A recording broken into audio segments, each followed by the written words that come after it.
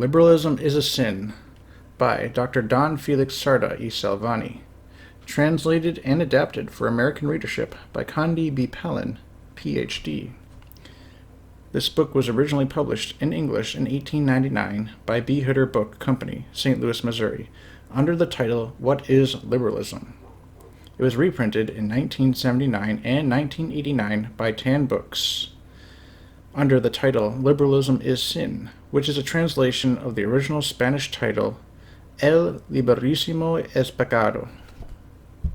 Preface. In 1886, there appeared in Spain a little work under the title of El Liberalismo es Pecado, Liberalism is a Sin, by Don Felix Sarda y Salvany, a priest of Barcelona and editor of a journal called La Revista Popular.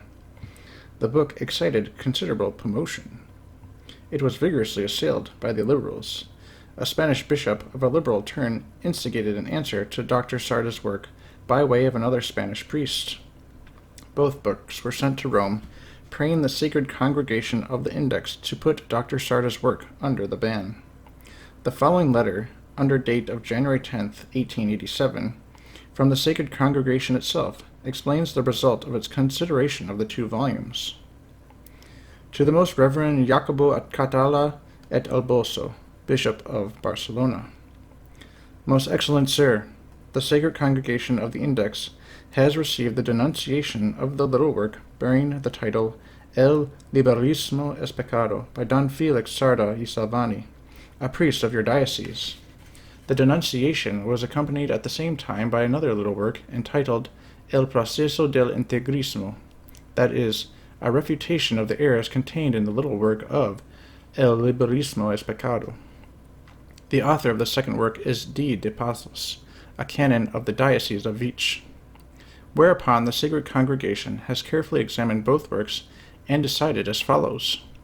In the first, not only is nothing found contrary to sound doctrine, but its author, D. Felix Sarda, merits great praise for his exposition and defense of the sound doctrine therein set forth with solidity, order, and lucidity, and without personal offense to anyone.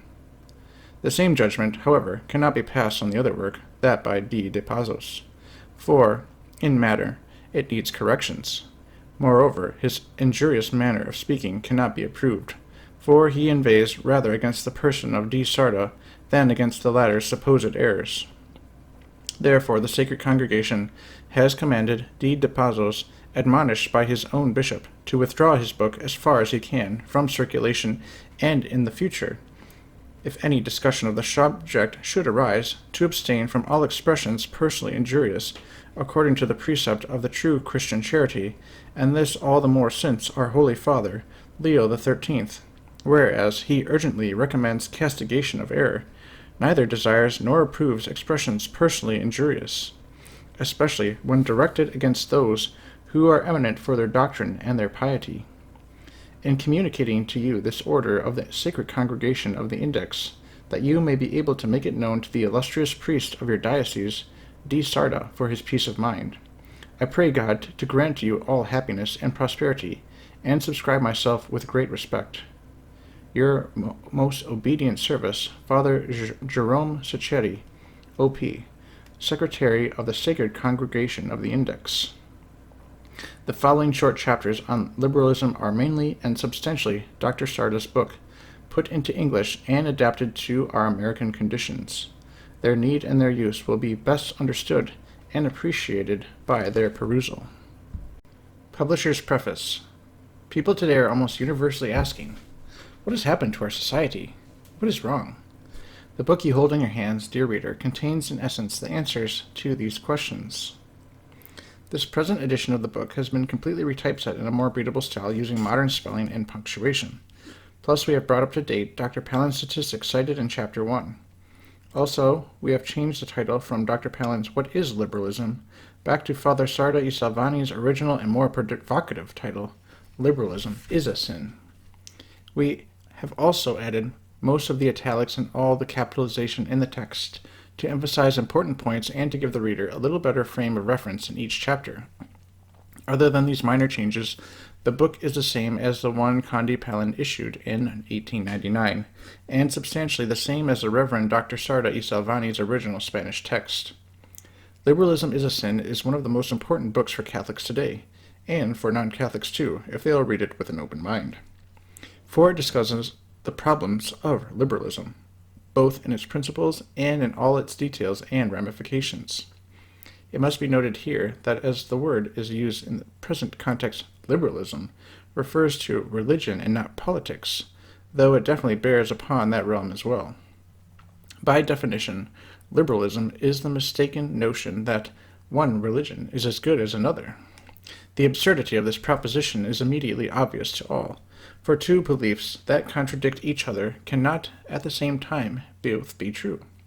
Therefore, insofar as one at least is false, it is simply not good at all, and definitely is not as good as a belief which is true. Nor is it even as good as the one that is near to the truth. Also, liberalism takes no cognizance of there being in the world a one true, divinely revealed religion that is true in all its doctrines and moral teachings, which is exactly what the Roman Catholic Church unabashedly maintains that it is. This book shows that liberalism, at least here in America, is all pervasive and is almost, as it were, universally victorious over the thinking of our people. Yet, as a religious philosophical tenet, it is false, and woefully so.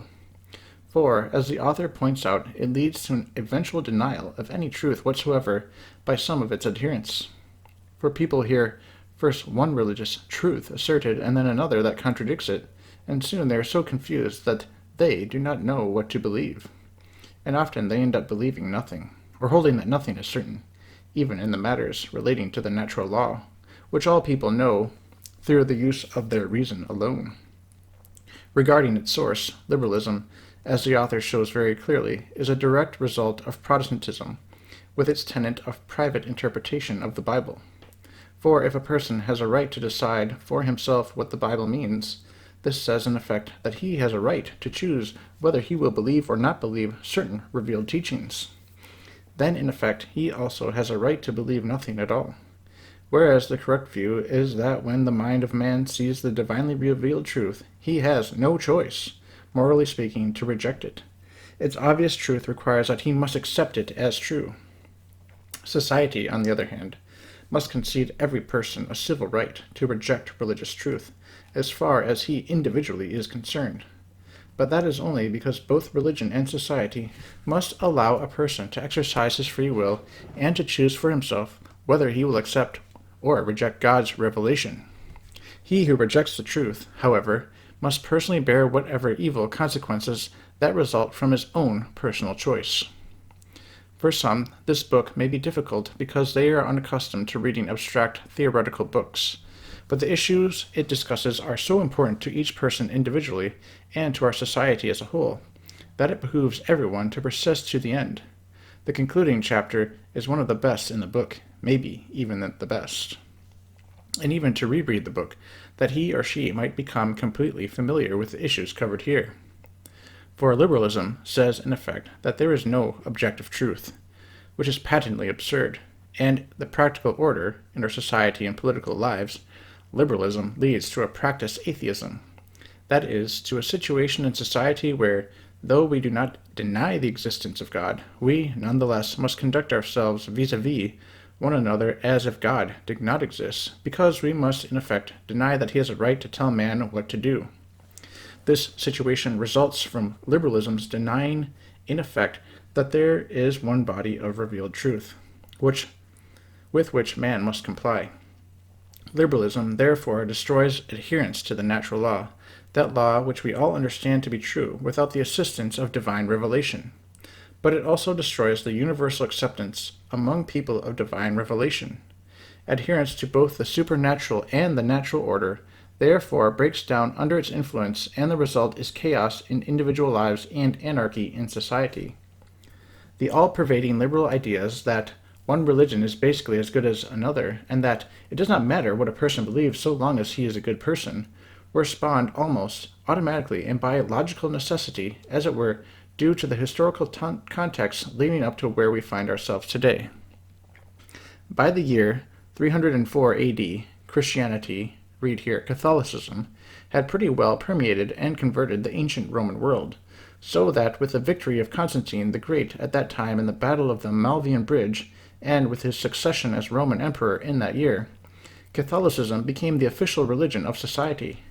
And as the Roman world more and more influenced its neighbors, especially the northern European peoples, the civilization that developed there was Roman Catholicized civilization, or Catholicized Roman civilization, if you will.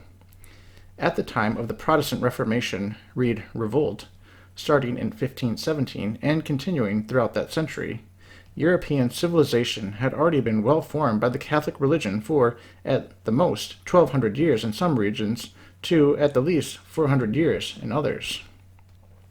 Significant for our Western civilization is the fact, as Hilaire Belloc points out in Essays of a Catholic, that the people who had become Protestant did not abandon their Catholic moral customs.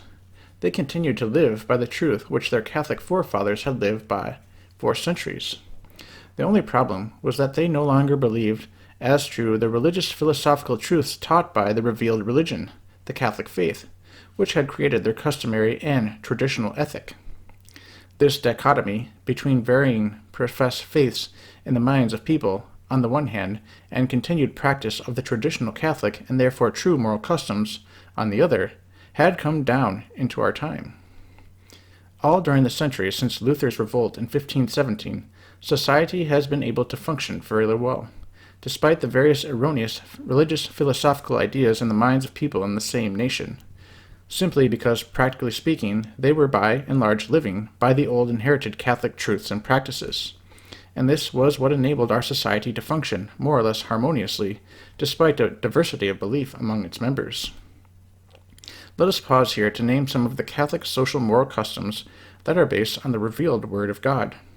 To worship God on Sunday, not to work on Sunday, to give honest work for your pay, not to steal, to keep monogamous marriage relations, not to practice polygamy, to avoid adultery and fornication, to shun homosexuality like a plague, to have children and not to practice birth control, let alone abortion, to raise and nurture them within the family they were born in, to respect and care for the elderly, to nurse the sick, to bury the dead, in anticipation of the resurrection of the body, etc., etc. Now, the average person might say, quote, most of that we have always taken for granted, end quote. But the fact is that now, as of 1993, most of these traditional customs that have made our society workable heretofore have been not just called into question, but simply abandoned by many people, as if there were no objective truth, and definitely as if there was no divine retribution for sin left unexpiated. This abandonment is a direct result of the loss of the one true Catholic faith as the integral creed of our society as a whole, which in turn has eventuated in the abandonment of the traditional Catholic moral customs that enable man to live in conformity with God's laws and enable society to function harmoniously. Liberalism, which in effect says, it does not matter what you believe, or whether you believe anything at all, could be held without dire results by even the majority of people in our present society, so long as the majority of our people were also still practicing the old, traditional, read true Catholic moral customs, for these customs, based on the revealed truths of Almighty God and adherence to the natural law, enabled our society to function reasonably well. But now, by the 1990s, with so many people having lost touch with the reasons for morality and goodness, we live in a situation where many of these customs have been abandoned by a large segment of our society, and the result is social disorder of the first magnitude. It is only when the present disorder arose in our social affairs, when murders and broken marriages and people going berserk in all sorts of ways became epidemic, that people universally began to ask, what is wrong? People, and generally, do not understand philosophy, let alone the bad effects that a bad philosophy can have. These evil effects must first impinge on their lives.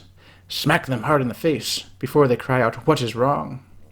Well, dear reader, what is wrong is what has already been wrong for a long time in the thinking of our people. They no longer profess the truth. They abandoned it starting in 1517, when Martin Luther nailed his 95 theses to the chapel door at Wittenberg, and initiated his revolt against the true faith and a unified Catholic society.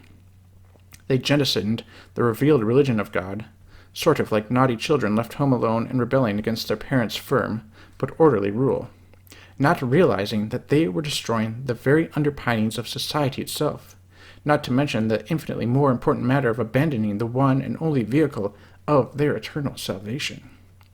And it was these people, by and large, who emigrated to North America and founded our nation. I believe we can say with good historical accuracy that the Catholic moral customs inherited from centuries of Catholic and Roman civilization survived until the decade of the 1960s, when the rot of liberalism, spread at an accelerated rate by the immoral movie industry, had prepared the social seedbed for people finally to abandon the traditional Catholic moral customs. This abandonment of order for hedonism and personal licentiousness was precipitated during the 1960s, more than anything else, I believe, by the advent of the birth control, accompanied by the utter daring of the movie industry in portraying on screen people actually committing fornication and adultery. The result over the next few years was a general disintegration of sexual morality, pandemic infidelity, a meteoric rise in divorce, and finally, the coup de grace for society, abortion. Top this all off with commitment, alarming increase in drug abuse, and the rest of human morals simply disintegrated in the train. This historical scenario we have actually witnessed in just the past 30 years. The discussion here, therefore, is not academic, for the collapse of Catholic customs has taken place only recently, and that within the lifetime of many of us, the result, if not soon reversed, will destroy what is left of our civilization. This collapse ultimately is the result of Protestantism, with its belief in private interpretation of the Bible. With the Protestant revolt from revealed truth and the divinely established authority in the person and the office of the Pope in Rome, everyone became his own little pope. Whereas people could not abide one man's being infallible, one man who held the divine commission from Jesus Christ himself when he said to Peter, "I say to thee, thou art Peter, and upon this rock I will build my church, and the gates of hell shall not prevail against it. And I will give to thee the keys to the kingdom of heaven, and whatsoever thou shalt bind upon earth, it shall be bound also in heaven. And whatsoever you shall loose on earth, it shall be loosed also in heaven." Matthew 16:18-20. Whereas they could not abide this one man's being infallible, whose authority exists only within the strictly defined limits of a tightly wrought, nearly 2,000-year universally known tradition, all the while being guided by the Holy Ghost, the Paraclete, whom Christ had sent. Whereas they could not accept this sort of God-assisted, worldwide visible, tightly constrained infallible teacher, they could and did accept, and continue to this day to accept, themselves as the infallible, unfailing, inerrant rule of faith and morals. They, who are often mental pygmies in theoretical matters, uninstructed in theology and philosophy, poorly informed, busy with practical affairs, weak, sick, and all of that, they themselves are the one, the true, and infallible authority which they will accept only themselves. God preserve us from such nonsense. Is it any wonder we have ended with the social dilemmas we now face when the majority of people in our society operate in an idea structure such as this? The moral, social, civil, political chaos we have brought upon ourselves is the direct result of Protestantism, with its disastrous tenet of private interpretation, and its ugly stepchild, liberalism, which blesses the spiritual and moral disorder produced by Protestantism with a gooey mental salve of one religion is as good as another, and its equally absurd corollary, it doesn't matter what you believe, as long as you lead a good life. As Father Sarda y Salvany states, Protestantism is now a dead dog, but liberalism still waxes strong in Protestantism's defense. However, the social upheaval of our times, brought on by these false ideas, now demands the ringing of the death knell of liberalism. We can no longer abide this error and survive as a civilization. For liberals in a society are like termites in a wooden house. They live off the house while it's still basically sound, saying all the while, "What harm do we do? The house still stands." But we know that the house of our civilization is getting progressively weaker as the termite liberals increase and thrive. And at some point, in the not-too-distant future, we are going to crash. It is my opinion that we are now there. We are about to crash as a civilization, and we need immediately to begin the process of exterminating the verminous liberal pest with large antidotes of real, logical truth, taken from the wellspring of all truth, our divinely revealed religion, the Holy Roman Catholic and Apostolic faith. No other medicine will do for what is otherwise a terminal case for all of us. We are at the point where action is imperative, for our very personal, earthly safety is at stake, not to mention the vastly more important matter of the salvation of our souls. But we can only act rightly if we know the truth and act in accordance with it. Liberalism is a sin. We'll focus our sights on the last enemy that needs to be destroyed before we can begin rebuilding the lost faith that makes life on this earth reasonable and harmonious, and that enables people to obtain eternal salvation, if they will only embrace it and live by it. For liberalism is all that is left standing between us and the shedding of the light of Catholic truth on all the problems of our times, and eventuating thereby those real, lasting solutions to the moral, social, and religious problems which now afflict us unto the death of our civilization.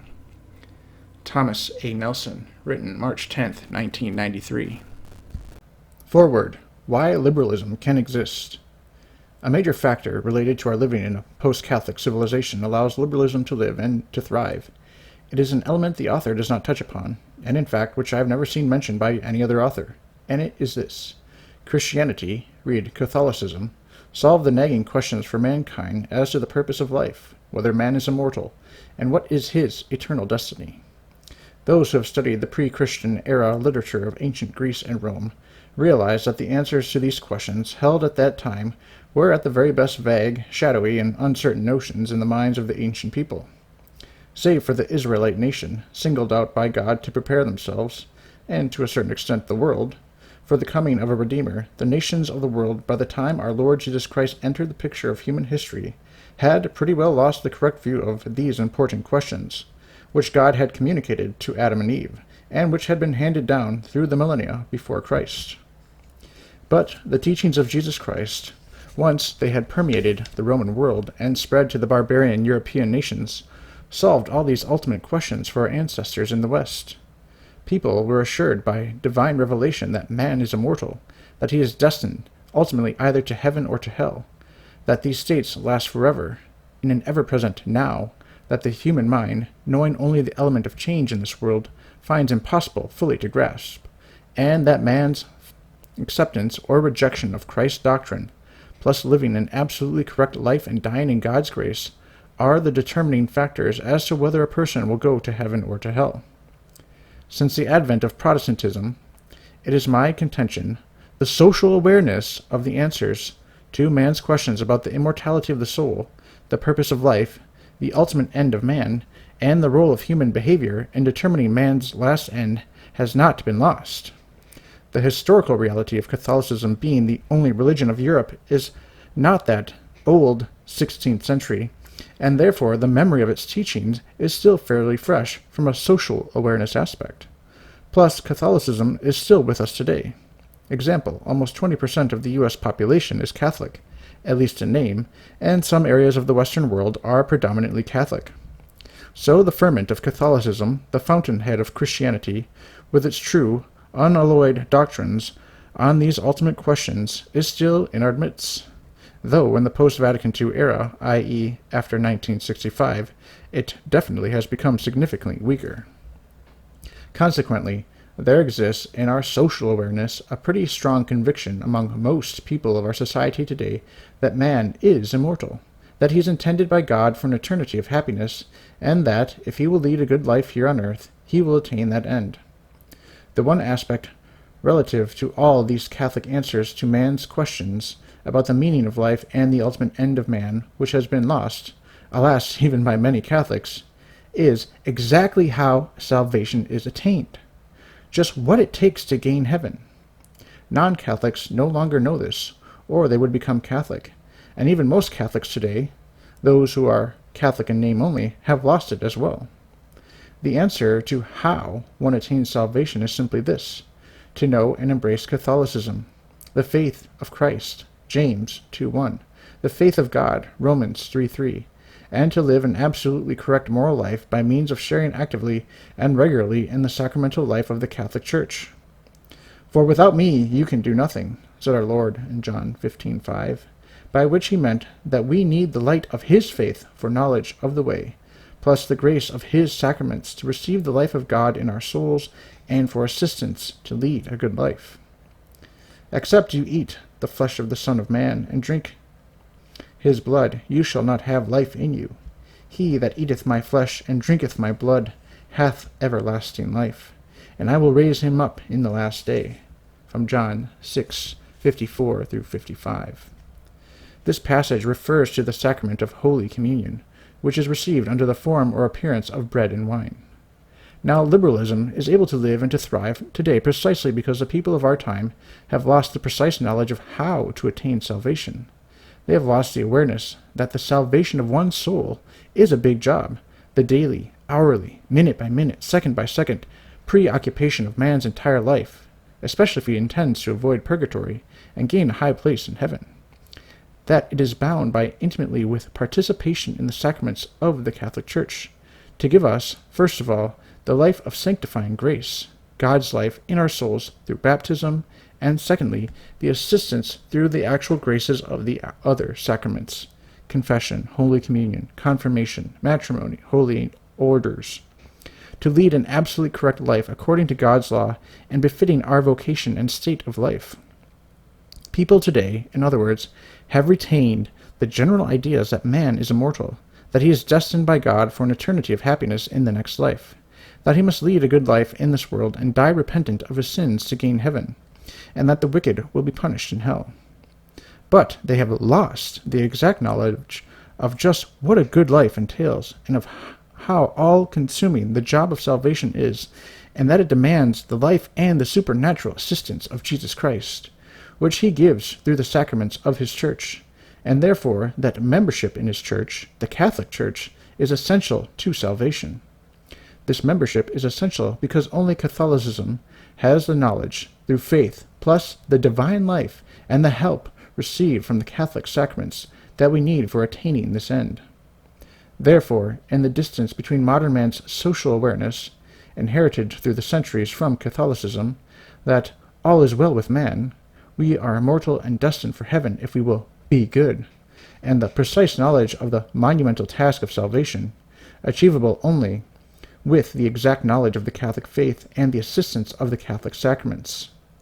Liberalism, that doctrine that one religion is as good as another, that it does not matter what you believe as long as you lead a good life, that in effect, if you do not accept any religion at all, it is all right, finds a comfortable atmosphere in which to thrive, living as it only can on contemporary man's social awareness that, quote, all is well, end quote, regarding eternity and his ignorance of precise spiritual truths and his laziness to bestir himself to learn the truth, plus his fear of the challenge which a correct perception of the truth will force him to accept. Probably the most important spiritual fact lost to the majority of people today, a fact that makes liberalism so plausible, is the Catholic distinction between the natural and the supernatural orders, between natural ends and means and supernatural ones. Those today who entertain the fuzzy thinking of liberalism do so largely because they have lost cognizance of this distinction. Heaven, according to Catholic teaching, is a supernatural state, an end or objective above man and beyond his ability to attain, a goal which man on his own cannot achieve. It is the presence of God. It is the eternal vision of God and an eternal sharing in the life of God himself. But this is not something within the nature of man to achieve or possess. It is rather a special, supernatural gift from God, an unwarranted, on man's part, gratuitous gift of God. We do not deserve it. We can only attain it by the special supernatural assistance which God has given us through the knowledge of the faith of God, Romans 3:3, and the help of the sacraments of the Catholic Church, the divinely revealed religion. These sacraments were given by Jesus Christ, the second person of the Blessed Trinity, to the Church, and are supernatural means to give us supernatural assistance, to save our souls and attain heaven, a supernatural end. People who have lost the Catholic faith, but retain the social awareness that we can be saved will just automatically think that every good or nice person who dies will be saved, not realizing that, quote, none is good but God alone, unquote, Luke 18:19, and that heaven is something we do not deserve in the natural course of things, but that it is a supernatural reward freely given by God as a result of supernatural faith in his revealed word and requiring supernatural means to attain, which he provides through the sacraments of the Catholic Church. Thus, when people lose the true faith, the natural and the supernatural get blurred or lost sight of, and people think everyone can be saved, or even that everyone is saved, no matter that they ignore and neglect the only means of salvation. This is why liberalism can exist. Liberalism, because modern man has lost the true Christian faith, with its recognized distinction between the natural and the supernatural, can mouth its absurdities and find a hearing among ignorant, lazy, and or unthinking people. But, as stated earlier, here on earth the ultimate fruit for man of liberalism's chaotic reasoning is chaos and anarchy in the social order, and that chaos is now upon us. So what people are now seriously asking, what is wrong? And therefore now is a time we must shed the light of the true faith upon the spiritual darkness of our times. Sweeping away liberalism is the last job to be accomplished before the work of the regeneration of the true faith and the reintroduction of the true doctrine of Jesus Christ, quote, the light of the world, unquote, 1 John 8:12, can begin. Thomas A. Nelson, March 15th, 1993. Chapter 1. What begets liberalism? Physical science tells us that floating through the atmosphere are innumerable disease germs seeking a suitable nidus in which to settle and propagate, and that we are constantly breathing these germs into the lungs. If the system be depleted or weakened, the dangerous microbe takes up its abode with us, and propagating its own kind with astonishing rapidity, undermines and ravages our health. The only safeguard against the encroachments of this insidious enemy, which we cannot escape, is a vigorous and healthy body, with adequate powers of resistance to repel the invader. It is equally true that we are subject to like infectious attacks in the spiritual order. Swarming in the atmosphere of our spiritual lives are innumerable deadly germs, ever ready to fasten upon the depleted and weakened soul, and propagating its leprous contagion through every faculty, destroy the spiritual life. Against the menace of this ever-threatening danger, whose advances we cannot avoid in our present circumstances, the ever-healthy soul alone can be prepared. To escape the contagion, the power of resistance must be equal to the emergencies of the attack, and that power will be in proportion to our spiritual health. To be prepared is to be armed, but to be prepared is not sufficient. We must possess the interior strength to throw off the germ. There must be no condition in the soul to make a suitable nidus for an enemy so insidious and so efficacious as to need only the slightest point of contact whence to spread its deadly contagion. It is not only through the avenues of disordered passions that this spiritual disease may gain an entrance. It may make its inroad through the intellect, and this under a disguise often calculated to deceive the unwary and incautious. The Trojans admitted the enemy into their walls under the impression that they were actually securing a valuable acquisition to their safety, and today their fatal experience has come down to us in the proverb, quote, beware of the Greeks when they bring gifts, end quote. Intellectual turpidity, inexperience, ignorance, indifference, and complacence, or even virtues such as benevolence, generosity, and pity, may be the unsuspected way open to the foe, and lo, we are surprised to find him in possession of the citadel. That we may know our danger, we must appreciate the possible shapes in which it may come. Here is just the difficulty. The uniform of the enemy is so various, changeable, sometimes even of our own colors, that if we rely upon the outward semblance alone, we shall be more often deceived than certain of his identity. But before laying down any tests by which we may distinguish friend from foe in a warfare so subtly fought within the precincts of our own souls, let us first reconnoitre the respective positions of either camp. And to do this best, we shall consider the origin and sources of the danger which surrounds us. For we may be asked, quote, where is this foe described as so intangible as scarcely to be apprehended by ordinary mortals? End quote. Or it may be argued, quote, "Is the danger as proximate, as frequent, as fearful as you allege? Whence is it, anyhow? Point it out. If we know from what direction the enemy comes, we may better appreciate the peril." End quote. As we are addressing ourselves to those who live amidst the peculiar circumstances of our American life, and as the spiritual and moral conditions which obtain in this country make up the moral and spiritual atmosphere in which we have our being, it is in the relation of our surroundings to ourselves, as well as of ourselves to our surroundings, that we shall find the answer to our question. Let us then consider these surroundings in a general way for the moment. First, as to some patent facts, the population of this country is at present something over 260 million from the 1990 census. Of these, 60 million are Catholics, and according to their claim, 80 million are Protestants, leaving a population of 120 million or more who do not possess any form of Christianity at all. Among the 80 million Protestants, every shade and variety of belief in the Christian dispensation finds easy lodgment.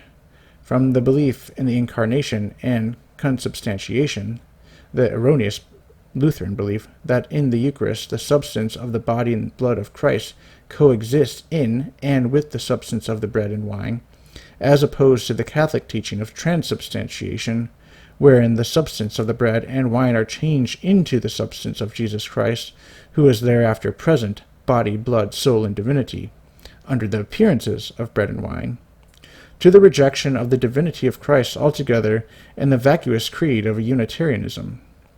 In this scale of heresy, the adjustments of creeds are loose and easy.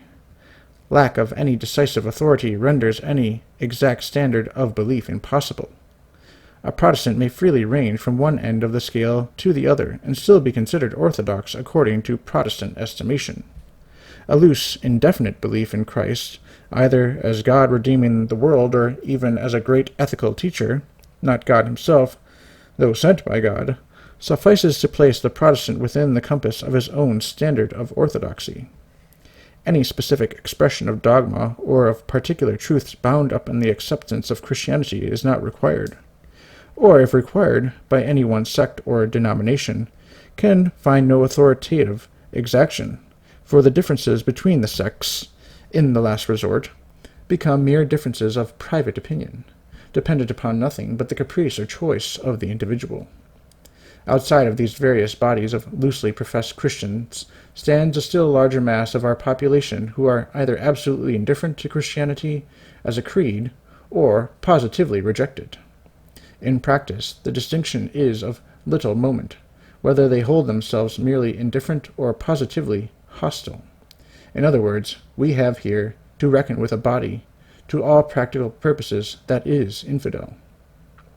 This mass comprises over 45% of our population, holding itself aloof from Christianity, and in some instances virulently antagonistic to it.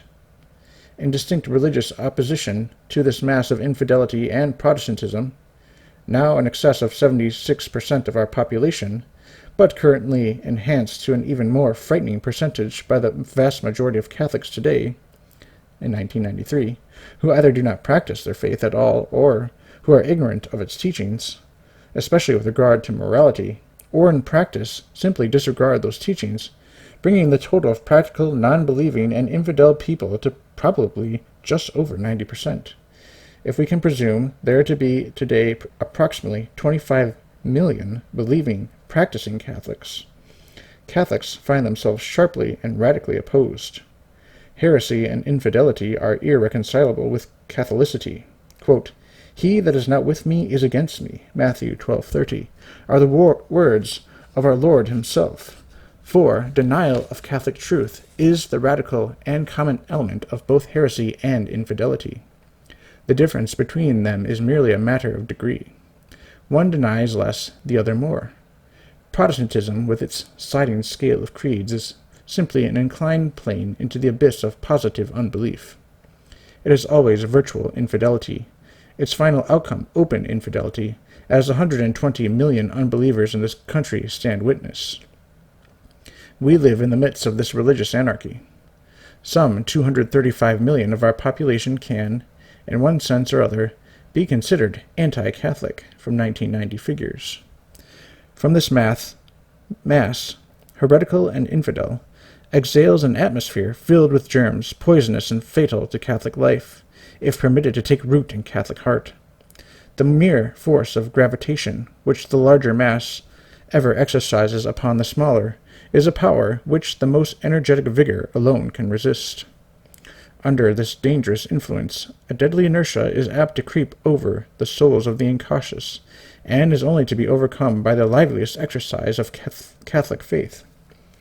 To live without enervation amidst an heretical and infidel population requires a robust religious constitution, and to this danger we are daily exposed, ever coming into contact in 1,000 ways, in almost every relation of life, with anti-Catholic thought and customs.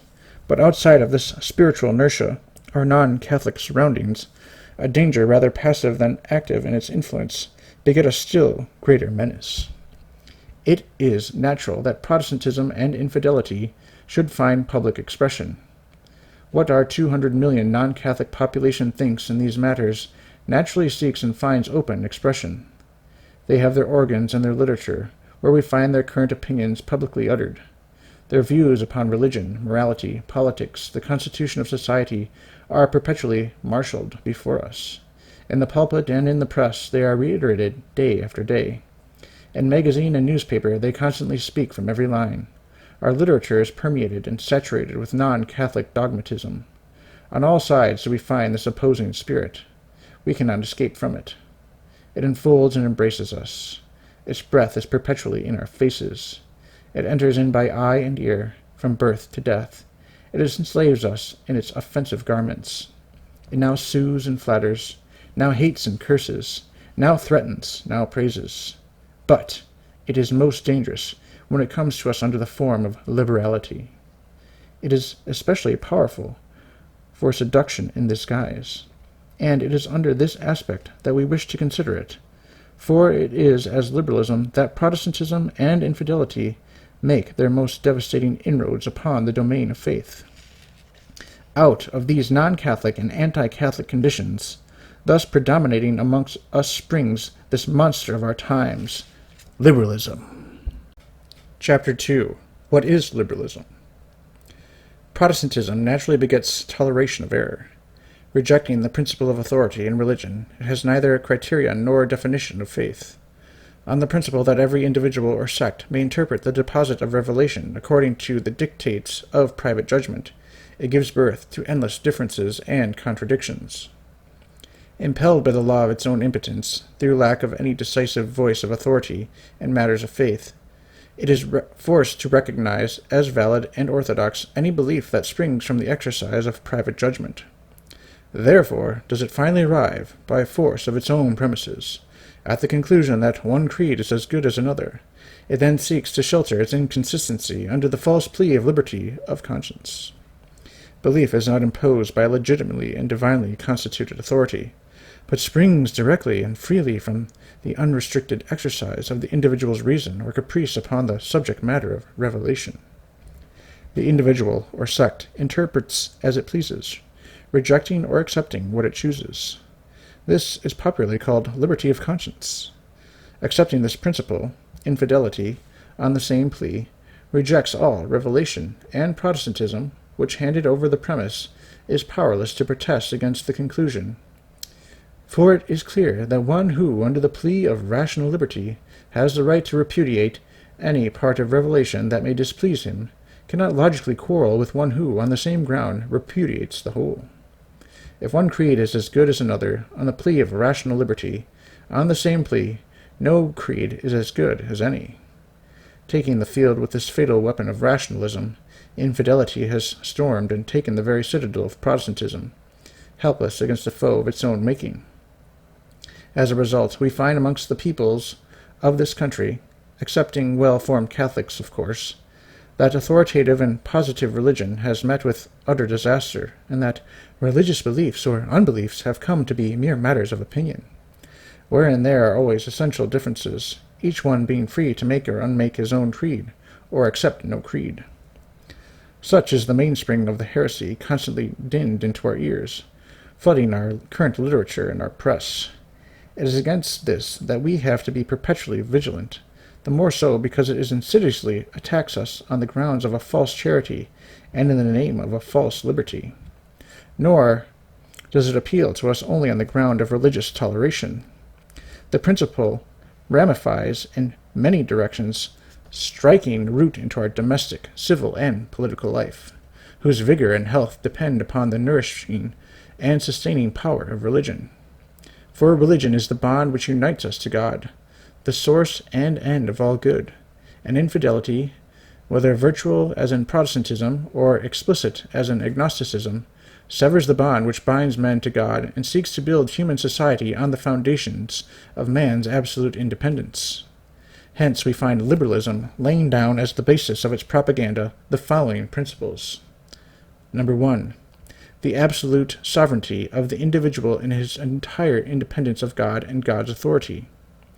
Number 2.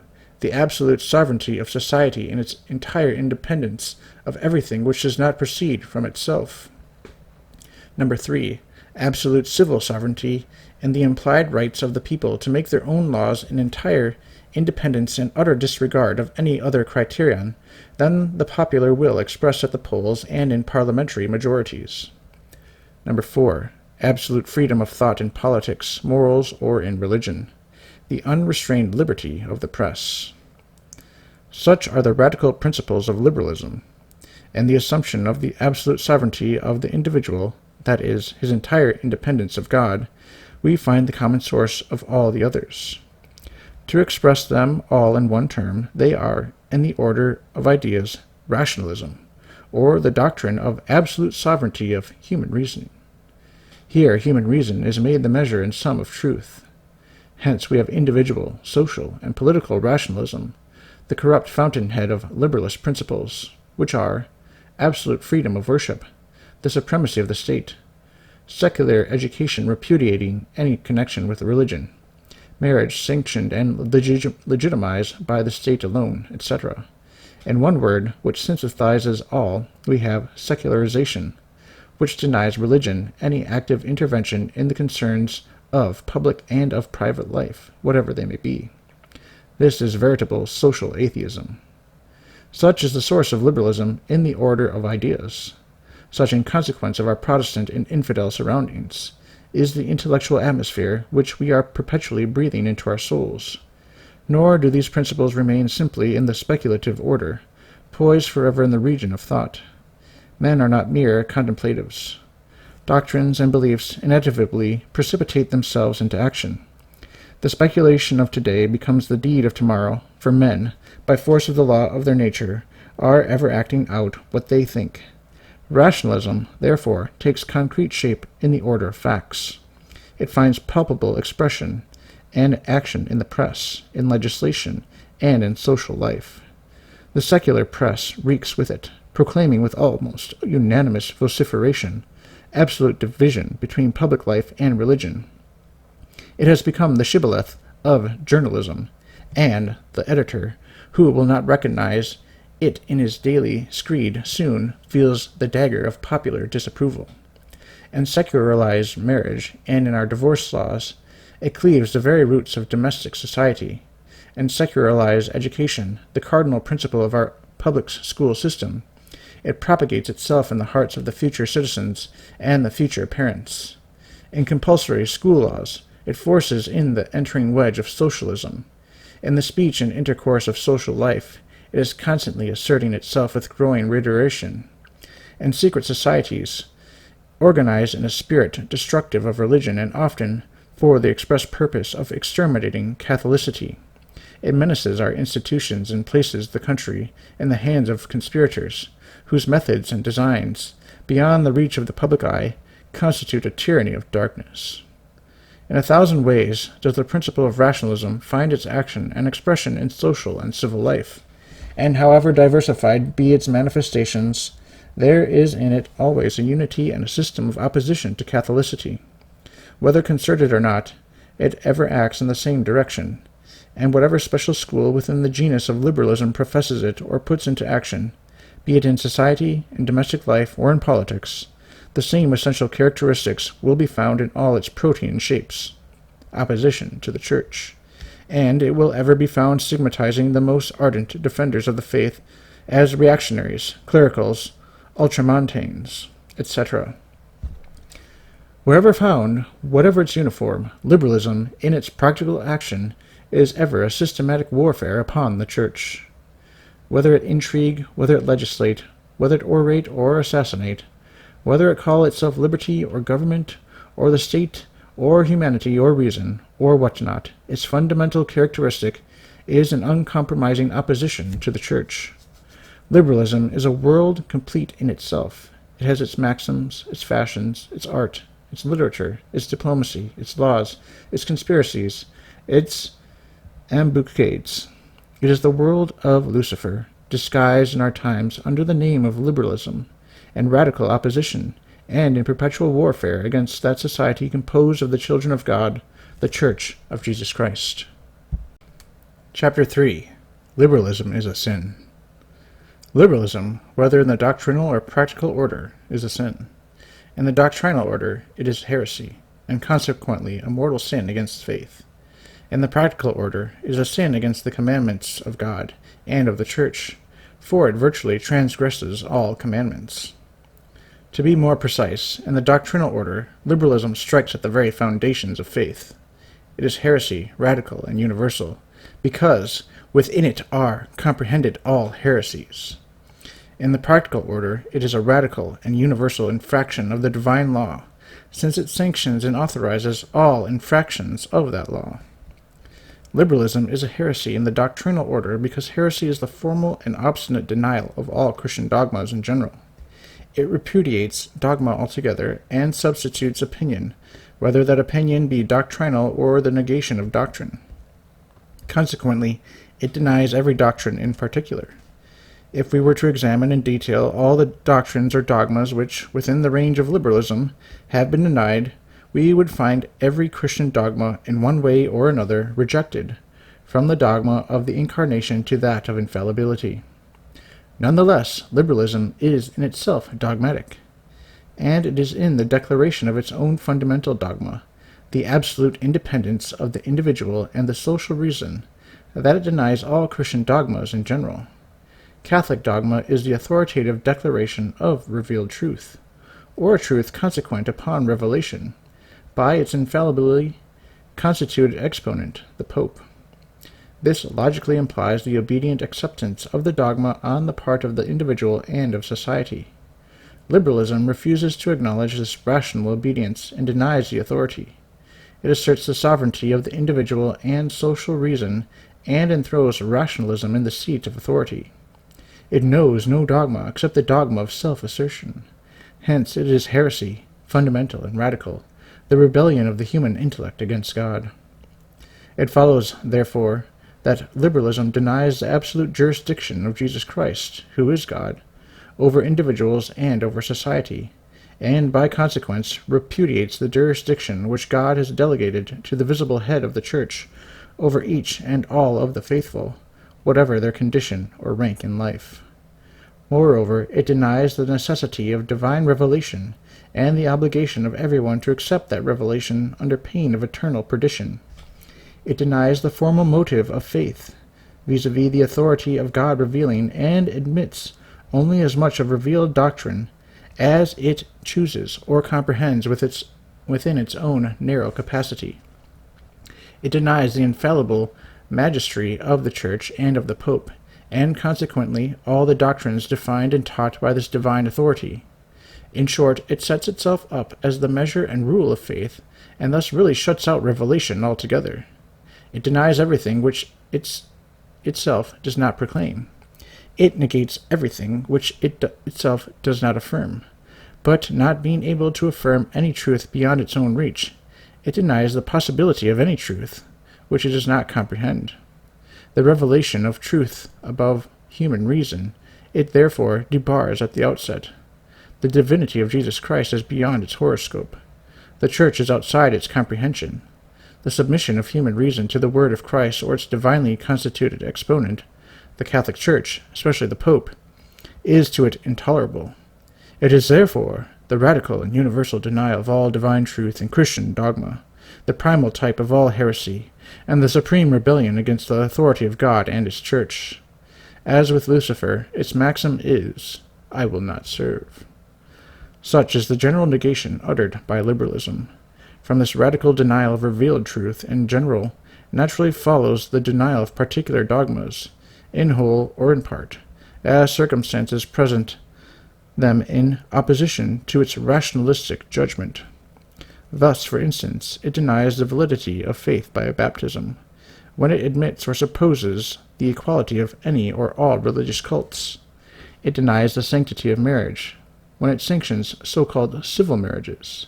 It denies the infallibility of the Roman pontiff, when it refuses to accept as laws his official commands and teachings, and subjects them to the scrutiny of its own intellect, not to assure itself of their authenticity as it's legitimate, but to sit in defiant judgment upon their contents. When we come to the practical order, liberalism is radical immorality. Morality requires a standard and a guide for rational action. It postulates a hierarchy of ends, and therefore of order, within whose series there is a subordination of means to the attainment of an ultimate purpose. It therefore requires a principle or fundamental rule of all action, by which the subject of moral acts, the rational creature, determines his course and guides himself to the attainment of his end. In the moral order, the eternal reason alone can be that principle or fundamental rule of action, and this eternal reason is God. In the moral order, the created reason, with power to determine its course, must guide itself by the light of the uncreated reason, who is the beginning and end of all things. The law, therefore, imposed by the eternal reason upon the creature, must be the principle or rule of morality. Hence, obedience and submission in the moral order is an absolute requisite of morality. But liberalism has proclaimed the absurd principle of the absolute sovereignty of human reason. It denies any reason beyond itself and asserts its independence in the order of knowledge, and hence in the order of action or morality. Here we have morality without law, without order, freedom to do what one pleases, or what comes to the same thing. Morality which is not morality, for morality implies the idea not only of direction, but also essentially demands that of restraint and limitation under the control of law. Liberalism, in the order of action, is license, recognizing no principle or rule beyond itself. We may say of liberalism, and the order of ideas is an absolute error, and the order of facts is an absolute disorder. It is, therefore, in both cases a very grievous and deadly sin, for sin is rebellion against God in thought or in deed, the enthronement of the creature in the place of the Creator. Chapter 4. The Gravity of the Sin of Liberalism. Liberalism is a mortal sin, but Catholic theology teaches us that all sins are not equally grave, that there is even a distinction of degree in venial sins. There are also degrees in the category of mortal sin, just as there are in the category of meritorious works. The gravity of sin is determined by the object at which it strikes. Blasphemy, for instance, which directly attacks God himself, is a sin of much graver character than theft, which directly attacks man. With the exception of formal hatred against God, which constitutes the deadliest of all sins, and of which the creature is rarely culpable, unless he be in hell, the gravest of all sins are those against faith. The reason is evident. Faith is the foundation of the supernatural order, and sin is sin insofar as it attacks the supernatural order at one or another point. Hence, that is the greatest sin which attacks this order at its very foundations. To destroy the foundations is to destroy the entire superstructure. To cut off the branch of a tree will not kill it, but to lay the axe to the trunk or to its roots is fatal to its life. Henceforth it bears neither blossom nor fruit. St. Augustine, cited by St. Thomas, characterizes sin against faith in these words, hoc est peccatum quo tenetur cuncta peccata, quote, this is the sin which comprehends all other sins, end quote. The angel of the schools, St. Thomas Aquinas, expresses himself with his usual clearness on this point, quote, The gravity of sin is determined by the interval which it places between man and God. Now sin against faith separates man from God as far as possible, since it deprives him of the true knowledge of God. It therefore follows that sin against faith is the greatest of all sins." End quote. When sin against faith is simply a culpable privation of the knowledge of God, it has not the same gravity as a direct and formal attack upon dogmas, expressly defined by divine revelation. In this latter case, sin against faith, so grave in itself, acquires that degree of gravity which constitutes heresy. It then contains all the malice of infidelity and becomes an express Protestant protestation against the teachings of faith, or an express adherence to a teaching which is condemned as false and erroneous by the faith itself. Besides the deadly sin against faith itself, it is accompanied by hardness of heart, obstinacy, and the proud preference for one's own reason over the reason of God himself.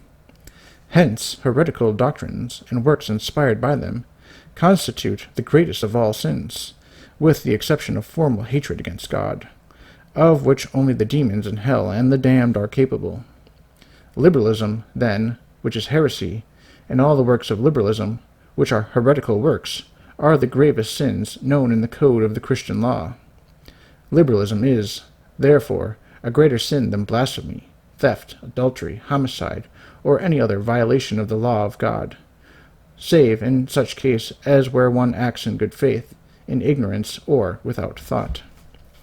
It is true that modern naturalism does not so regard or understand the case, but the law of the Church in matters of morals and doctrines is unchangeable. It ordains today as it did yesterday, and heresy is always heresy, no matter what the shape it takes. Appearances may be fair, and the devil may present himself as an angel of light.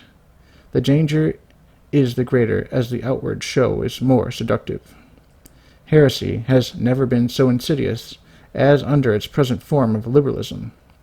Its range is so wide that it touches upon every note in the scale and finds an easy disguise in its protean facilities. But its most fatal shaft is in its plea for liberality of the mind.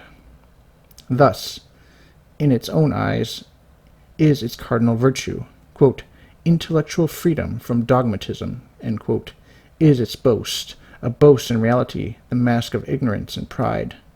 To meet such an enemy requires no ordinary courage, which must be guarded by a sleepless vigilance. When encountered, it is obligatory upon the Catholic conscience to resist it with all the powers of the soul. Heresy and all its works are sins. Liberalism is the root of heresy, the tree of evil in whose branches all the harpies of infidelity find ample shelter. It is today the evil of all evils. Chapter 5. The Degrees of Liberalism. As a system of doctrines, liberalism may be called a school. If regarded as an organization of depths for the purposes of spreading and propagating its doctrines, it may be called a sect, inasmuch as it is a group of men seeking the political enforcement of its doctrines. It may be called a party. But in whatever aspect we consider it, whether as a school or a sect or a party, it presents itself in various degrees or shades. Yet it is still nonetheless liberalism because variant. For with specific and logical unity there may be a multitudinous variety. Now the unity of liberalism is not positive but negative. It has no unity of its own. It is by virtue of its opposition to truth, which is essentially one, that liberalism becomes accidentally one. As the vis-a-vis, or opponent of truth, it possesses the unity of opposition. The different degrees of its denial will constitute the degrees of its opposition, and so give us the varieties in the negative unity of its denial. Denial is its unity in general, and this ranges through the entire realm of negation, the degree of denial being determined by the degree of truth denied. If men were absolutely logical and followed to their ultimate conclusions the premises which they lay down, they would become angels or devils in working out the consequences according to the goodness or badness of their first principles. But men are not always logical. They often stop short of the consequences logically flowing from the premises preceding. We, therefore, as a rule, see the good as only half good and the bad as not altogether bad. Hence we find few out-and-out liberals. Not many go the full length of their principles. They are nevertheless true liberals, that is, veritable disciples, partisans, or followers of liberalism, ranging themselves under its banner, either as a school or sect or a party. There are liberals who accept its principles, but reject the consequences, at least those most repugnant or extreme. For instance, there are men who believe that the Catholic Church is the great enemy of modern progress, the one great object in the way of triumph of their principles. Why not then openly persecute the Church and endeavor to wipe her off the face of the earth, as a Nero or a Domitian sought to do? No, they would not go to this extreme, although it is the practical consequence of their premise. Or again, if they shrink from the terrors of bloodshed and the horrors of assassination, why do they not close our Catholic schools, the nurseries of the faith? To permit the existence of these schools is to allow the active and rapid propagation of the faith. If Catholicity be the evil they affirm it to be, will they not be perfectly logical in nipping it in the bud, that is, in the schoolroom? But no, they would not go so far. Yet the suppression of the Catholic parochial school is the surest means to strangle the faith in our midst. Why should there be any compunction in rooting out the greatest evil, in their estimation, which afflicts our age, the one great dike against the flood of human liberties, now rising almost to the level of opposing barrier? It is because these liberals are inconsistent. They shrink from the logic of conclusions. Again, there are liberals who accept such and such conclusions or their application, but scrupulously repudiate the principles whence they flow. They believe, for instance, in absolutely secularizing education, and yet reject the doctrine of atheism, which is the only soil congenial to its growth. They applaud the result, while they repudiate the cause. Some would apply liberalism only to education, others only to the civil order, and others still only to political life. It is the most advanced alone who seek to apply it to everything and for everything. The attenuations and mutilations of the liberal credo are as many as the interests advanced or balked at by its application. It is generally supposed that men think with their heads, but their intelligence often has less to do with it than their hearts, and not infrequently their stomachs determine their conclusions. Liberalism is thus often measured out by the dose, according to the taste of the consumer, as liquors are to drinkers, according to the appetite of each. This one, in comparison to his more advanced neighbor, who appears to him a brutal demagogue, is no liberal at all, whereas his less advanced neighbor is, in his eyes, an out-and-out reactionary, rooted in a stagnant past. It is simply a question of degree, whose grades slide variously along the liberal scale, some nearer, some farther from the abyss. From the baptized or even surm-placed liberal, who boasts his breadth of mind in his easy toleration of error, to the avowed atheist, who hurls his open defiance against God, the difference is only one of degree. One simply stands on a higher rung of the same ladder than the other. Observe, when pushed to the wall, how all alike claim the same denomination of liberal. They may even regard each other with aversion, but all invoke the same appellation as finally descriptive of each. Their common criterion is liberality and independence of mind. The degree of application will be measured by the individual disposition, more or less depending upon the variety of elements in the makeup of the individuals and his surroundings. Self-interest with one, temperament with another, education with a third, impeding a too rapid gait on the road to absolute liberalism. Human respect may moderate another, serving as a balance weight to his rashness. Family or school or business relations may clog the footsteps of the fourth. 1,001 things may serve as a brake to a too accelerated descent, not to mention that satanic prudence which counsels a conservative advance in order not to alarm the timid. This last fashion of procedure often serves as a mask to the most advanced liberals, who hide their designs under the appearance of a frank demagoguery. Sometimes liberalism stalks along in the careless trappings of an easy-going good nature or a simplicity of character, which invites our affection and allays our suspicion. Its very candor in this guise is an aggression difficult to resist. It does not appear responsible and excites our compassion before it has awakened our aversion.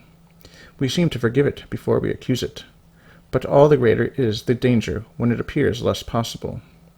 Such are the various fashions of liberalism. Its disguises are many, its degrees various. Withal, however, it is the same evil. Though motley be its trappings, liberalism is one, whereas liberals, like bad wine, differ in color and taste. Chapter 6. Catholic Liberalism, or Liberal Catholicism. Peace in war is an incongruity. Foes in the midst of battle cannot well be friends. Where the pressure of conflicting forces is intensest, there is little opportunity of reconciliation. Yet this absurdity and contradiction we find in the odious and repulsive attempt to unite liberalism with Catholicism. The monstrosity resulting is what is known as the liberal Catholic, or the Catholic liberal. Strange as it may seem, Catholics with good intentions have paid tribute to this absurdity and indulged the vain hope of peace with the eternal enemy. This fatal error has its source in the vain and exaggerated desire of reconciling and harmonizing in peace doctrines utterly incompatible and hostile by their very nature. Liberalism is the dogmatic affirmation of the absolute independence of the individual and of the social reason. Catholicity is the dogma of the absolute subjection of the individual and of the social order to the revealed law of God. One doctrine is the exact antithesis of the other. They are opposites in direct conflict. How is it possible to reconcile them?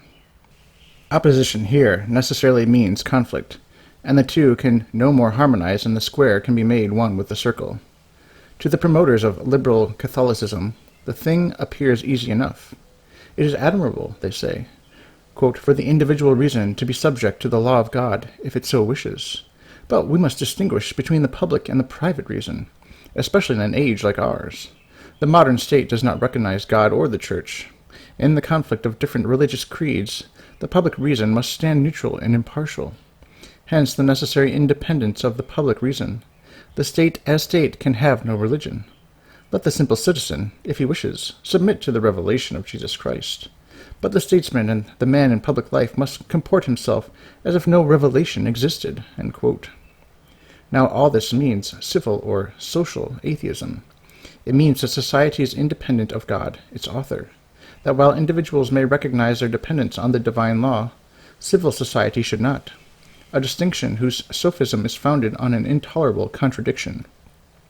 It is clear that, if the individual reason is obliged to submit to the law of God, the public and the social reason cannot logically escape the same duty without falling into an extravagant dualism, by virtue of which men would be forced to submit to the law of two contrary and opposed consciences. Privately, men would have to be Christian. Publicly, they would be free to be atheistic. Furthermore, the road is open to an odious tyranny. For if the public conscience were independent of the Christian law and ignored it, there would be no public recognition of the obligation by the civil arm to protect the Church in the exercise of her rights. Nay, more, the civil power would readily become the means of persecution, and rulers hostile to the Church, condemning divine law, could actually, under the cover of authority, legislate against Christianity.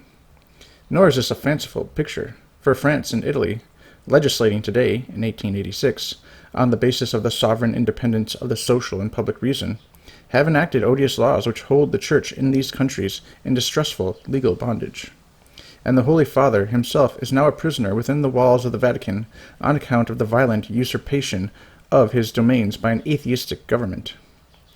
This refers to the elimination of the Papal States, a central portion of Italy governed by the popes, as civil rulers from the year 800 to 1878, when modern Italy was constituted. This is an editorial note from 1992. But the results of the fatal distinction do not stop with the functions of legislation and administration subjecting the Church to social and civil persecution. In modern times it has gone further still and extends its baneful influence to the schoolroom, propagating itself by placing the education of youth under its dominating influence. It forms the conscience of youth, not according to the divine law, which acknowledges the will of God, but upon a premeditated and careful ignorance of that law. It is as secular education that it seizes upon the future and breeds atheism in the hearts of the coming generations.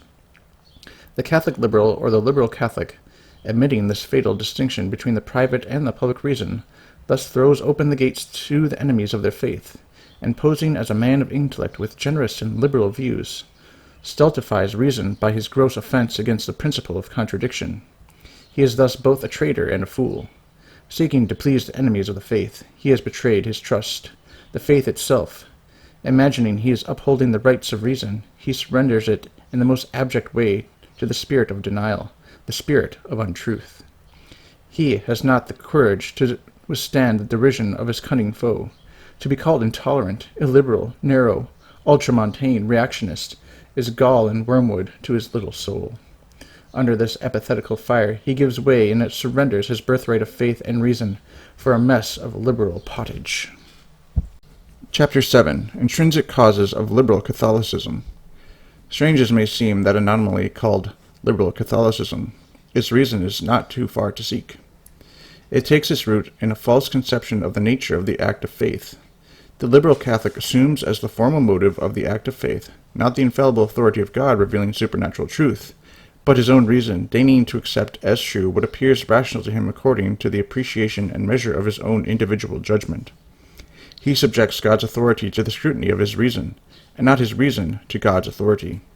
He accepts revelation, not on account of the infallible revealer, but because of the, quote, infallible receiver.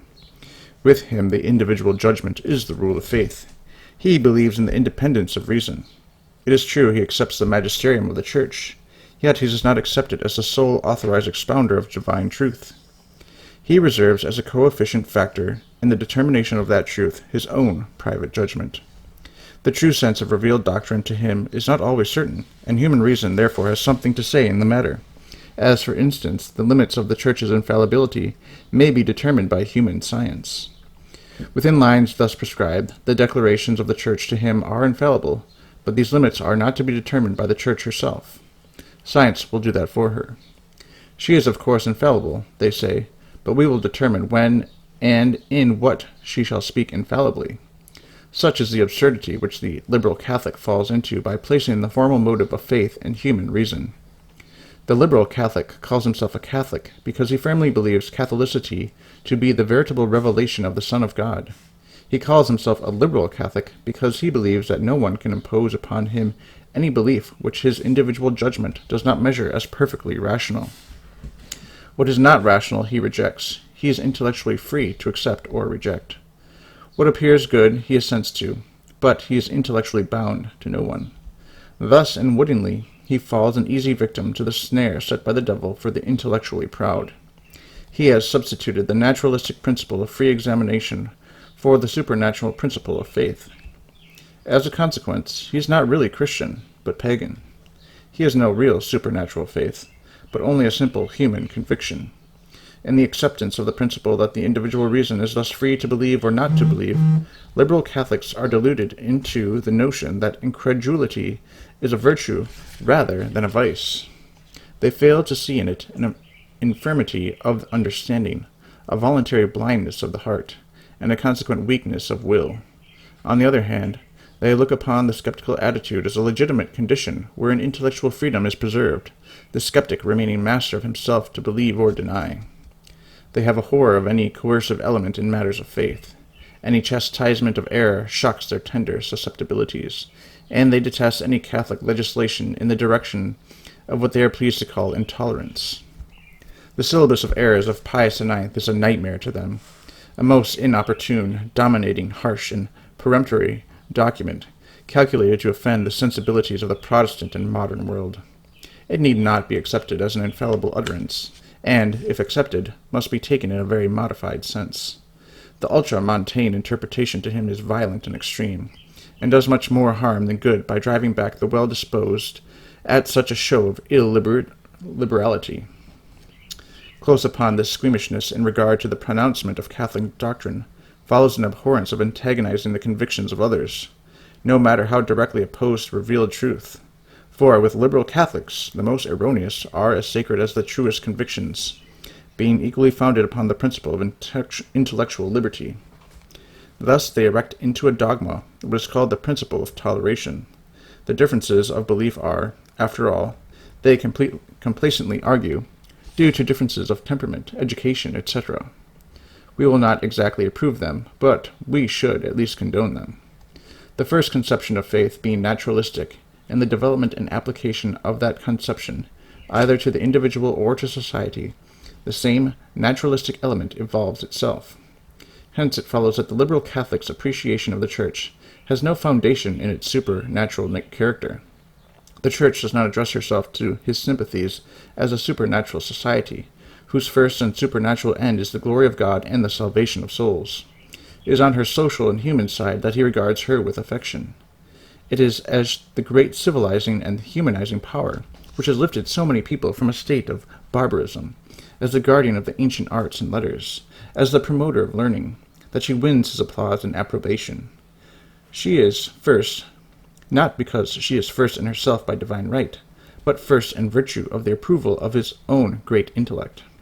Under this false conception, apologies have been written in our times, and with strange inconsistency the Church is often lauded as the great promoter and preserver of civilization in the past, while her regressive tendencies are deplored in the present, as if an institution which alone by divine constitution has the perennial force of progress could ever weaken or fail in her mission of human regeneration.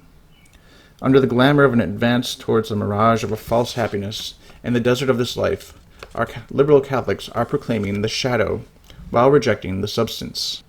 True progress, which can only be achieved through an advance toward God, can never be effective save through that agency divinely appointed to lead us to God. This the Church of Jesus Christ alone can do, for she, under his institution, is as he himself, the way, the truth, and the life. Forgetting the divine and supernatural character of the Church, and she is nothing if not divine and supernatural, liberal Catholics talk and write about her as a simple human development, accepting in the blindness of their false conception the naturalistic definition of faith. They thus eviscerate the Church, making her the mere husk of what she really is. Piety itself does not escape the action of this pernicious naturalistic principle. It converts it into pietism, that is to say, into a parody of true piety, as it is painfully seen in the pious practices of so many people who seek in their devotions only the sentimental emotions of which they themselves are able to be the source. They are devout over themselves, worshipping their own little sentiments and offering incense to idols graven after their own image. This is simply spiritual sensualism and nothing else. Thus we see in our day in so many souls the degeneration of Christian asceticism, which is the purification of the heart by the regression of the appetites, and the falsification of Christian mysticism, which is neither emotion nor interior consolation, nor any other Epicurean foible of human sentiment, but union with God through a supernatural love for him, and through absolute submission to his holy will. Therefore, it is that the Catholicity of a great number of people in our times is a liberal Catholicity, or rather a false Catholicity. It is really not Catholicity, but near naturalism, a pure rationalism. It is, in a word, paganism disguised in Catholic forms and using Catholic language. Chapter 8. Shadow and Penumbra. When we review the field of history in the vast stretch of time from the beginning of Christianity to our own day, the various heresies that have from time to time appeared seem clearly and distinctly marked off from the environment of the Orthodox faith. We seem to be able to draw a geometrical line around about their respective areas, sharply dividing the camp of truth from that of error, separating the light from the darkness. But in this we are deceived. It is an illusion caused by distance. The distinction appears so clear, so definite, only because we stand on the eminence of the present, from whose vantage ground we see, in large outline, the mass movement of peoples and the vast panorama of the past. A closer study, placing us in intellectual contact with these epochs, enables us to observe that never, in any period of history, were the dividing lines between truth and error defined with such geometrical exactness. Not that, in reality, truth was not clearly and distinctly formulated in the definition of the Church, but because in its acceptation and its exterior profession by the generations of the past interested in these definitions, more or less confusion and looseness characterized their manner of taking them. Error in society is like a stain upon some precious tissue. It is easily distinguished, but is very difficult to define its limits. These limits are as indefinite as a twilight, which merges the departing day into the coming night, or as a dawn which blends the shadow of the spent darkness with the newborn light. So do the limits between error and truth and the actual affairs of men mingle in their shadowy confusion. Error is a somber night. Its limits fringe away from it like a huge penumbra, which is sometimes taken for the shadow itself, faintly brightened by some reflections of the dying light, or rather by the luminary, yet enveloped and obscured by the first shades of evening. So too all error clearly formulated in Christian society is, as it were, surrounded by an atmosphere of the same error, but less dense, more rarefied and tempered. Arianism had its semi-Arianism, Pelagianism its semi-Pelagianism, Lutheranism its Jansenism, which was nothing else than a modified Lutheranism. So in our times, liberalism has its semi-liberalism, which is nothing else than Catholic liberalism. This is what the syllabus terms modern liberalism, that is, liberalism without the boldness of its unvarnished first principles, and stripped of the horrors of its vast consequences. It is the liberalism of those who still unwilling not to appear to be Catholics, or at least not to believe themselves Catholics. Liberalism is the baneful twilight of truth, beginning to be obscured in their intelligence, or heresy, which has not yet taken complete possession of them.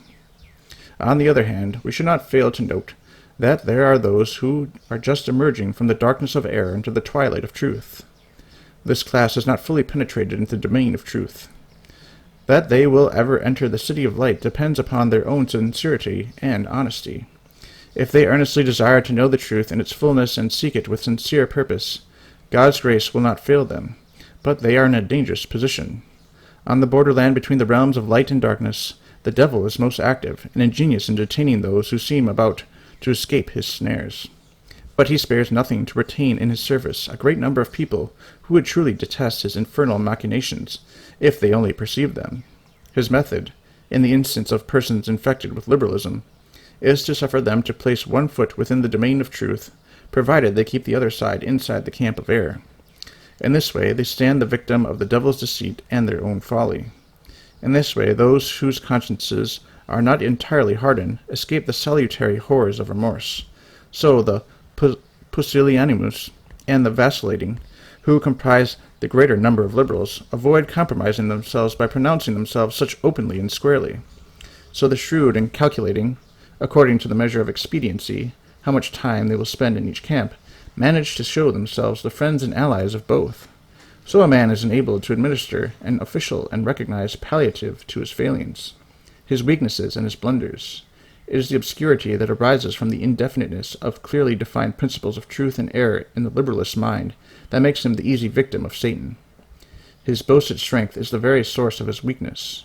It is because he has no real, solid knowledge of the principles of truth and error that he is so easily deluded into the belief of his own intellectual superiority. He is in a mental haze, a fog, which hides from him the abyss into which his vanity and pride, cunningly played upon by Satan, are invariable, drawing him. Chapter 9. 2 Kinds of Liberalism. Philosophy and theology teach that there are 2 kinds of atheism, doctrinal or speculative, and practical. The first consists in an open and direct denial of the existence of God. The second consists in acting and living without denying the existence of God, but yes, as if he did not really exist. Those who profess the first are called theoretical or doctrinal atheists. Those who live according to the second, practical atheists, the latter are the more numerous. It is the same with liberalism and liberals. There are theoretical and practical liberals. The first are the dogmatizers of the sect, the philosophers, the professors, the controversialists, the journalists. They teach liberalism in books, in discourses, and articles, by argument or by authority, in conformity with a rationalistic criterion, in disguise or open opposition to the criterion of the divine and supernatural revelation of Jesus Christ. Practical liberalists are by far in the greater majority. Like a flock of sheep with closed eyes, they follow their leaders. They know nothing in the truth of principles and systems, and, did they perceive the perversity of their instructors, would perhaps detest them. But, deceived by a false cry or shibboleth, they troop docilely after their false guides. They are none the less the hands that act, while the theorists are the heads that direct them. Without them, example, the practical liberals, liberalism would never pass beyond the narrow bounds of speculation. It is the practical liberalists that give it life and exterior movement. They constitute the prime matter of liberalism, disposed to take on any form, ready for any folly or absurdity proposed by the leaders. Amongst Catholic liberals, many go to Mass, even make novenas, and yet when they come into contact with the world, they lead the lives of practical liberals. They make it a rule to, quote, to live up to the times, and quote, as they call it. The Church they believe to be somewhat out of date, an old fogey, that she is held back by a certain set of reactionaries, ultramontanes, but they have hopes that she will, in the course of time, catch up with the modern spirit of progress, of which they are the van. The barnacles of medievalism still encumber the bark of Peter, but time, they believe, will remedy this. The straw of medieval philosophy and theology they hope before long to thrash out by the introduction of the modern spirit into her schools. Then will a new theology be developed, more in conformity with the needs of the times, more in harmony with the modern spirit, which makes such large demands upon our intellectual liberty. Unfortunately, we have witnessed all this come to pass in the wake of the Vatican Council II, 1962 through 1965, with disastrous results. Editor note 1993. So they believe, or imagine they believe, that all is well. Is their responsibility before God therefore lessened? Surely not. They sin directly in the light of faith. They are less excusable than those liberals who have never been within the pale of the Church. In short, they sin with their eyes open. Amongst liberals, we must not forget to include those who manage to evade any direct exposition or expression of the liberal theory, but who nevertheless obliquely sustain it in their daily practice by writing and orating after the liberal method, by recommending liberal books and men, measuring and appreciating everything according to the liberal criterion, and manifesting on every occasion that offers an intense hatred for anything that tends to discredit or weaken their beloved liberalism. Such is the conduct of those prudent journalists, whom it is difficult to apprehend in the flagrant advocacy of any proposition concretely liberal, but who nevertheless, in what they say and what they do not say, never cease to labor for the propagation of this cunning heresy. Of all liberal reptiles, these are the most venomous. Chapter 10. Liberalism of all shades condemned by the Church. Liberalism of every degree in all forms has been formally condemned, so much so that outside of the motives of its intrinsic malice it stands under the formal ban of the Church, which is sufficient for all faithful Catholics. It would be impossible for an error so widespread and so radical to escape condemnation. Upon its appearance in France at the time of the Revolution, 1789 to 1799, the famous Declaration of the Rights of Man, which contains in germ all the follies of liberalism, was condemned by Pius VI from 1775 to 1799. Later, the baneful doctrine infected all the countries of Europe. In Spain, it first took the name of liberalism, under which it has since been known everywhere. Upon the occasion of the appearance of the first errors of de Lamennais, Gregory XVI, who was pope from 1831 to 1846, in his encyclical Morari Vos, explicitly condemned liberalism, as it was then understood, taught, and practiced by the constitutional government of Europe. Later on, when the full tide of the deplorable deluge had submerged all Europe, carrying all before it, God raised up to his church Pius IX, who was pope from 1846 to 1878, who was justly passed into history as the scourge of liberalism. Liberal error, under all its forms, shapes, and shades, has been unmasked by this pope. That his words might carry, as it were, more authority on this question, Providence has willed that these reiterated condemnations of liberalism should fall from the lips of a pontiff who, at the beginning of his pontificate, was hailed by liberalists as their own. But he left no refuge to which their error might have resort. The numerous briefs and allocutions of Pius IX have clearly shown to Christian peoples what this baneful heresy is, and the Syllabus of Errors, written in 1864, has put on the final seal of condemnation.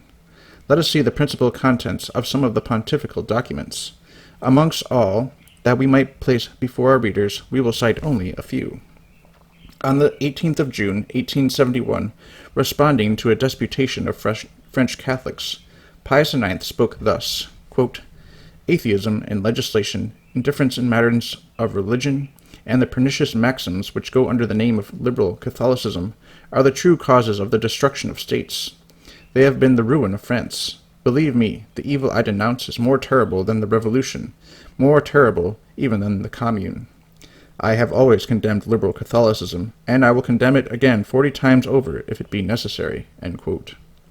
In a brief from the 6th of March, 1873, addressed to the circle of St. Ambrose of Milan, the sovereign pontiff thus expresses himself, quote, "People are not wanting who pretend to form an alliance between light and darkness, and to associate justice with iniquity in favor of those doctrines called liberal Catholicism, which, based on the most pernicious principles, show themselves favorable to the intrusion of secular power upon the domain of spirituals.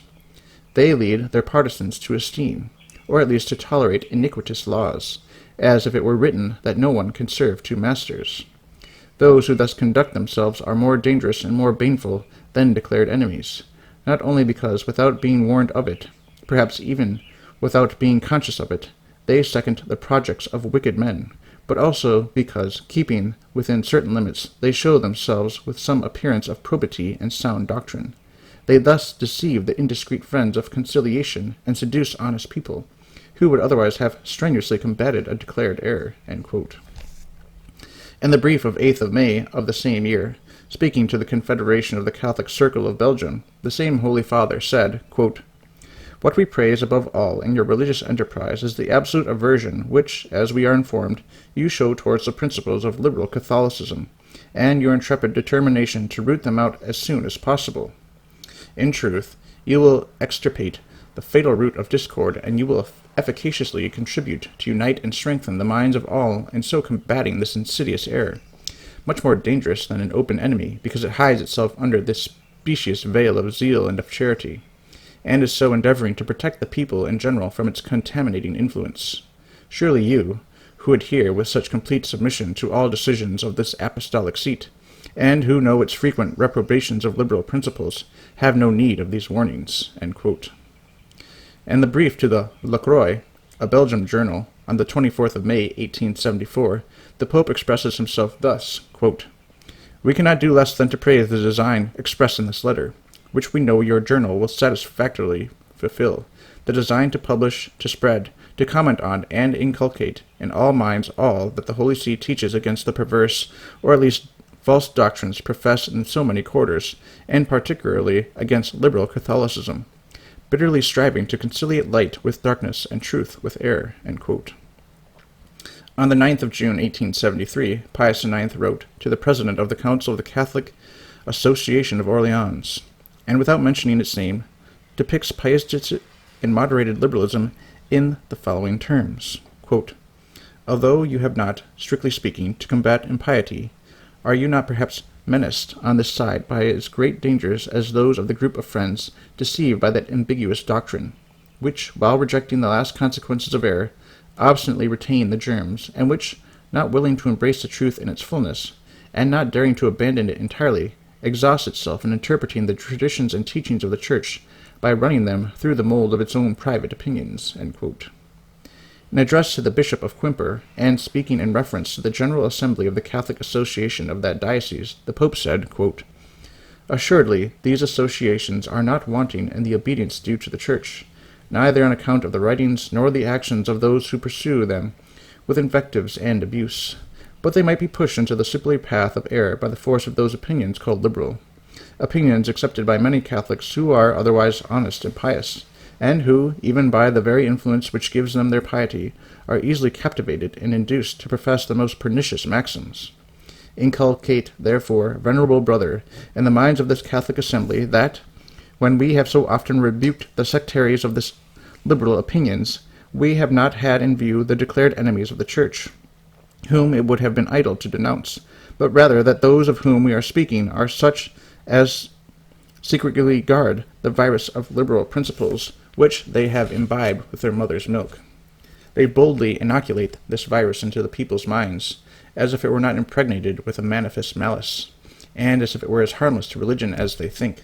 They thus propagate the seed of those troubles which have held the world in revolution so long. Let them avoid these embuscades. Let them endeavor to direct their blows against this perfidious enemy, and certainly they will merit much from their religion and their country." End quote.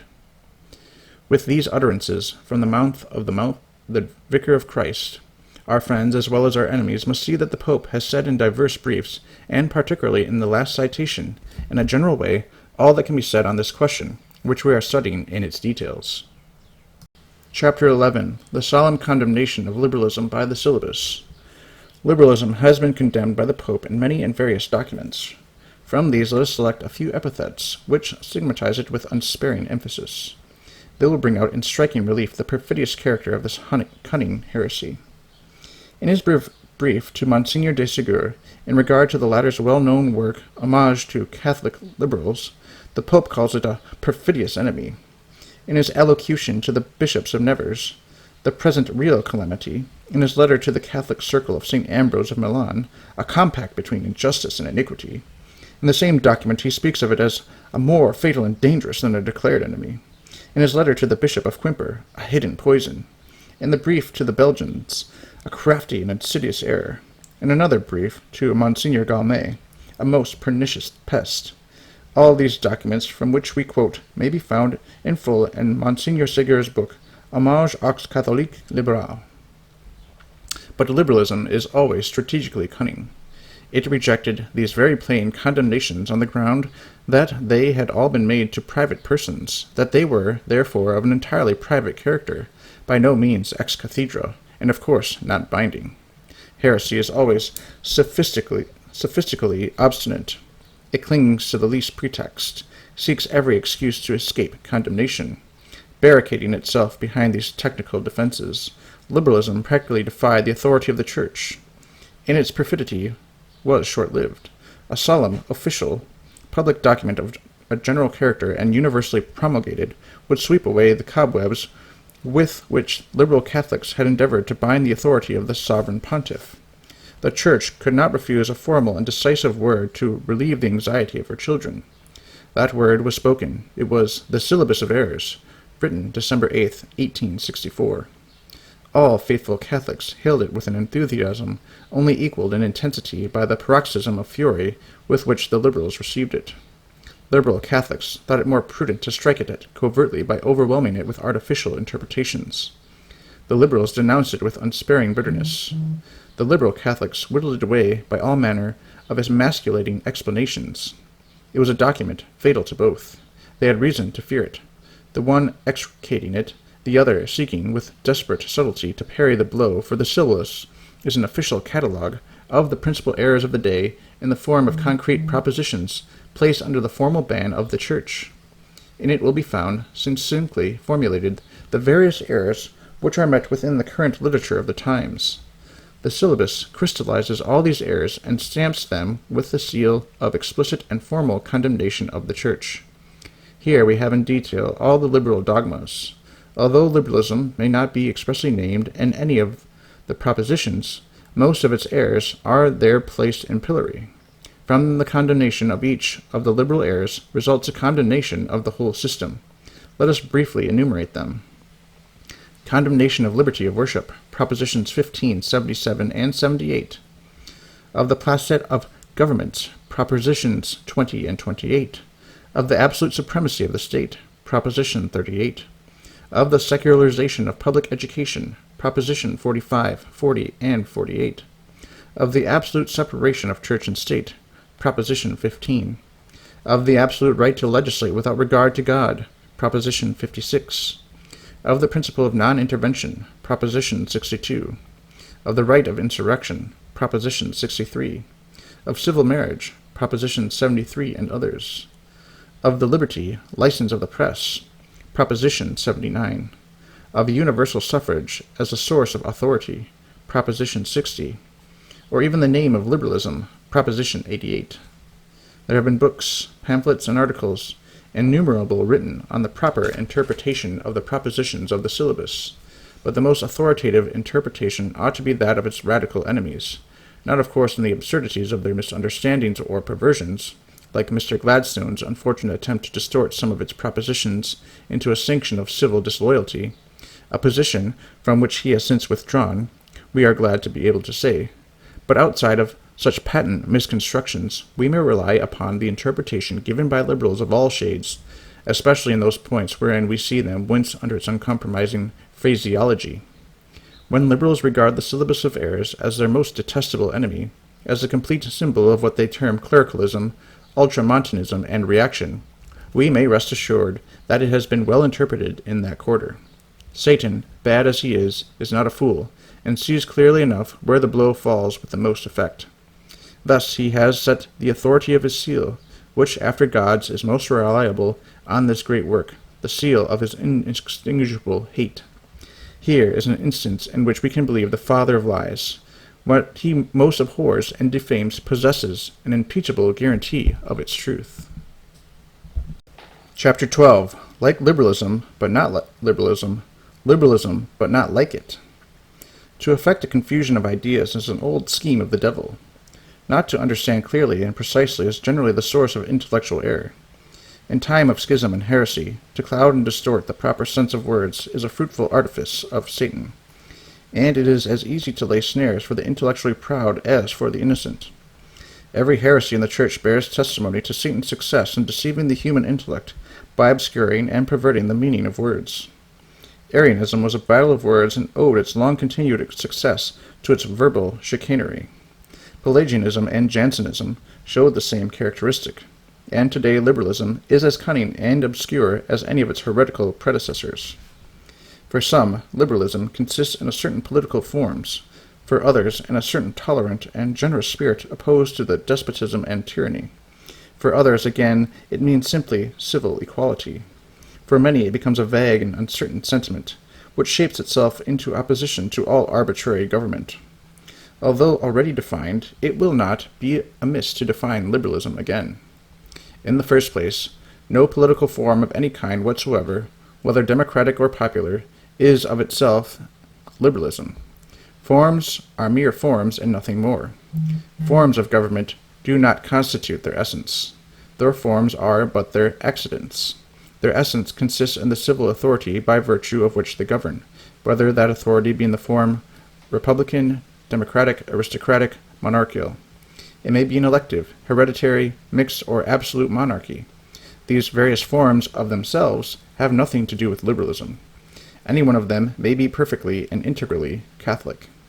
If they accept beyond their own sovereignty the sovereignty of God, if they confess that they derive their authority from him, if they submit themselves to the inviolable rule of the Christian law, if they hold for indisputable in their parliaments all that is defined by this law, if they acknowledge as the basis of public rights the supreme morality of the Church and her absolute right in all things within her own competency, they are truly Catholic governments, whatever be their form, and the most exacting ultramontanism cannot reproach them.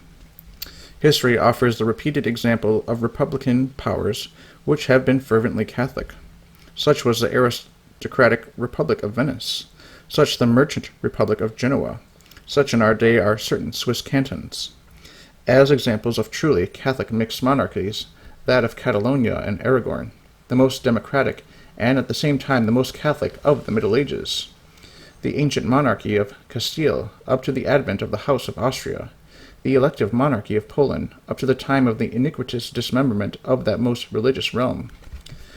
To believe that monarchies are of themselves more religious than republics is an ignorant prejudice. The most scandalous examples of persecution against Catholicity in the modern world have been given by monarchies, for instance, by Russia and by Prussia.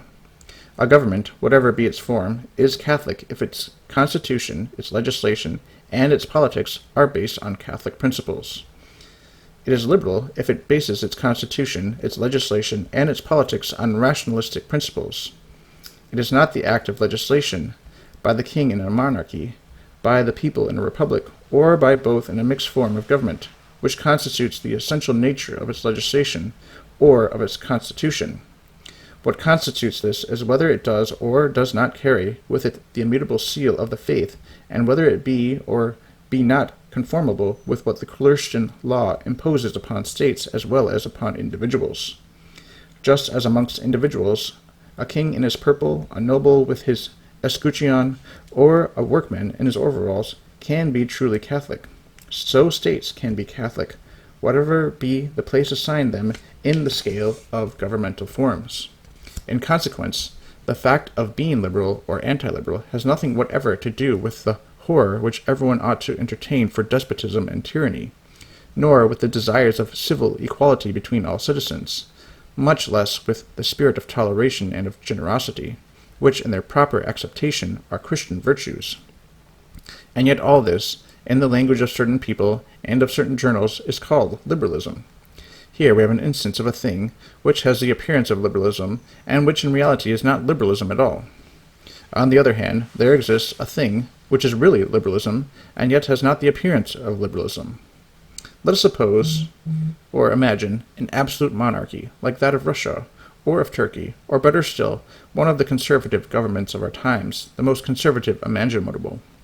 Let us suppose that the constitution and the legislation of this monarchy, or of this government, is based upon the principle of the absolute and free will of the king, or upon the equally unrestricted will of the conservative majority, in place of being based on the principles of Catholic right, on the indestructibility of the faith, or upon a rigorous regard of the rights of the Church.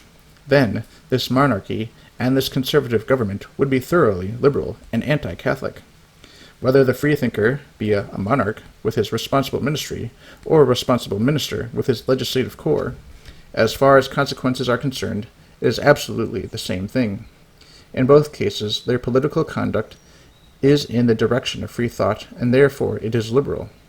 Whether or not it be the policy of such a government to place restraints upon the freedom of the press, whether, no matter under what pretext, it grinds its subjects and rules with a rod of iron, a country so governed, though it will not be free, will without doubt be liberal.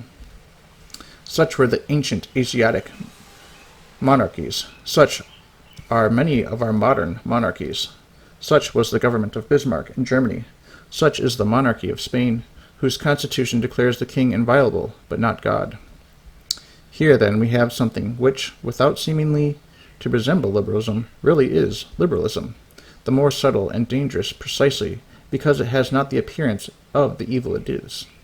We see, then, what care must be used in treating questions of this kind. It is of great importance, above all, that the terms of the discussion be carefully defined, and that the equivocations be studiously avoided, which would favor error more than the truth. Chapter 13. The name Liberalism. May a good Catholic take the term liberalism in good part, and may he regard it credible to be a liberal. What harm, it may be urged, is there in the usage of these terms, as long as there is no actual acceptance of the liberal creed? Why should not Catholics use the term with a good sense injected into them? Let us see if there be validity in this claim. It is certain that in the present age the word liberalism signifies something not entirely in accord with true Catholicity. It cannot be said that we describe the situation in exaggerated terms. It must be admitted that in the current acceptation of the word, liberalism and Catholic liberalism have been explicitly condemned by Pius IX. Leaving aside for the moment those who pretend to profess a certain liberalism without wishing it to be known as such, there is no doubt that the liberalist current in Europe and America is anti-Catholic and rationalistic. Pass the world in review what is meant by the liberal party in Belgium, in France, in Germany, in Holland, in Austria, in Italy, in the South American republics. Are they not anti-clerical, anti-Catholic? What is meant by their current language when they speak of the liberal criterion, a liberal atmosphere, liberal thought, etc.? Look at the leaders of these parties, both in Europe and America. Do not 99% of them understand by liberalism the application of a pure and mild rationalism, at least to social science? Do they not regard as their sole and most potent enemy what they contemptuously term clericalism, ultramontanism? And do they not describe the Church as medieval, reactionary, the opponent of progress and the nurse of superstition? When, then, the term is so intimately associated with a rationalism so radically opposed to the Church, how may Catholics use it with any hope of separating it from its current meaning? In vain may some half-dozen people imagine that they have been given a certain signification to a thing currently understood to bear the unmistakable stamp of anti-Catholicity. Beyond all dispute, common usage, the arbiter and judge of language, persists in regarding liberalism as the implacable foe of Catholicity.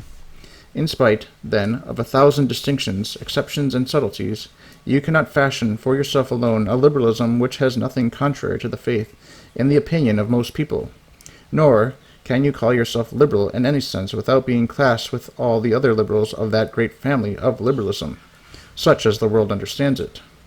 The journal that seeks to be Catholic, and at the same time as the name of reputation of liberal, becomes in the general opinion an ally of those who, under the liberal banner, combat the Church in front and rear. Vainly will the editor of such a journal explain himself. His excuses and his explanations grow wearisome. To profess to be Catholic, and yet subscribe himself to be liberal, is not the way to convince people of the sincerity of his profession. The editor of a journal purporting to be Catholic must be Catholic, not only in the profession he makes, but in spirit and in truth. To assume to be liberal and then to endeavor to appear Catholic is to belie his faith.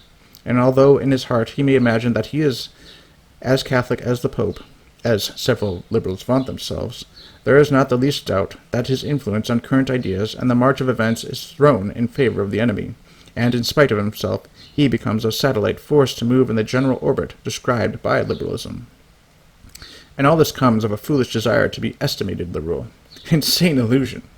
The usage of the word liberal makes the Catholic who accepts it as his own one with all that finds shelter in its ominous shadow. Rationalism is the toadstool that flourishes in its dark shades, and with rationalism does such a journalist identify himself, thus placing himself in the ranks of the enemies of Jesus Christ. Moreover, there is little doubt that the readers of such journals are little prepared to distinguish the subtle limitations drawn by editors of this character between liberalism and liberalism. Most readers know the word in its common usage and class all things liberal in a lump.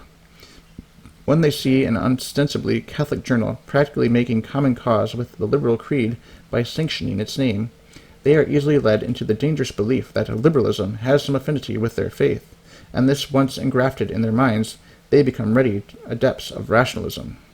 Let us illustrate. There is in our day a sect which calls itself the Old Catholics. Suppose that we, who are in the true sense of the word Old Catholics, for our Catholicity dated from Calvary and the Cenacle of Jerusalem, which are proofs of its antiquity, suppose we should establish a journal with the equivalent title, Review of the Old Catholics. Could it be said that this title is a lie? No, for we are Old Catholics in the best sense of the words. But could it not be properly objected that this is a false-sounding title, inasmuch as it is in our day the cunning device of a schismatical sect? Certainly. It would give occasion to well-informed Catholics to believe that we were schismatic, and to the schismatics, who style themselves Old Catholics, occasion to welcome us as new comrades in their rebellion against the Church. Why thus scandalize the faithful? But we use the word in a good sense. So be it. But would it not be better altogether to avoid the use of a term in so important a manner, which under existing circumstances is readily interpreted in a bad sense? Now, this is exactly the situation with those who consider inoffensive the term liberal, reprobated by the Pope. Why should they take particular pains to employ a term requiring confusing explanations, and which cannot but excite suspicion and cause scandal?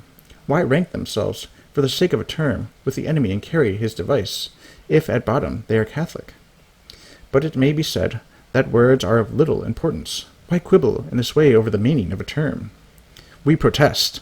Words are of paramount importance, especially in our day, when intellectual confusion so obscures fundamental truths in the modern mind.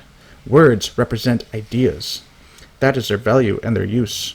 Modern era largely owes its success to its use of terms of an ambiguous character, or rather, by injecting a meaning into its words which hitherto carried a different signification. Agnosticism and positivism have thus retained a Christian phraseology without the Christian meaning.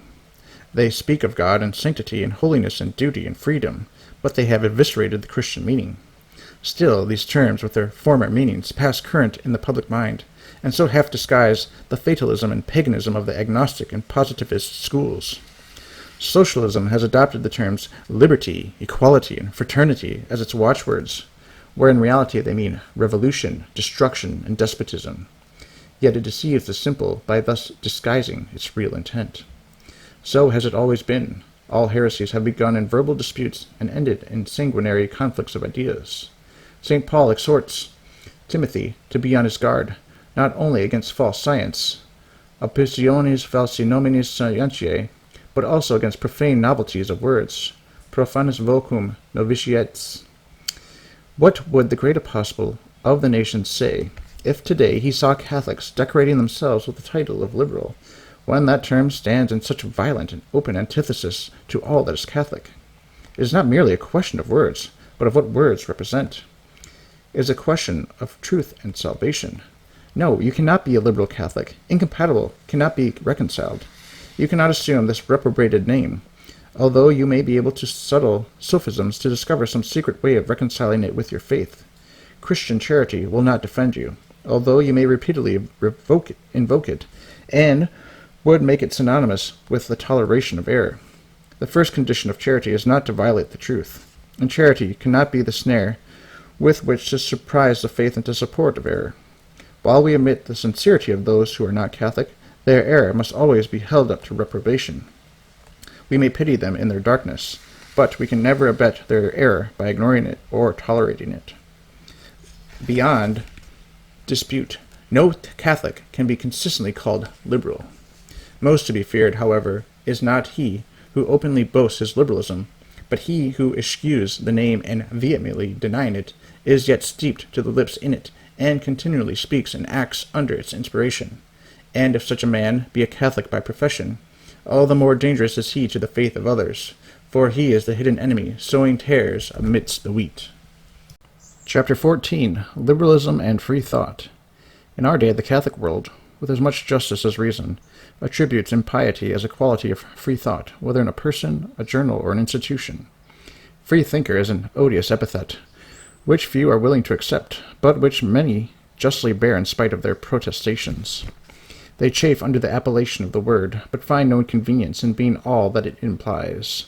Persons, societies, books, governments which reject in matters of faith and morals the only and exclusive criterion, that of the Catholic Church, are liberals. They acknowledge themselves to be liberals. They feel honored to be so recognized and never dream of scandalizing anybody except us terrible irreconcilables. Now change the expressions. Instead of liberals, call them free thinkers. They resent the epithet as a calumny and grow indignant at the insult, as they term it. But why this excruciating tenderness, this delicate sensitiveness over the variation of a simple term? Have you not, dear friends, banished from your conscience, your books, your journals, and your society all recognition of the supreme authority of the Church? Have you not raised up as the sole and fundamental criterion of your conduct, and your thought, your own untrammeled reason? Very properly, then, do you say that you are liberal, and no one will dispute the title with you. But you should remember that the very principle which makes you liberal constitutes you free thinkers. Every liberal, no matter of what degree or shade, is ipso facto a free thinker, and every free thinker, as odious as the title may seem according to social conventionalities, is only a logical liberal. He is simply a liberal following his premises to their conclusions. This doctrine is as precise and as exact as a mathematical proposition. It is based on the laws of the strictest logic. It is a simple syllogism, whose premise is liberalism and whose conclusion is free thought. Let us illustrate. You are a Catholic more or less open to false allurements, and as a punishment for your sins, you belong to a liberal society, say of a literary character. Consider a moment and ask yourself the following question. Would I continue to belong to this Athenaeum if tomorrow it should proclaim itself publicly and boldly a society of free thought? What response would your conscience and your shame dictate? Would you not at once withdraw from its membership? As a Catholic, you should take no part in its proceedings. Again, you subscribe to a journal and read it without scruple, although it bears a liberal title and speaks and reasons accordingly. Would you continue your subscription if all of a sudden it should place upon its title page the following heading, Journal of Free Thought? Well, this moderate or violent liberal journal has been for years nothing more nor less than a free thinker, and you have been imbibing its poison under the delusion of a word. Of how many prejudices would we rid ourselves if only reflected a little on the meaning of words? Every society, whether scientific, literary, or philanthropic, constituted on liberal lines is free thinking. Every government liberally organized is free thinking. To reject with disgust the name and not the substance is blindness. Any institution, no matter what be its character, established in complete independence of the magisterium of the faith, is free thinking. Catholics cannot, consistently with their faith, belong to them. Membership there means rebellion against the Church. In all such institutions, liberalism reigns and, in consequence, free thought. No Catholic can remain a Catholic and affiliate with them. We are Catholics all in all, or not at all. We cannot dwell in an atmosphere where God is not. There is no true spiritual life where Jesus Christ is not, and he has given his promise to be with his Church forever. He who abides not in him lives in the outer darkness. How much do perverse Catholics serve the devil by obstinately clinging to such associations and participating in their works? In the folly of their ignorance, which they assert against the wisdom of the Church, they harden their consciences to the practical guidance of the Holy See, and blindly enlist in the service of an enemy whose cunning deludes them into the slavery of hell, under the disguise of freedom. They forget that the truth alone makes them free.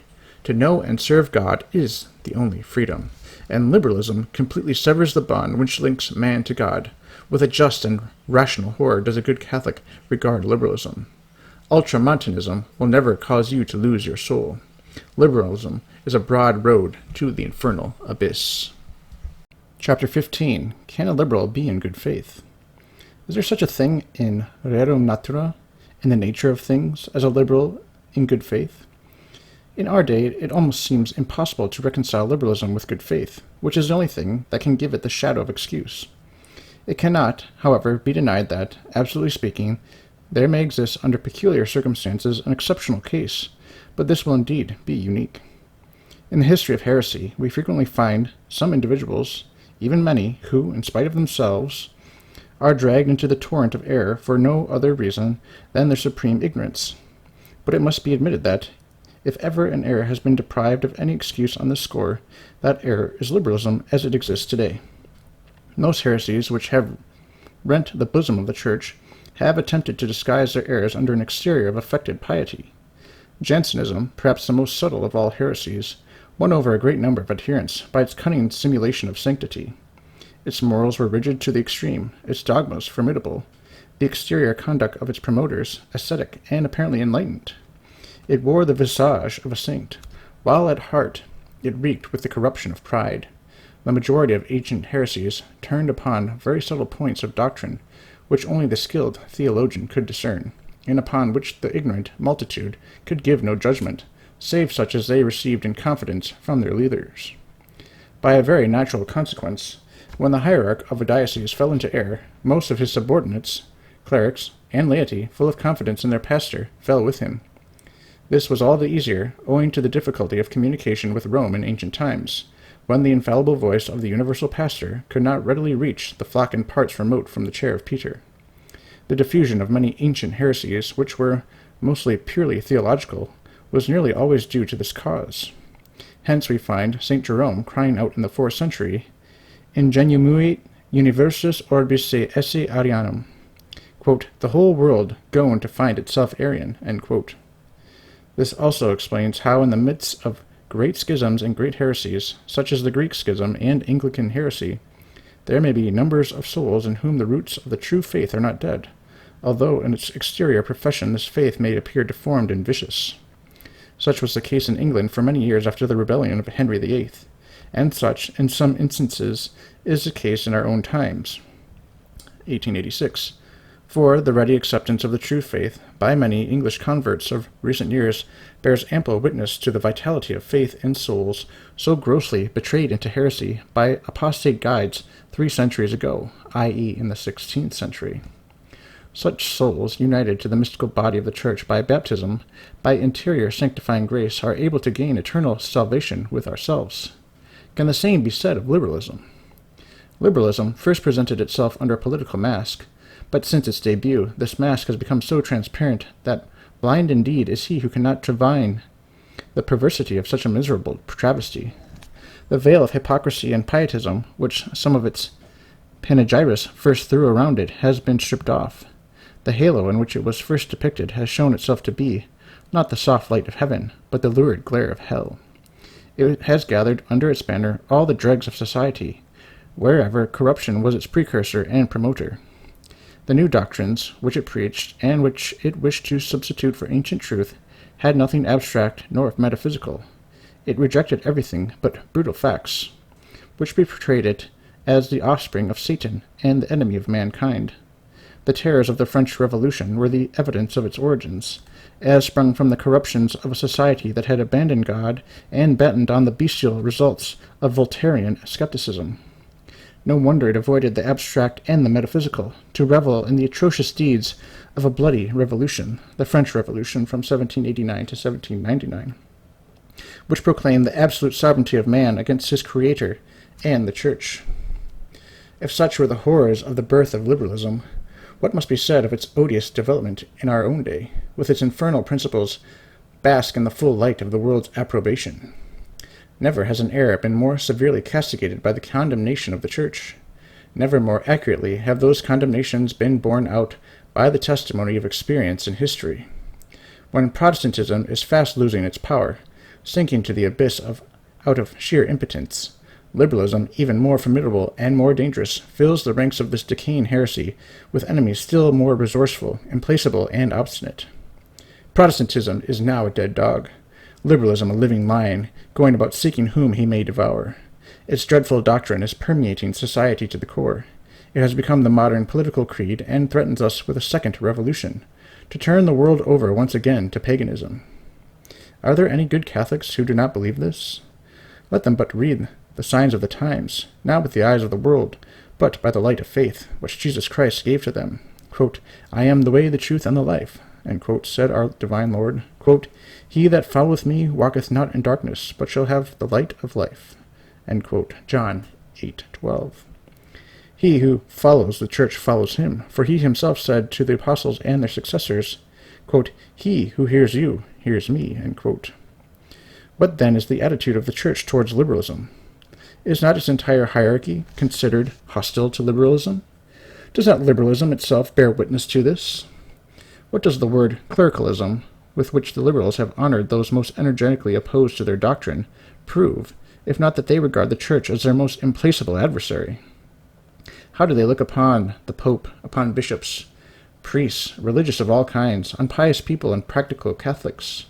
Clericals, clericals, clericals, always, that is, anti-liberals. How, then, can we expect to find good faith on the part of a liberal Catholic when orthodoxy is so distinctly and completely opposed to liberalism?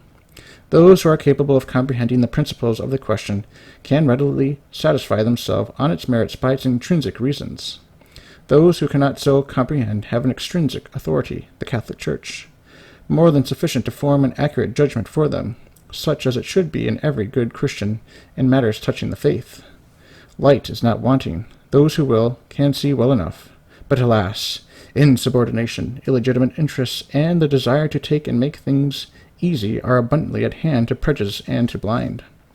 The seduction of liberalism is not of the kind that blinds by a false light, but rather by the seduction which, in sullying the heart, obscures the understanding. We may therefore justly believe, except perhaps with very rare exception, that it requires a very vigorous effort of charity to admit in our day, in accordance with true moral principles, the excuse of good faith, in a Catholic who entertains liberal principles. Chapter 16. The Symptoms of Liberalism. What are the signs or symptoms by which we may distinguish what is and what is not liberalism in a person, a journal, a book, or an institution? We are surrounded by liberalism in all its shapes and varieties, and it behooves us to be on our guard against its subtle dangers. To lay down special rules by which we may detect it in its shadings and minutiae is neither practical nor necessary. But some general directions may be given. Their application must be left to each one's proper discretion. To facilitate the matter, we will divide liberals, whether persons or writings, into three classes. 1. Extreme liberals. 2. Moderate liberals. 3. Quasi-liberals, or those only tainted with liberalism. We will essay a description of each of these types. The study of their physiognomy will not be without interest and profit, for in the types we shall find a rule for our guidance in distinguishing liberalism in its practical details. The extreme liberal is easily recognized. He does not attempt to deny or conceal his perversity. He is declared enemy of the Pope, of priests, of everything ecclesiastical. A thing has only to be sacred to rouse his implacable wrath. Priestcraft is his favorite shibboleth. He subscribes to all the most violent and incendiary journals. The more impious and blasphemous, the better to his liking. He is ready to go to the furthermost conclusions of his baneful system. His premise of destruction once laid down, his conclusion of nihilism is a mere matter of logic. He would put into practical execution with pleasure and exultation if circumstances permitted. He is a revolutionist, socialist, anarchist. He glories in living a life devoid of all religion. He belongs to secret societies, dies in their embrace, and is buried by their ritual. He has always defied religion and dies in his defiance.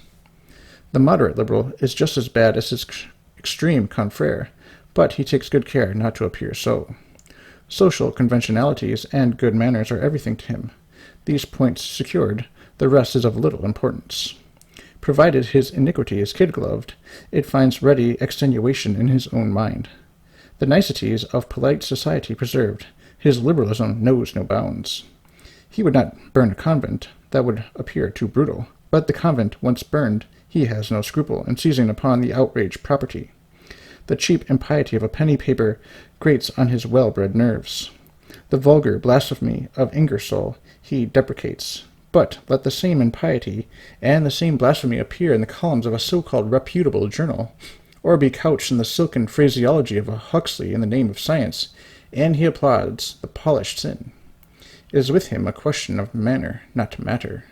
At the mere mention of the name of a nihilistic or socialistic club, he is thrown into a cold sweat, for there, he declares, the masses are seduced into principles which lead to the destruction of foundations of society. Yet, according to him, there is no danger, no inconvenience in a free lyceum, where the same principles are elegantly debated and sympathetically applauded. For who could dare to condemn the scientific discussion of social problems? The moderate liberal does not detest the Pope. He may even express admiration for his sagacity. He only blames certain pretensions of the Roman Curia, and certain exaggerations of ultramontanism, which do not fall in with the trend of modern thought. He may even like priests, above all, those who are enlightened, that is, such as have caught the twang of modern progress. As for fanatics and reactionaries, he simply avoids or pities them. He may even go to church, and, stranger still, sometimes approaches the sacraments.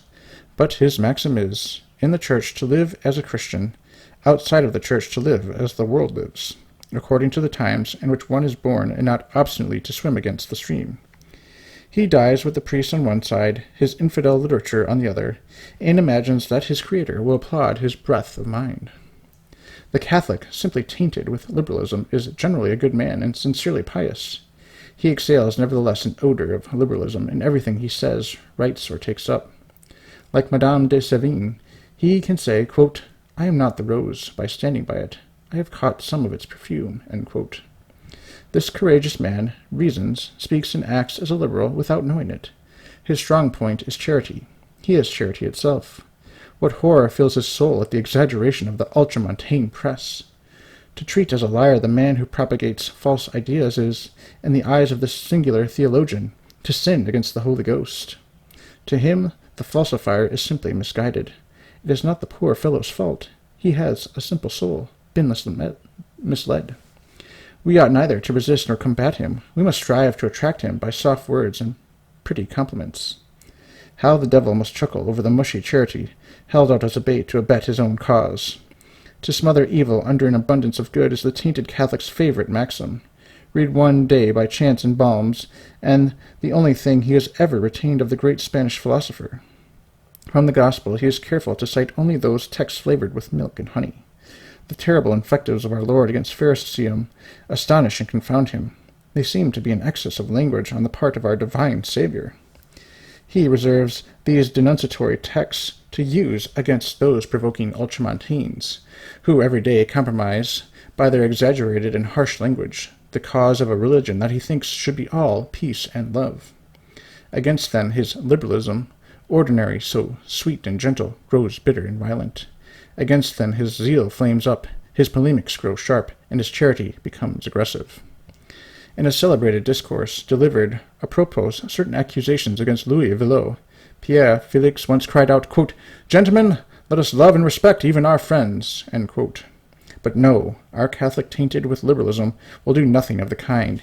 He saves the treasures of his tolerance and his charity for the sworn enemies of the faith. What is more natural? Does not the poor man want to attract them? On the other hand, for the most heroic defenders of the faith, he has only sarcasm and invective. In short, the tainted Catholic cannot comprehend that direct opposition per diametrum of which St. Ignatius speaks in his spiritual exercises. He does not know how to give a direct blow. He knows no other tactics than to attack on the flank, tactics which in religion perhaps be convenient, but are never decisive. He wants to conquer, but on the condition of not wounding the enemy, of never disturbing his ease or his rest. The mere mention of war painfully agitates his nerves and rouses all his pacific dispositions. With the enemy in full assault, with the implacable hatred and cunning of falsehood almost sweeping over him, he would withstand the hostile charge and stem the overwhelming tide with the paper barriers of an elusive peace. In a word, we may recognize the extreme and the moderate liberal by his bitter fruits. The tainted Catholic may be recognized by his distorted affection for liberalism and its works.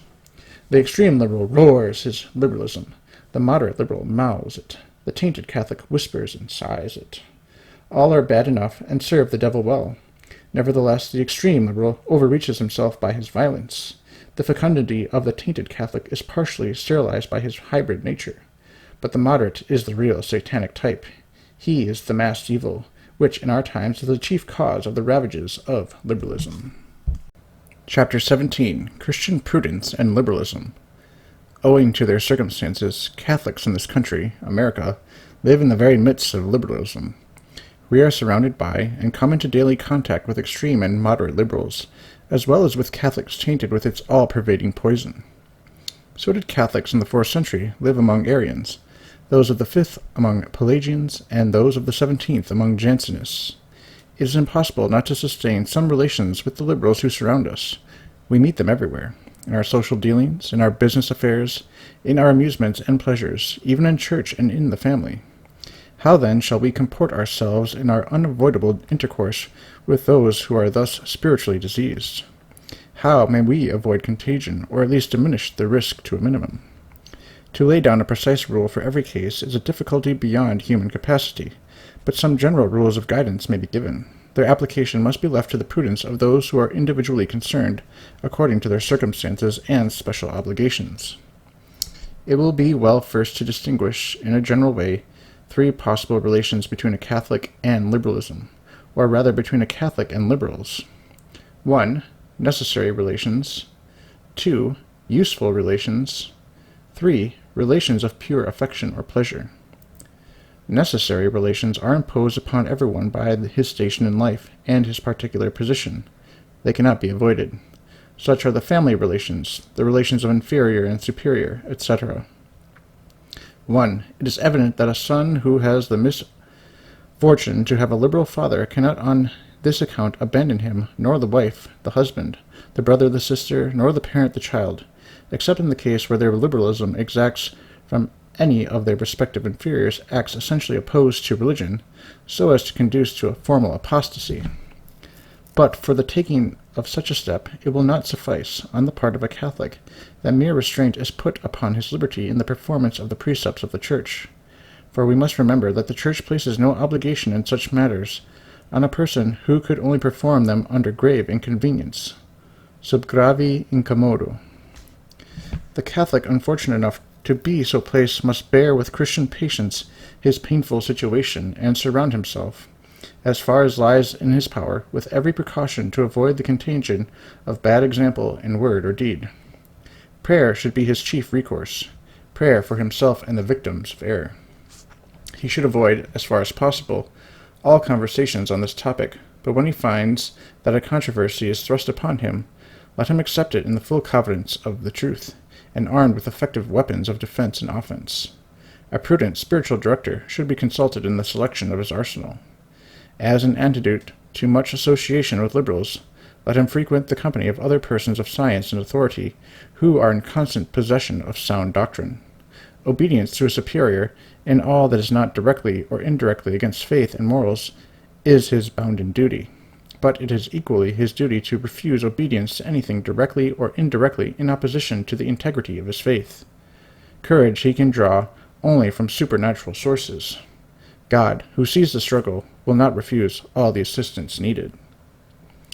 2.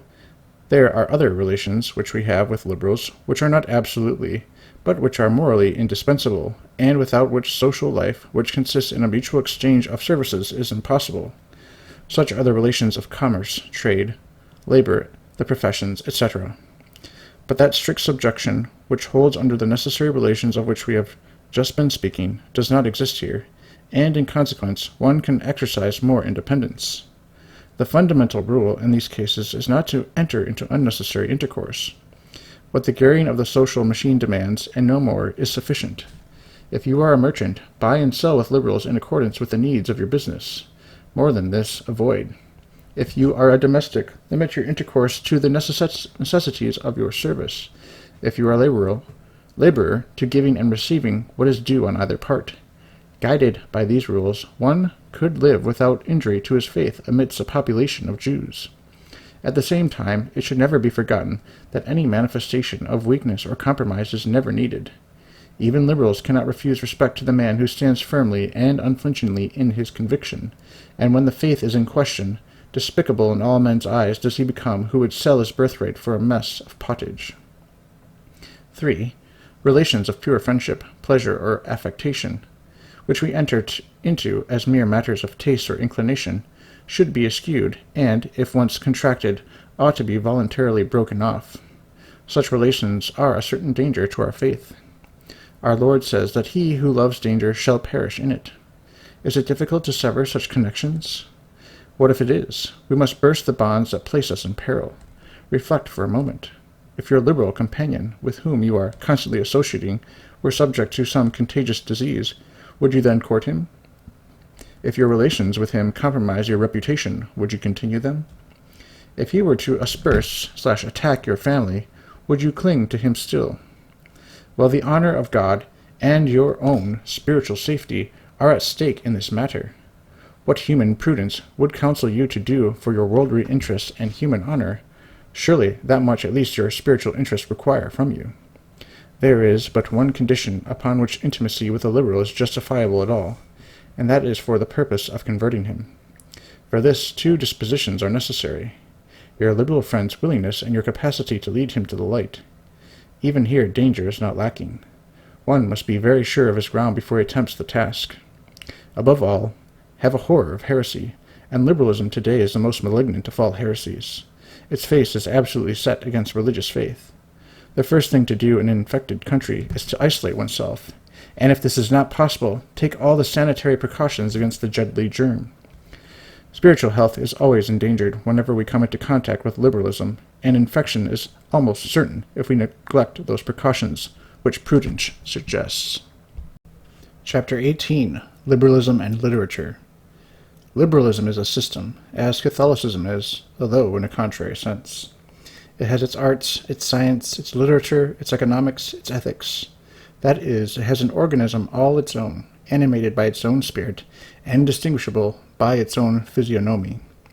The most powerful heresies, for instance, Arianism in ancient times, and Jansenism in our own days, presented like peculiarities. Not only are there liberal journals, but there exists a literature in all the shades and degrees of liberalism. It is abundant and prolific. The present generation draws its main intellectual nourishment from it. Our modern literature is saturated with its sentiments, and for this reason should we take every precaution to guard against its infections, of which so many are the miserable victims. How is it to be avoided? The rules of guidance in this case are analogous to or almost identical with the rules which should govern a Catholic in his personal relations with liberals, for books are, after all, but the representations of their authors, conveying by the printed, instead of the spoken word, what men think, feel, and say. Apply to books those rules of conduct which should regulate our intercourse with persons, and we have a safeguard in reading the literature of the day. But in this instance, the control of the relation is practically in our own power, for it depends entirely on ourselves whether we seek or tolerate the reading of liberal books. They are not apt to seek us out, and if they are thrust upon us, our consent to their perusal is practically all our own doing. We have none but ourselves to blame if they prove to be our own undoing. There is one point, however, worthy of our close consideration. It should be a fundamental rule in a Catholic's intellectual life. It is this: spare your praises of liberal books, whatever be their scientific or literary merit, or at least praise with great reserve, never forgetting the reprobation rightly due to a book of liberal spirit or tendency. This is an important point. It merits the strictest attention. Many Catholics, by far too naive, even some engaged in Catholic journalism, are perpetually seeking to pose as impartial, and are perpetually daubing themselves with a veneer of flattery. They lustily beat the bass drum and blow all the trumpets of their vocabulary in praise of no matter what work, literary or scientific, that comes from the liberal camp. They are fearful of being considered narrow-minded and partial if they do not give the devil his due. In the fulsomeness of their flattery, they hope to show that it costs a Catholic nothing to recognize merit, wherever it may be found. They imagine this to be a powerful means of attracting the enemy. Alas, the folly of the weaklings! They play a losing game. It is they who are insensibly attracted, not the enemy. They simply fly at the bait held out by the cunning fisher who satanically guides the destinies of liberalism. Let us illustrate. When Arnold's Light of Asia appeared, not a few Catholics joined in the chorus of fulsome praise which greeted it. How charming, how beautiful, how tender, how pathetic, how humane! What lofty morality! What exquisite sentiment! Now, what was the real purport of the book, and what was its essence? To lift up Gautama, the founder of Buddhism, at the expense of Jesus Christ, the founder of Christianity. The intention was to show that Gautama was equally a divine teacher, with as high an aspiration, as great a mission, as lofty a morality as our divine Lord himself. This was the object of the book. What was its essence? A falsification of history, by weaving a series of poetical legends around a character, about whose actual life practically nothing is known. But not only this, the character was built upon the model of our Lord, which the author had in his own mind as the precious heirloom of Christianity, and his Gautama, whom he intended to stand out at least the divine equal of the founder of Christianity, became in his hands, in reality, a mere echo of Christ, the image of Christ, made to rival the Word made flesh. Buddhism, in the borrowed garments of Christianity, was thus made to appeal to the ideals of Christian peoples, and gaining a footing in their admiration and affections, to usurp the throne in the Christian sanctuary. Here was a work of literary merit, although it was greatly exaggerated in this respect, praised extravagantly by some Catholics, who, in their excessive desire to appear impartial, failed or refused to see in Edwin Arnold's Light of Asia a most vicious anti-Christian book. What difference does it make whether a book be excellent in a literary sense or not, if its effect be the loss of souls and not their salvation? What if the weapon in the hands of the assassin be bright or not, if it be fatal? Though spiritual assassination be brilliant, it is none the less deadly. Heresy under a charming disguise is 1,000 times more dangerous than heresy exposed in the harsh and arid garb of the scholastic syllogism, through which the dust skull grins in adorned hideousness. Arianism had its poets to propagate its errors in popular verse. Lutheranism had its humanists, among whom the elegant Erasmus shone as a brilliant writer. Arnauld, Nicole, Pascal threw the glamour of their belles lettres over the serpentine doublings, tricks/artifices of Jansenism. Voltaire's wretched infidelity won its frightful popularity from the grace of his style and flash of his wit. Shall we, against whom they aimed the keenest and deadliest shafts, contribute to their name and their renown? Shall we assist them in fascinating and corrupting youth? Shall we crown these condemners of our faith with the laurels of our praises and laud them for the very qualities which alone make them dangerous? And for what purpose? That we may appear impartial? No, impartiality is not permissible when it is distorted to the offense of truth, whose rights are imprescriptible, inalienable, absolute. A woman of bad life is infamous, be she ever so beautiful, and the more beautiful, the more dangerous. Shall we praise liberal books out of gratitude? No! Follow the liberals themselves in this, who are far more prudent than we. They do not recommend and praise our books, whatever they be. They, with the instinct of evil, fully appreciate where the danger lies. They either seek to discredit us or to pass us by in silence. Si quis non amat Dominum nostrum Iesum Christum sit anathema. Quote, if anyone does not love the Lord Jesus Christ, let him be anathema, end quote. Says St. Paul. Liberal literature is the written hatred of our Lord and his Church. If its blasphemy were open and direct, no Catholic would tolerate it for an instant. It is it any more tolerable because, like a courtesan, it seeks to disguise its sordid features by the artifice of paint and powder? Chapter 19. Charity and Liberalism. Narrow, intolerant, uncompromising. These are the epithets of odium hurled by liberal votaries of all degrees at us ultramontanes, i.e., Roman Catholics or Papists, literally. Beyond the mountains, for entrance to Italy from the continent of Europe requires traversing the Alpine mountains, the highest in Europe. Thus to Europe the Roman Catholic Church has its government, its head, its nerve center, beyond the mountains. Are not liberals our neighbors like other men? Do we not owe to them the same charity we apply to others? Are not your vigorous denunciations, it is urged, against us, harsh and uncharitable, and in the very teeth of the teaching of Christianity, which is essentially a religion of love? Such is the accusation continually flung in our face. Let us see what its value is. Let us see all that the word charity signifies. The Catechism of the Council of Trent, that popular and most authoritative epitome of Catholic theology, gives us the most complete and succinct definition of charity. It is full of wisdom and philosophy. Charity is a supernatural virtue, which induces us to love God above all things and our neighbors as ourselves for the love of God. Thus, after God, we ought to love our neighbor as ourselves, and this not just in any way, but for the love of God and in obedience to his law. And now, what is it to love? Amare est vere bonum, replies the philosopher, quote, To love is to wish good to him whom we love, end quote. To whom does charity command us to wish good? To our neighbor, that is to say, not to this or that man only, but to everyone. What is that good which true love wishes? First of all, supernatural good, then goods of the natural order, which are not incompatible with it.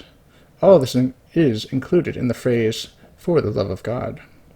It follows, therefore, that we can love our neighbor when displeasing him, when opposing him, when causing him some material injury, and even on certain occasions when depriving him of life. In short, all is reduced to this: whether in the instance where we displease, oppose, or humiliate him, it is or is not for his own good, or for the good of someone whose rights are superior to his, or simply for the greater service of God. If it is shown that in displeasing or offending our neighbor we act for his good, it is evident that we love him, even when opposing or crossing him. The physician cauterizing his patient or cutting off his gangrene limb may nonetheless love him. When we correct the wicked by restraining or by punishing them, we do nonetheless love them. This is charity, and perfect charity. It is often necessary to displease or offend one person, not for his own good, but to deliver another from the evil he is inflicting. It is then an obligation of charity to repel the unjust violence of the aggressor. One may inflict as much injury on the aggressor as necessary for defense. Such would be the case should one see a highwayman attacking a traveler. In this instance, to kill, wound, or at least take such measures as to render the aggressor impotent would be an act of true charity. The good of all good is the divine good, just as God is for all men the neighbor of all neighbors.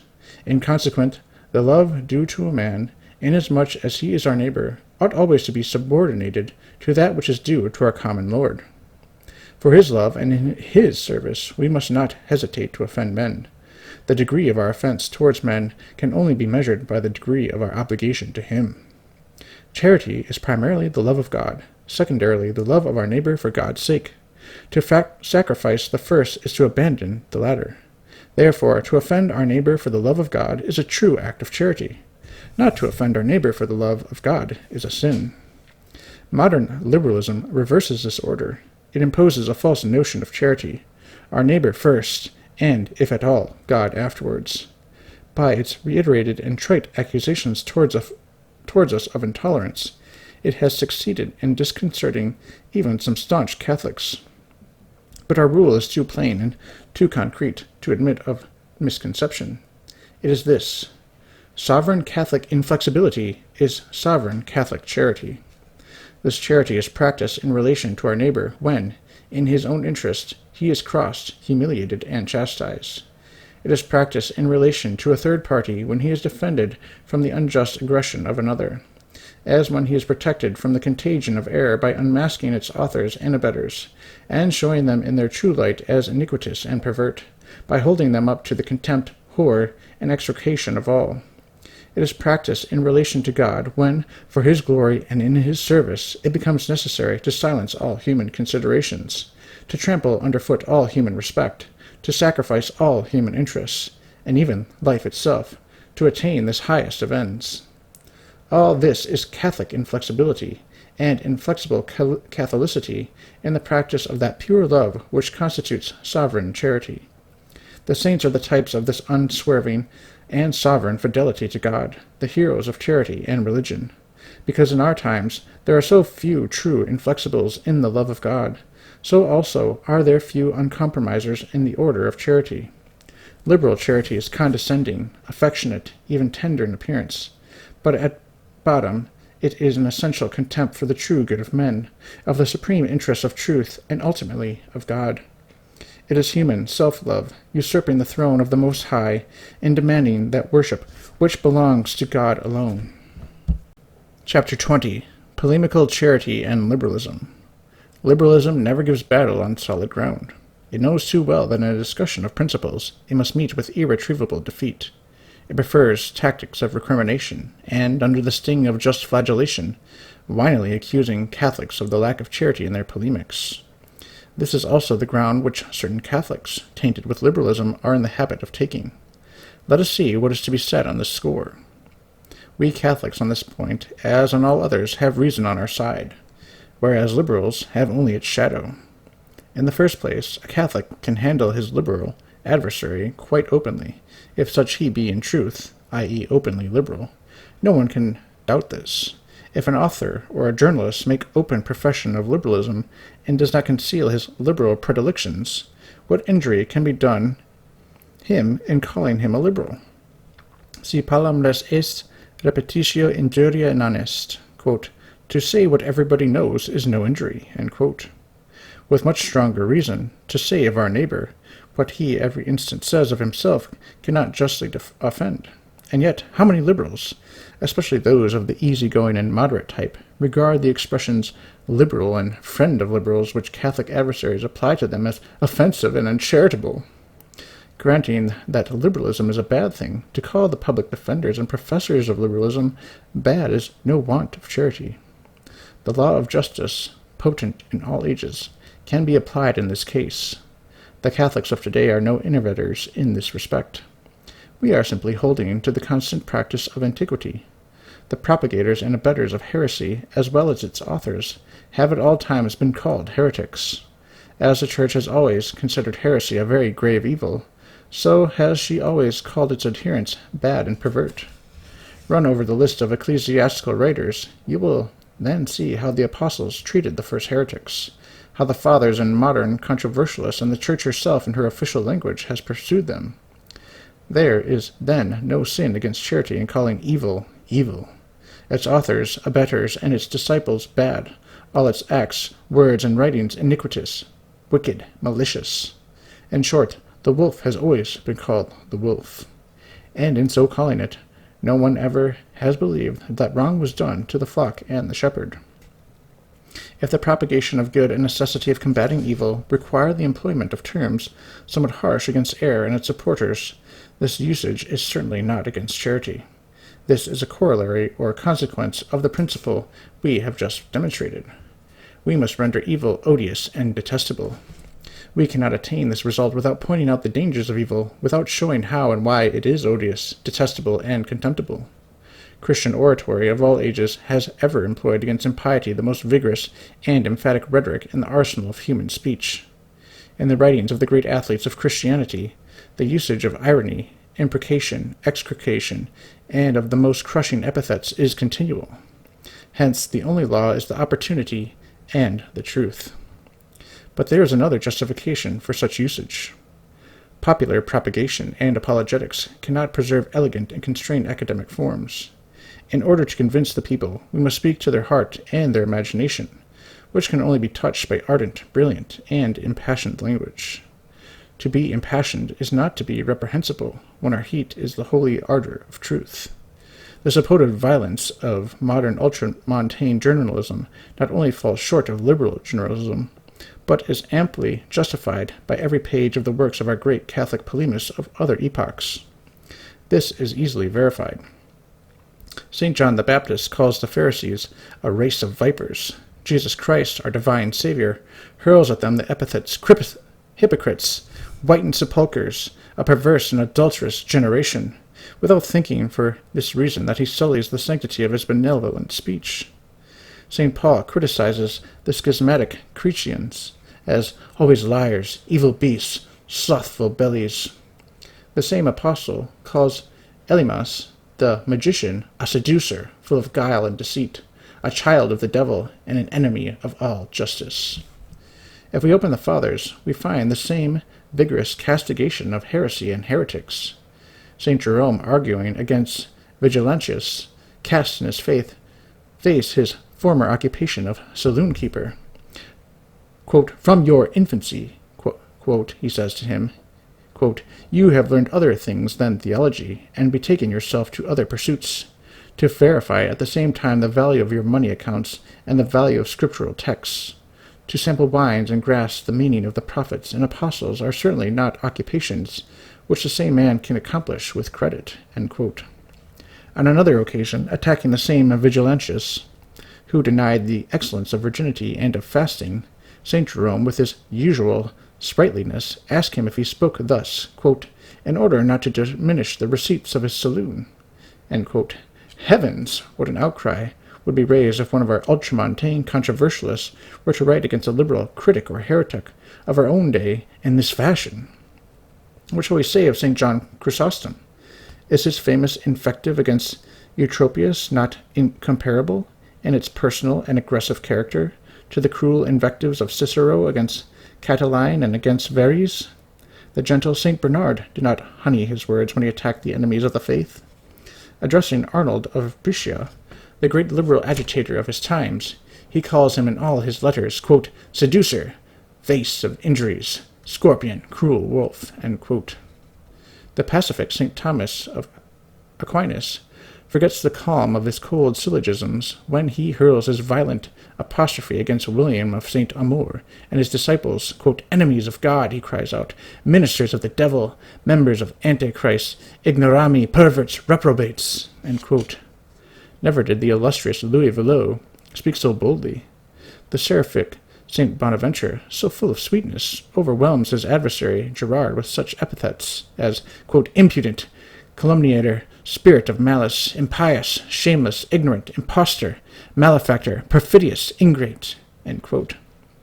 Did St. Francis de Sales, so delicately exquisite and tender, ever purr softly over the heretics of his age and country? He pardoned their injuries, heaped benefits on them, even to the point of saving the lives of those who sought to take his. But with the enemies of the faith, he preserved neither moderation nor consideration.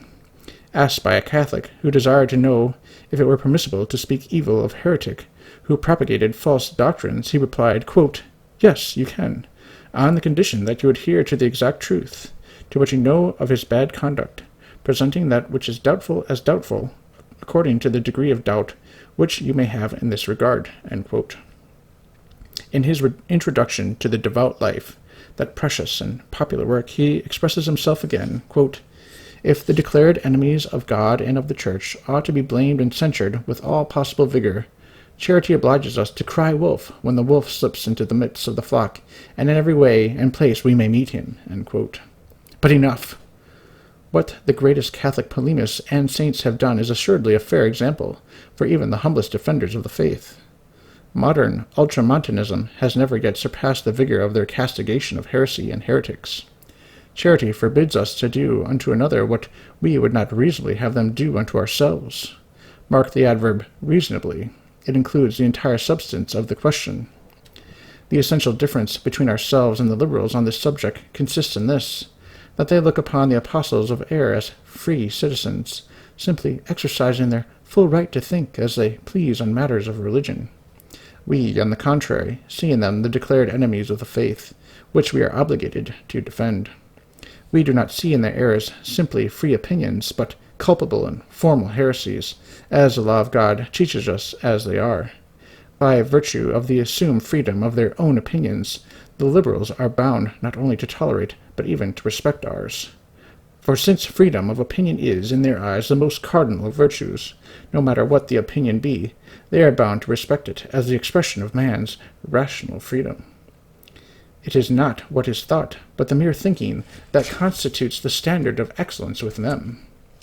To acknowledge God or deny him is equally rational by the standard of liberalism, and liberalism is grossly inconsistent with itself when it seeks to combat Catholic truths, in the holding of which there is as much exercise of rational freedom, in the liberal sense, as is in rejecting them. But our Catholic standpoint is absolute. There is but one truth, in which there is no room for opposition or contradiction. To deny that truth is unreasonable. It is to put falsehood on the level with truth. This is the folly and sin of liberalism.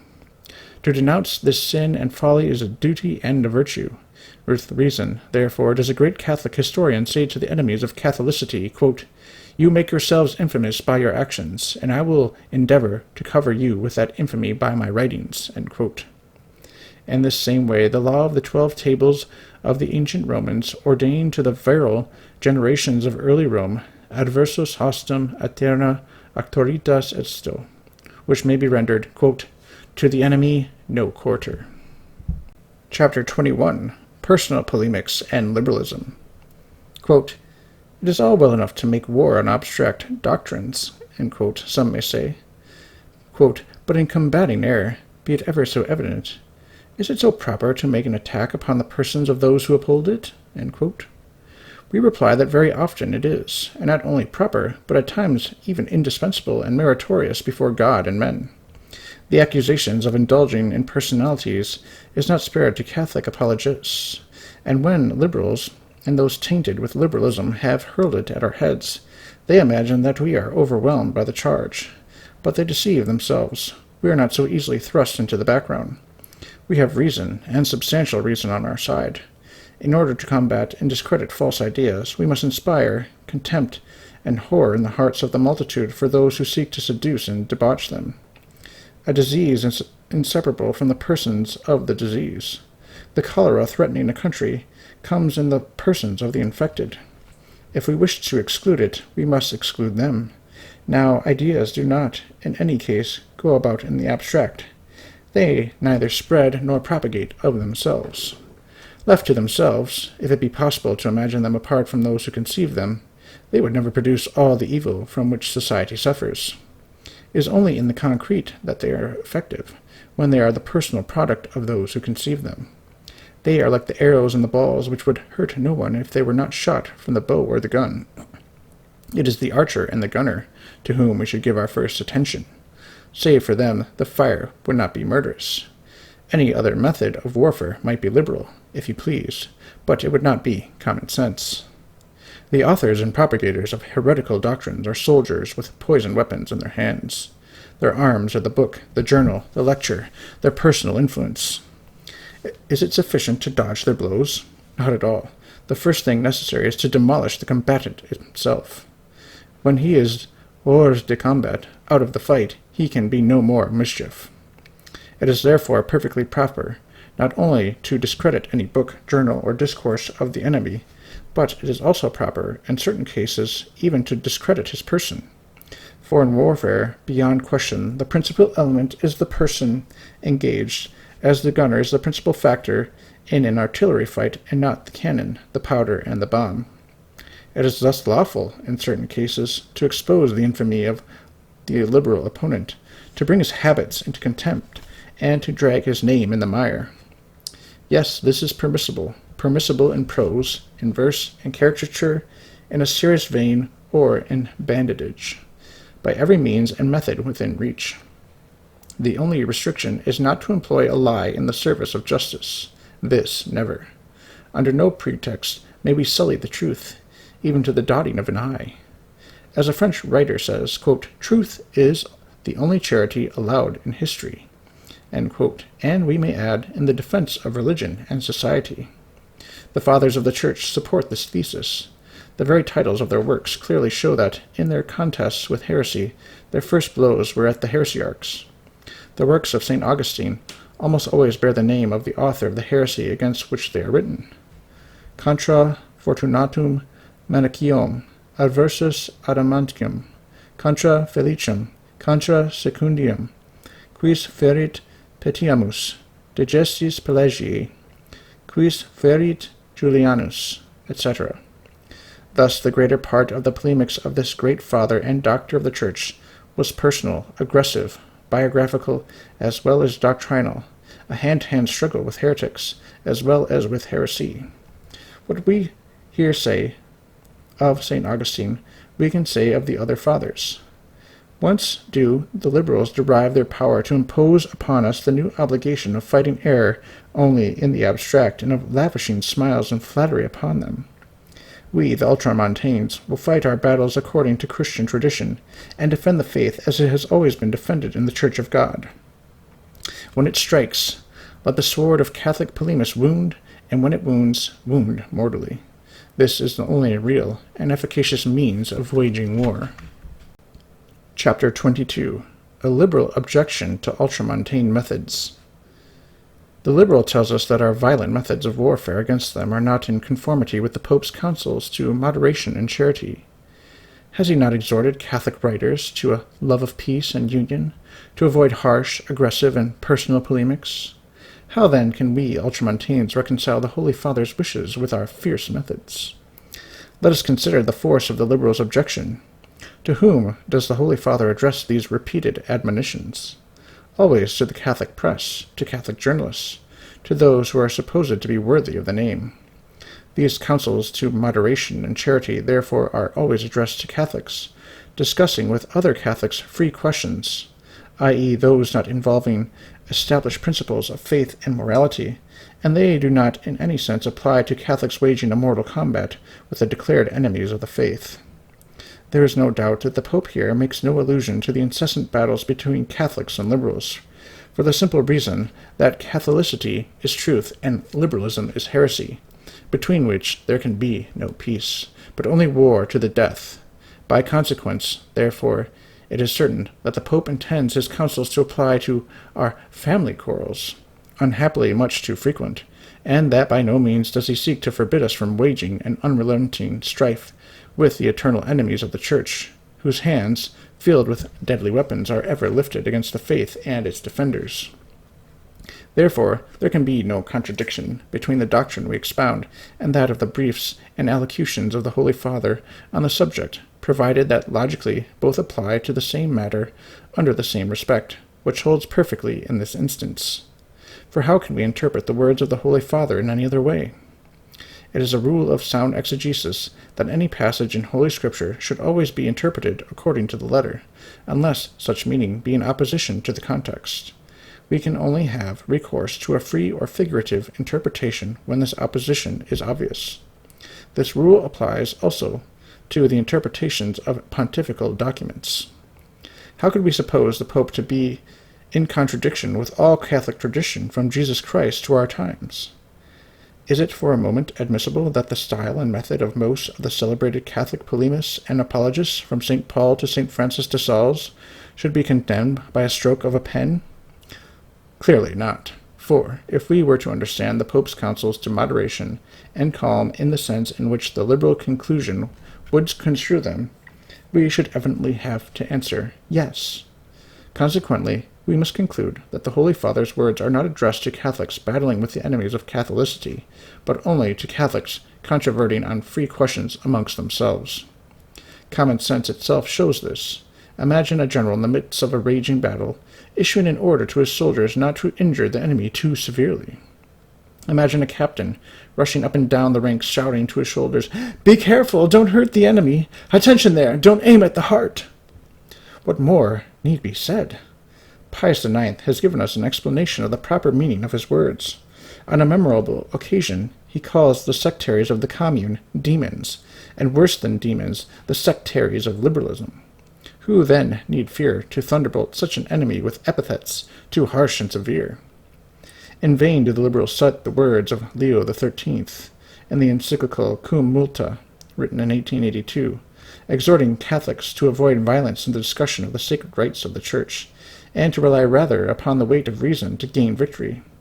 Further words have reference to polemics between Catholics discussing the best means to preserve their common cause, and by no means apply as a rule to govern polemics with the sectaries of liberalism. The intrinsic evidence of the encyclical proves this beyond cavil. The Pope concludes by exhorting all associations and individual Catholics to a still closer and more intimate union, and after pointing out the inestimable advantages of such a union, he insists, as the means of preserving it, that moderation of language and charity of which we are speaking. The argument is plain. The Pope recommends moderation and charity to Catholic writers as a means of preserving peace and mutual union. Clearly, this peace and union is between Catholics, and not between Catholics and their enemies. Therefore, the moderation and charity recommended by the Pope to Catholic writers applies only to Catholic polemics between Catholics on free questions. Would it not be absurd to imagine that there could be any union between truth and error, therefore between the advocates of truth on the one side and error on the other? Irreconcilable opposites never unite. One or the other must disappear. Chapter 23. The Civiltà Catholica's Charity to Liberals. Charity and controversy with liberals would be like taking a serpent to one's bosom. It would be as if one embraced some loathsome, contagious disease with the foolish notion that to court it would secure immunity from its fearful ravages. Notwithstanding the plain common sense of the situation, and the memorable warning of our Lord that he who loves the fire shall perish in it, some foolish Catholics join with the liberals in their cry for a magnanimous display of charity on our part when we wage war against them. Lest our competence to judge in so important a matter be called into question, we will cite as authority on this subject the foremost religious journal of the world, the Civiltà Cattolica, founded by Pius IX himself, and confided by him to the conduct of the Fathers of the Society of the Jesus. The Civiltà, never suffering an instant of repose to Italian liberalism, has often been reproached for its want of charity towards the liberals.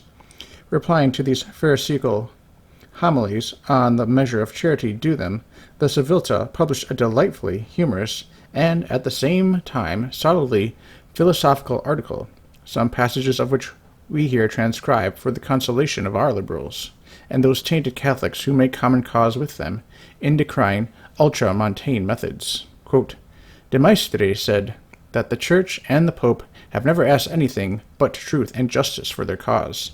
On the other hand, the liberals, no doubt on account of the horror they naturally entertain for truth, and above all for justice, are always demanding charity. For more than a dozen years have we, on our part, been witness to this curious spectacle given us by Italian liberals. With tears in their eyes, they never cease imploring our charity. Their importunities have at last become insupportable. They have lost all sense of shame. Supplicatingly, in the press, in verse, in their brochures, in their journals, in public and private letters, anonymous and pseudonymous. Directly or indirectly, they beg us, for the love of God, to show them some charity. They beseech us not to give them over to the ridicule of their neighbors, not to expose to an inspection so detailed, so minute, their sublime writings, not to be so obstinate in subjecting their glorious exploits to such a strong searchlight, to close our eyes and our ears to their blunders, their solecisms, inconsistencies, their lies, their calumnies, their obscurities, in a word, to let them live in peace. By this edifying conversion to the love of mendicancy, the liberals have imitated another not less celebrated and not less edifying conversion, that of a rich miser to the virtue of almsgiving. The same miser, happening to be present at a sermon which was intended to be a very ardent exhortation to the practice of almsgiving, was so impressed that he imagined himself to be a veritable convert. In truth, he was so touched by the sermon that, on going out of the church, he exclaimed, quote, It would be impossible for any good Christian who has heard this discourse henceforth not to give from time to time something in charity. End quote. And so it is with our liberals. After having shown, according to the measure of their means, by their acts and their writings, that they have a love for charity equal to the devil's for holy water, when they hear it spoken of, they suddenly remember that there exists in the world a thing called charity, which might on certain occasions prove very profitable to them. So they show themselves distractedly enamored with it, and vociferously demand it from pope, bishop, clergy, religious, journalists, and everybody, even from the editors of the Civilta. It is curious to follow all the excellent reasons they offer in their own favor. To believe them is not in their own interests at all, that they hold such language. Heavens, no. When they speak thus, it is entirely in the interests of our holy religion, which they cherish in their heart's core, and which suffers so much from our very uncharitable manner of defending it. They even speak in the interest of the reactionaries themselves, and especially, who would believe it, in the interest of the editors of the Civilta Catholica. What obliges you to enter into these quarrels, they confidently say to us. Have you not enough enemies already? Be tolerant, and your adversaries will be so with you. What do you gain by following this wretched occupation, like a dog spending his life barking at robbers?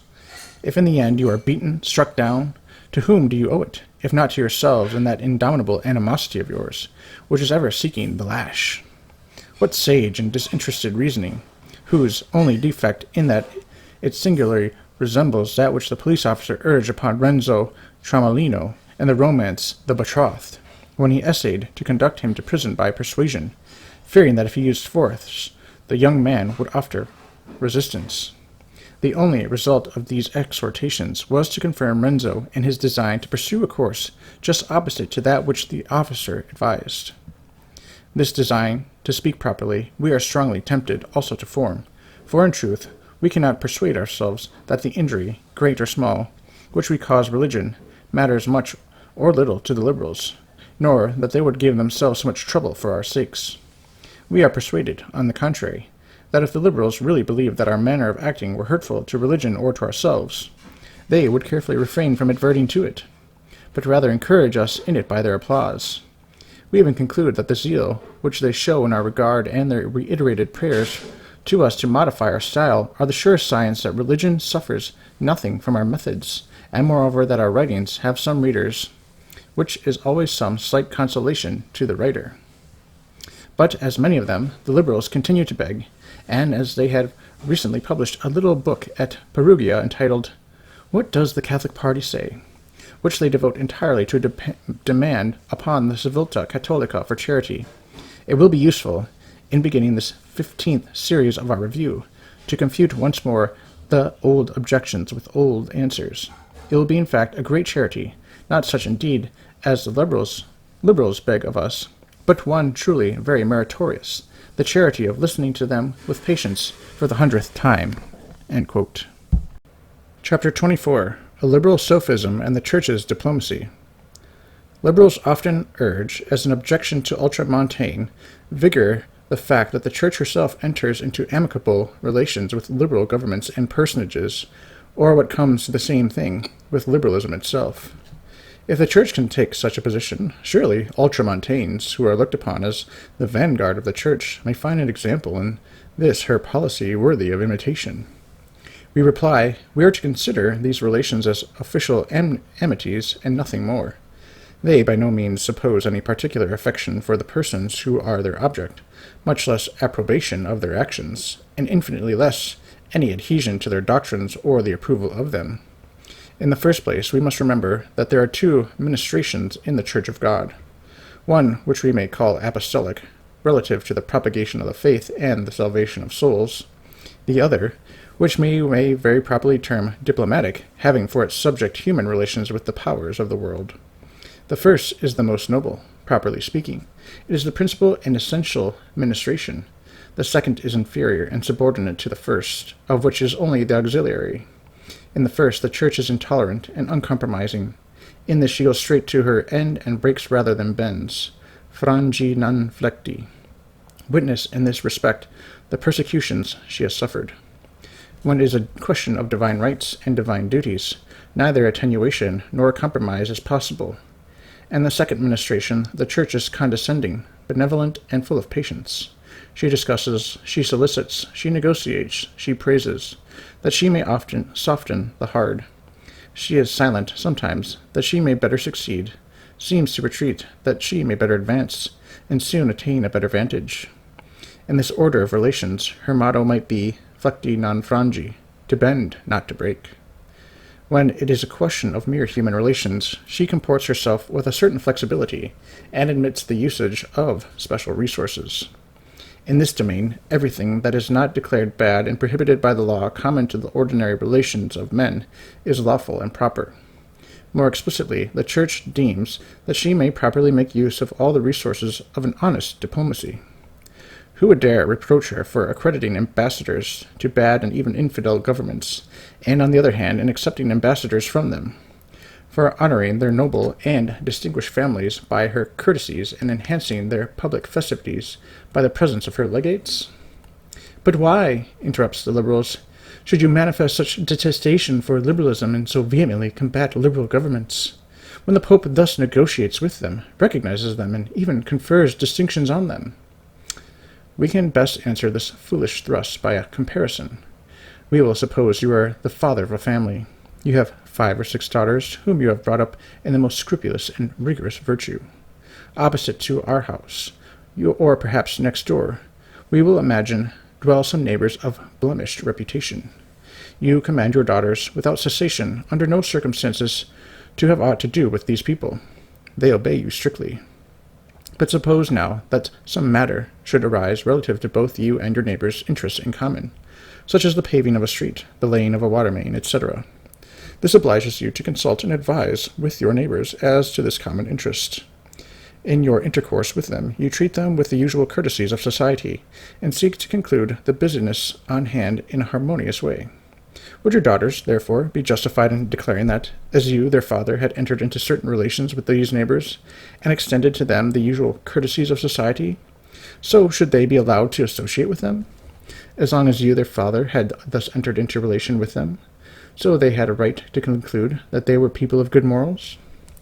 The Church is a home of good people, or of those who ought to be and desire to be, but she is surrounded by governments more or less perverted, or even entirely perverted. She says to her children, quote, "Detest the maxims of these governments, combat these maxims, their doctrine is error, their laws are iniquitous," end quote. At the same time, in questions, when her own and sometimes their interests are involved, she finds herself under the necessity of treating with the heads of the representatives of these governments, and in fact she does treat with them, accepts their compliments, and employs in their regard the formula of the polished diplomacy and usage in all countries. She negotiates with them in relation to matters of common interest, seeking to make the best of the situation in the midst of such neighbors. In thus acting, does she do anything wrong? By no means. It is not ridiculous, then, for a Catholic, availing himself to this example, to hold it up as a sanction of doctrines which the Church has never ceased to condemn, and as approbation of a line in conduct which she has never, ever combated. Does the Church sanction the Quran when she enters into negotiations, power to power, with the sectaries of the Quran? Does she approve of polygamy because she receives the presents and embassies of the Grand Turks? Well, it is in this way that the Church approves of liberalism when she decorates its kings or ministers, when she sends her benedictions, simple formulae of Christian courtesy, which the Pope extends even to Protestants. It is a sophism to pretend that the Church authorizes by such acts what she has always condemned by other acts. Her diplomatic can never frustrate her apostolic ministration, and it is in this latter that we must seek the seeming contradictions of her diplomatic career. Chapter 25. How Catholics Fall into Liberalism. Various are the ways in which a faithful Christian is drawn to the error of liberalism. Very often corruption of heart is a consequence of errors of the intellect, but more frequently still, errors of the intellect follow the corruption of the heart. The history of heresies very clearly shows this fact. Their beginnings nearly always present the same character, either a wounded self-love or a grievance to be avenged. Either it is a woman that makes the heresiarch lose his head and his soul, or it is a bag of gold for which he sells his conscience. Error nearly always has its origin, not in profound and laborious studies, but in the triple-headed monster which St. John describes to calls concupiscentia carnis, concupiscentia oculorum, superbia vitae, concupiscence of the flesh, concupiscence of the eyes, the pride of life. Here are the sources of all error. Here are the roads to liberalism. Let us dwell on them for a moment. 1. Men become liberal on account of natural desire for independence and for an easy life. Liberalism is necessarily sympathetic with the depraved nature of man, just as Catholicity is essentially opposed to it. Liberalism is emancipation from restraint. Catholicity, the curb of the passions. Now, fallen man, by a very natural tendency, loves a system which legitimizes and sanctifies his pride of intellect and the license of his passion. Hence, Tertullian says, quote, "The soul, in its noble aspirations, is naturally Christian." End quote. Likewise may be said that man, by the taint of his origin, is born naturally liberal. Logically, then, does he declare himself a liberal in due form when he discovers that liberalism offers a protection for his caprices and excuse for his indulgences. 2. Men become liberal by the desire for advancement in life. Liberalism is today the dominating idea. It reigns everywhere, and especially in the sphere of public life. It is therefore a sure recommendation to public favor. On starting out in life, the young man looks around upon the various paths that lead to fortune, to fame, to glory, and sees that an almost indispensable condition of reaching the desired goal is, at least in our times, to become liberal. Not to be liberal is to place in his way, at the outset, what appears to be an insurmountable obstacle. He must be heroic to resist the tempter, who shows him, as did Jesus Christ, in the desert, a splendid future, saying, "Haec omnia tibi dabo, si ad cadens adoveris me." Quote, "All this will I give thee, if, falling down, thou wilt adore me." End quote. Heroes are rare, and it is natural that most young men beginning their career should affiliate with liberalism. It promises them the assistance of powerful press, the recommendation of powerful protectors, the potent influence of secret societies, the patronage of distinguished men. The poor ultramontane requires 1,000 times more merit to make himself known and to acquire a name, and youth is ordinarily little scrupulous. Liberalism, moreover, is essentially favorable to that public life which this age so ardently pursues. It holds out as tempting baits public offices, commissions, fat positions, etc., which constitutes the organism of the official machine. It seems an absolute condition for political preferment. To meet an ambitious young man who despises and detests the perfidious corrupter is a marvel of God's grace. 3. Men become liberal out of avarice or the love of money. To get along in the world, to succeed in business, is always a standing temptation of liberalism. It meets the young man at every turn. Around him in 1,000 ways does he feel the secret or open hostility of the enemies of his faith. In mercantile life or in the professions he is passed by, overlooked, ignored. Let him relax a little in his faith, join a forbidden secret society, and lo, the bolts and bars are drawn. He possesses the open sesame to success.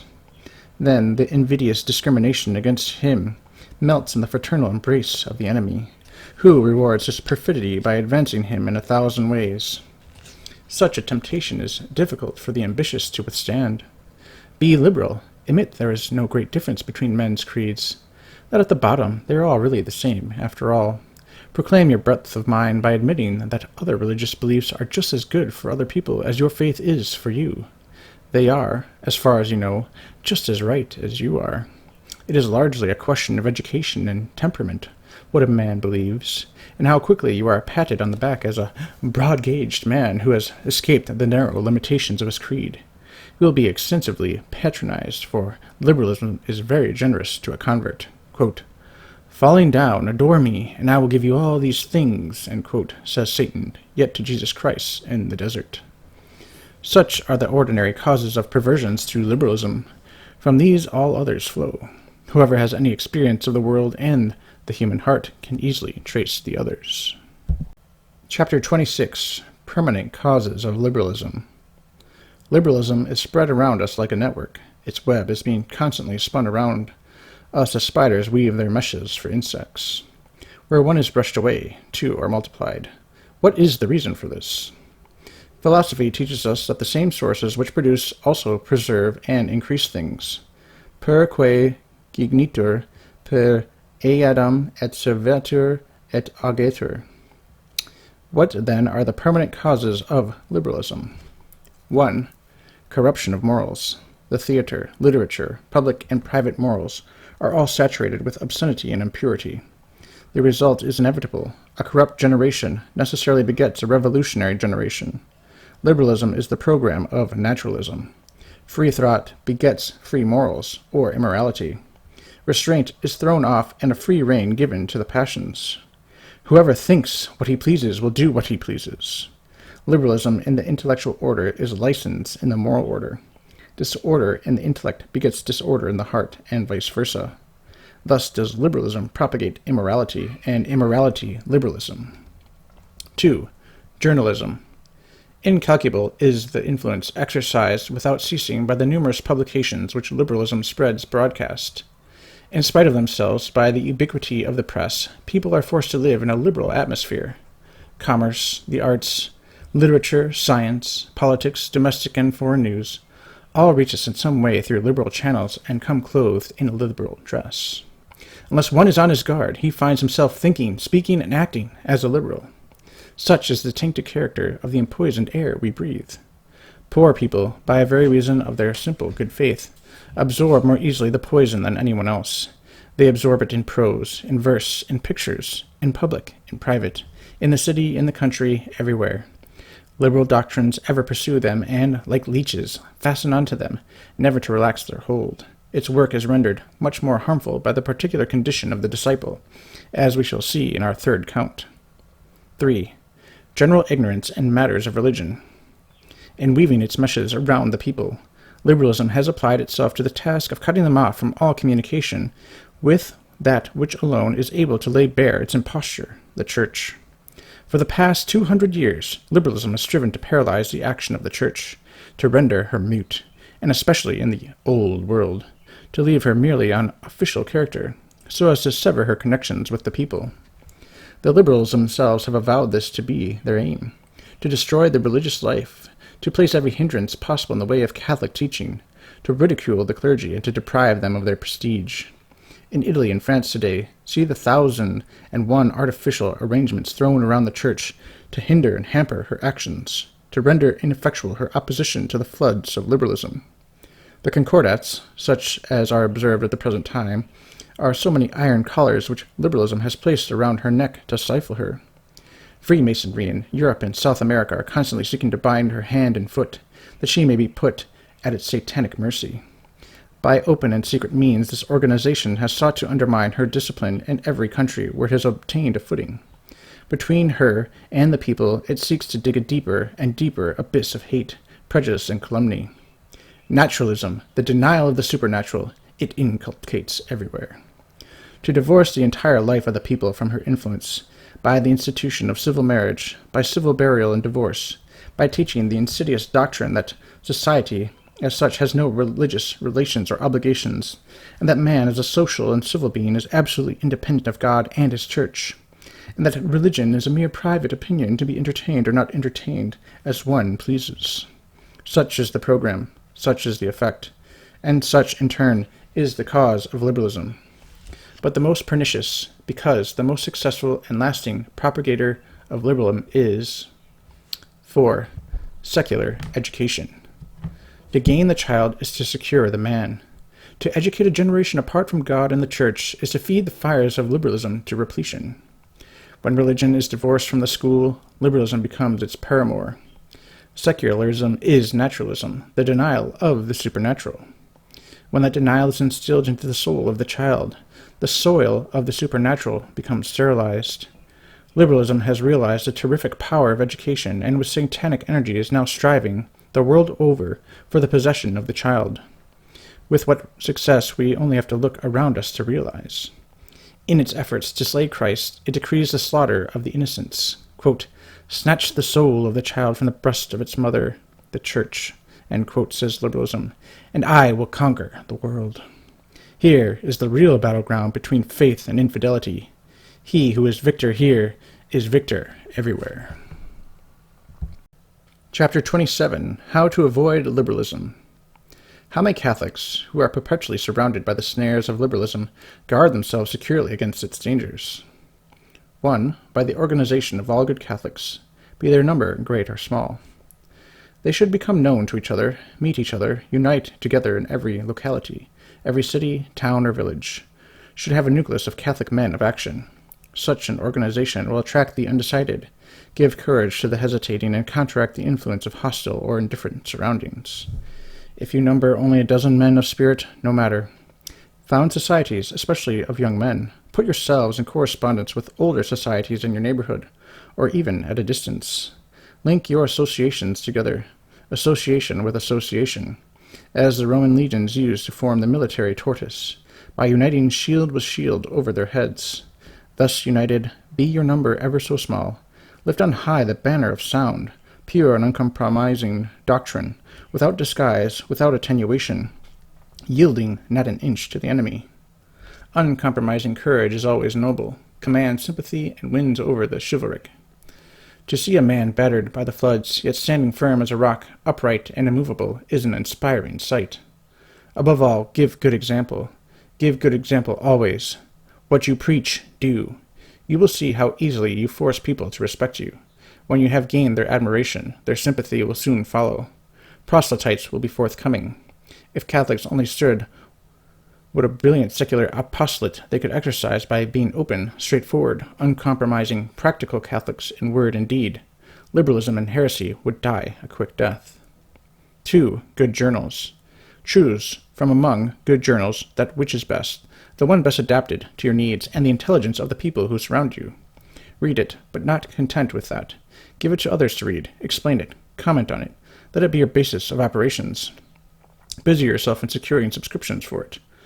Encourage the reluctant to take it. Make it easy for those to whom it seems troublesome to send in their subscriptions. Place it in the hands of young people who are beginning their careers. Impress on them the necessity of reading it. Show them its merits and its values. They will begin by tasting the sauce and will at last eat the fish. This is the way the advocates of liberalism and impiety work for their journals. So then ought we work for ours. A good Catholic journal is a peremptory or imperative necessity in our day. Whatever be its defects or inconveniences, its advantages and its benefits will outweigh them 1,000-fold. The Holy Father has said that, quote, a Catholic paper is a perpetual mission in every parish, end quote. It is ever an antidote to the false journalism that meets you on every side. In general, do all in your power to further the circulation of Catholic literature, be it in the shape of book, brochure, lecture, sermon, or pastoral letter. The weapon of the crusader of our times is the printed word. 3. The Catholic School. With all your power, support the Catholic school, in deed and in word, with your whole heart and your whole soul. The Catholic school has become in this age the only secure bridge of the faith from generation to generation. In our own country, we have been compelled to establish our own schools, unaided and alone. The prejudice and intolerance of liberalism has refused us common justice. While we protest against the wrong and never cease demanding our right, our clear and peremptory duty is to provide the best possible schools of our own, where our children may be educated in the full and only true sense of the word. Where Catholic schools are needed, build them, build them, build them. Never tire in this absolutely necessary work. Bend every energy to it.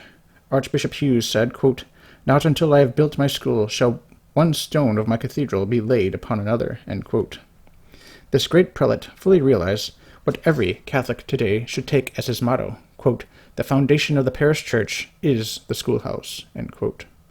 Be the support of the school a burden, be it built and perpetuated at a great sacrifice. Its value is beyond estimation. The burden and the sacrifice are featherweights in comparison to the good that arises from the Catholic school. The spiritual life of a parish without a school is tepid, neither hot nor cold. Let the school be the best possible. Too much time or too much care cannot be given to it, for Catholic education amidst the deluge of liberalism, which has overwhelmed the world, is the ark of salvation. Speak out fearlessly on this matter of education. Say squarely and frankly that irreligious education leads to the devil. An irreligious school is the school of Satan. Danton, a celebrated French revolutionist, continually cried, quote, boldness, more boldness, end quote. But we, for our part, must let our constant cry be, quote, frankness, frankness, light, light, end quote. Nothing will more quickly put to flight the legions of hell who seduce only under the shelter of darkness. Chapter 28. How to distinguish Catholic from liberal works. Qui male agit audit lucem. Everyone that doth evil hateth the light. John 3:20. Said our divine Lord. Iniquity works in obscurity.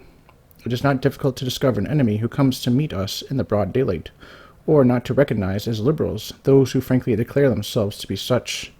But this sort of frankness is not ordinary to the liberal sect. On the contrary, it is usually very clever and conscious in concealing its real meaning in various disguises. We may add that often the eye that ought to discover the imposture is not the clear-sighted eye of a lynx. There should, therefore, be some easy and popular criterion to distinguish at every instant the Catholic cry from the infernal bird-call of liberalism. It often happens that some project or enterprise is put on foot. Some sort of work is undertaken whose bearings Catholics cannot promptly or easily apprehend. It may appear indifferent or even innocent enough, and yet it may have its roots in error, and may be a mere artifice of the enemy, flying our colors to allure us into an ambuscade. It may speak the language of charity, appealing to us from the tenderest side, and ask us to associate ourselves with it in the name of common humanity. Quote, "Sink all differences of creed, and let us fraternize in the broader plane of brotherly love," end quote, is often its most insidious appeal. Such instances are arising every day of our lives. Quote, "Consult the Church," some may say. "Its word is infallible and will dissipate all uncertainty." End quote. Very true, but the authority of the Church cannot be consulted at every moment and in every particular case. The Church has wisely laid down certain general principles for our guidance, but it has left to the judgment and prudence of each of us the special application of these principles to the 1,001 concrete cases which we have to face every day. Now, a case of this kind person presents itself to be determined according to our own judgment and discretion. We are asked to give a contribution to such and such an undertaking, to join such and such a society, to take part in such and such an enterprise, to describe to such and such a journal, and all this may be for God or the devil, or, what is worse, it may be evil cloaked in the garb of holy things. How shall we guide ourselves in such a labyrinth? Here are two very practical rules of ready service to a Catholic who is walking on slippery ground. 1. Observe carefully what class of people are the projectors of the affair. Such is the first rule of prudence and common sense. It is based on the maxim of our Lord, quote, "A bad tree cannot bring forth good fruit," end quote. Liberalism is naturally bound to produce writings, works, and deeds impregnated with the spirit of liberalism, or at least tainted with it. Therefore, we must carefully scrutinize the antecedents of the person or persons who organize or inaugurate the work in question. If they are such that you cannot have entire confidence in their doctrines, be on your guard against their enterprise. Do not disapprove immediately, for it is an axiom of theology that not all works of infidels are sinful, and this axiom can be applied to the works of liberals. But be careful not to take them immediately for good. Mistrust them, submit them to examination, await their results. 2. Observe the kind of people who praise the work in question. This is an even surer rule than the preceding. There are in the world two perfectly distinct currents, the Catholic current and the liberal current. The first is reflected for the most part by the Catholic press. The second is reflected by the liberal press. Is a new book announced? Are the beginnings of a new project published? See if the liberal current approves, recommends, and accounts them its own. If yes, the book and the project are judged. They belong to liberalism. It is evident that liberalism has inspired them, distinguishing immediately what is injurious or useful to it. For liberalism is never such a fool as not to understand what is opposed to it, or to be opposed to that which is favorable to it. The sects, religious or infidel, have an instinct, a particular intuition, olfactus mentis, as philosophers say, which reveals to them a priori what is good or what is bad for them. Repudiate, then, whatever liberals praise or vaunt. It is evident that they have recognized, by its nature, or by its origin, or as a means, or as an end, something in the object so praised that is favorable to liberalism. The clairvoyant instinct of the sect cannot deceive them. Certain scruples of charity and the habit of thinking well of our neighbor sometimes blind good people to such an extent as to lead them to attribute good intentions where unhappily they do not exist. This is not the case with falsifiers.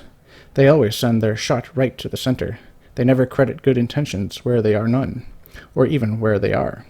They always beat the bass drum in favor of all that advances in any way their own nefarious propaganda. Discredit, therefore, what you see your known enemies proclaiming with hallelujahs. It seems to us that these two rules of common sense, which we can call rules of good Christian sense, suffice, if not to enable us to judge definitively every question, at least to keep us from perpetually stumbling over the roughness of the uneven soil which we daily tread, and where the combat is always taking place. The Catholic of the age should always bear in mind that the ground on which he walks is undermined in every direction by secret societies. that it is these who give the keynote to anti-Catholic polemics, that unconsciously and very often these secret societies are served even by those who detest their infernal work. The actual strife is principally underground and against an invisible enemy, who rarely presents himself under his real device. He is to be scented rather than seen, to be divined by instinct rather than pointed out with the finger. A good scent and practical sense are more necessary here than subtle reasoning or labored theories. Chapter 29. Liberalism and Journalism. The press has grown so omnipresent nowadays that there is no escape from it. It is therefore important to know exactly how to steer our course amidst the many perils that beset Catholics on this score. How then are we to distinguish between journals that merit or do not merit our confidence? Or rather, what kind of journals ought to inspire us with very little, and what with no confidence? In the first place, it is clear that such journals as boast of their liberalism have no claim to our confidence in matters that liberalism touches on. These are precisely the enemies against whom we have to be constantly on guard, against whom we have to wage perpetual war. This point, then, is outside of our present consideration. All those who in our times claim the title of liberalism, in the specific sense in which we always use the term, become our declared enemies and the enemies of the Church of God. But there is another class of journals less prompt to unmask and proclaim themselves, who love to live amidst ambiguities in an undefined and indefinite region of compromise. They declare themselves Catholic, and ever their detestation and abhorrence of liberalism, at least if we credit their words. These journals are generally known as liberal Catholic. This is the class which we should especially mistrust, and we should not permit ourselves to be duped by its pretended piety. When we find journals, Catholic in name and in profession, strongly leaning to the side of compromise and seeking to placate the enemy by concessions, we may rest assured that they are being drawn down the liberal current, which is always too strong for such weak swimmers. He who places himself in the vortex of a maelstrom is sure in the end to be engulfed in it. The logic of the situation brings the inevitable conclusion. The liberal current is easier to follow. It is largely made up of proselytes and readily attracts the self-love of the weak. The Catholic current is apparently more difficult. It has fewer partisans and friends, and requires us constantly to row against the stream, to stem the tide of perverse ideas and corrupt passions. With the uncertain, the vacillating, and unwary, the liberal current easily prevails and sweeps them away in its fatal embrace. There is no room, therefore, for confidence in the liberal Catholic press, especially in cases where it is difficult to form a judgment. Moreover, in such cases, its policy of compromise and conciliation hampers it from forming any decisive or absolute judgment, for the simple reason that its judgment has nothing decisive or radical in it. On the contrary, it is always overweighted with its preponderating inclination towards the expedient. Opportunism is its guiding star. The truly Catholic press is altogether Catholic. That is to say, it defends Catholic doctrine and all its principles and applications. It opposes all false teaching, known as such, always and entirely opposita per diametrum, diametrically opposed, as St. Ignatius says in that golden book of his exercises. Arrayed with unceasing vigilance against error, it places itself on the frontier, always face to face with the enemy. It never bivouacs with the hostile force, as the compromising press loves to do. Its opposition is definite and determined. It is not simply opposed to certain undeniable maneuvers of the foe, letting the others escape its vigilance, but watches, guards, and resists at every point. It everywhere presents an unbroken front to evil, for evil is evil in everything, even the good, which, by chance, may accompany it. Let us here make an observation to explain this last phrase, which may appear startling to some, and at the same time explain a difficulty entertained by not a few. Bad journals, we include doctrinally unsound journals under this head, sometimes contain something good. What do we think of the good thus embedded with the bad in them? We must think that the good in them does not prevent them from being bad, if their doctrine or their character is intrinsically bad. In most cases, this good is a mere artifice to recommend, or at least disguise, what in itself is essentially bad. Some accidentally good qualities do not take away the bad character of a bad man. An assassin and a thief are not good because they sometimes say a prayer or give alms to a beggar. They are bad in spite of their good works, because the general character of their acts, as well as their habitual tendencies, is bad, and if they sometimes do good in order to cloak their malice, they are even worse than before. On the other hand, it sometimes happens that a good journal falls into such or such an error, or into an excess of passion in a good cause, and so says something which we cannot altogether approve. Must we, for this reason, call it bad? Not at all, and for a reverse, although analogous reason. With it, the evil is only accidental. The good constitutes its substance and is its ordinary condition. One of several sins do not make a man bad, above all, if he repent of them and make amends. That alone is bad which is bad with full knowledge, habitually and persistently. Catholic journalists are not angels, far from it. They too are fragile men and sinners. To wish to condemn them for such or such a failing, for this or that excess, is to entertain a pharisaical or Jansenistic opinion of virtue, which is not in accord with sound morality.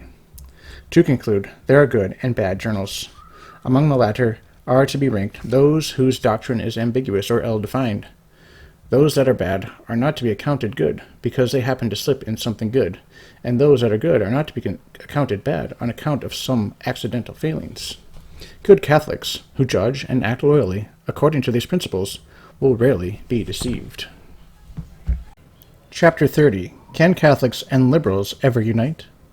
A question very pertinent to our times and our surroundings is, should Catholics combine with the more moderate liberals for the common end of resisting the advance of the revolutionists or extreme liberals? With some, this is a golden dream. With others, a perfidious snare by which they seek to paralyze our powers and divide us. What should we think of these would-be unionists, we who wish above all things the well-being of our holy religion? In general, we should think that such unions are neither good nor commendable.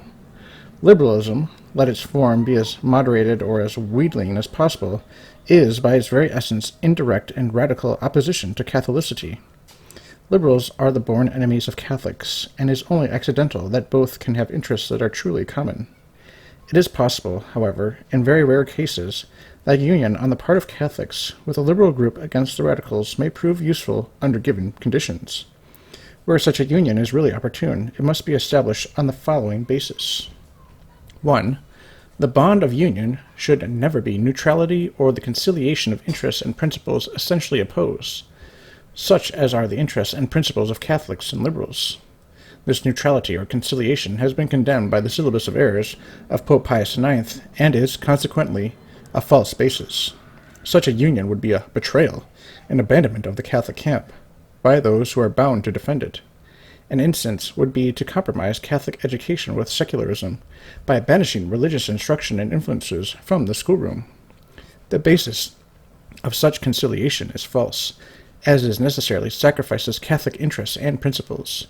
It concedes to secularism what is essential to the integrity of Catholic education, vis-a-vis the formation of Catholic character in children, and admits the validity of the principle of neutrality. It can never be said, quote, let us abstract from our differences of doctrine, etc., end quote. Such a loose abdication of principle can never obtain in the Catholic estimation. It would be the same to say, quote, in spite of the radical and essential opposition of principles between us, we can, after all, agree in the practical application of these principles, end quote. This is simply an intolerable contradiction. 2. Much less could we accord to the liberal group, with whom a temporary and accidental alliance is formed, the honor of enrolling ourselves under its banner.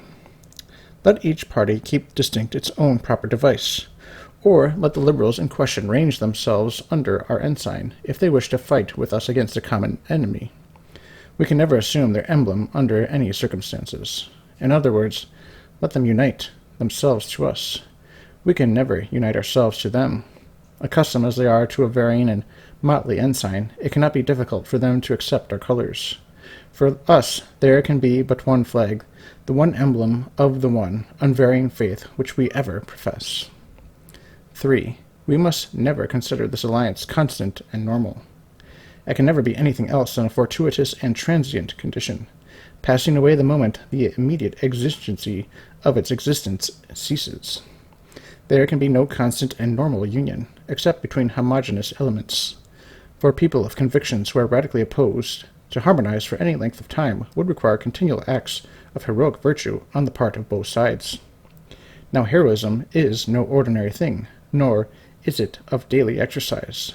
Such radical incompatibility would simply expose the undertaking to lamentable failure, and would build upon contradictory opinions. whose only accord is accidental. For a transitory act of common defense or attack, such an attempt at a coalition of forces is permissible, and even praiseworthy and extremely useful, provided, however, that we never forget the conditions or rules we have already laid down as governing the exceptional circumstances obtaining in a given case. These rules are an imprescriptible necessity. Outside of these conditions, not only should we hold that such a union with any group, for any enterprise whatever, would be unfavorable to Catholics, we should also hold that it would be actually detrimental.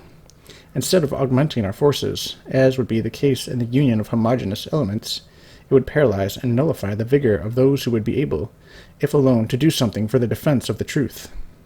Without doubt, as the proverb runs, quote, "Unhappy the one who walks alone," end quote. But there is another proverb equally true, which says, quote, "Better seek solitude than bad company," end quote. It was St. Thomas, we believe, who said, "Bona est unio, sed poterio est unitas." Union is good, but unity is better. If we have to sacrifice true unity for the sake of an artificial and forced union, not only is nothing gained, but much is lost. Experience has always shown that the result of such unions, outside of the conditions just laid down, is barren. The result always renders the strife even more bitter and rancorous. There is not a single example of such a coalition which served either to edify or consolidate. Chapter 31. An Illusion of Liberal Catholics. Amongst the illusions entertained by a certain class of Catholics, there is none more pitiable than the notion that the truth requires a great number of defenders and friends. To these people, numbers seem a synonym for force. They imagine that to multiply heterogeneous qualities is to multiply power. Now, true force, real power, in the physical as in the moral order, consists in intensity rather than in extension. A greater volume of matter equally intensely evidently produces a greater effect, not by reason of the increased volume, but by virtue of the augmented intensities contained in it. It is therefore a rule of sound mechanics to seek to increase the extension and number of forces, but always on the condition that the final result be augmentation of their intensities. To be content with an increase without consideration of the value of the increments is not only to accumulate fictitious force, but to expose to paralysis the powers which one does possess by the congestion of an unwieldy mass. The millions of Xerxes' army constituted a force of tremendous extension, but they were of no avail against the vigorous intensity of the Greek 300 at Thermopylae. Faith possesses a power of its own, which it communicates to its friends and defenders. It is not they who give the truth power, but truth which charges them with its own vigor. This on the condition that they use that power in its defense. If the defender, under the pretext of better defending the truth, begins to mutilate it, to minimize it, to attenuate it, then he is no longer defending the truth. He is simply defending his own invention, a mere human creation, more or less beautiful in appearance, but having no relation to truth, which is the daughter of heaven. Such is the delusion of which many of our brethren are the unconscious victims, through a detestable contact with liberalism. They imagine, with blinded good faith, that they are defending and propagating Catholicity, but by dint of accommodating it to their own narrow views and feeble courage, in order to make it, they say, more acceptable to the enemy whom they wish to overcome, they do not perceive that they are no longer defending Catholicity, but a thing of their own manufacture, which they naively call Catholicity, but which they ought to call by another name. Poor victims of self-deception, who at the beginning of the battle, in order to win over the enemy, whet their own powder and blunt the edge and the point of their swords. They do not stop to reflect that an edgeless and pointless sword is no longer a weapon, but a useless piece of old iron, and that wet powder cannot be fired. Their journals, their books, and their discourses, veneered with Catholicity, but bereft of its spirit and its life, have more value in the cause of the faith than the toy swords and pistols of the nursery. To an army of this kind, be it 10 times as numerous as the multitudinous hosts of Xerxes, a single platoon of well-armed soldiers, knowing what they are defending, against whom they are contending, and with what arms they fight in order to defend the truth, is preferable 1,000 times over.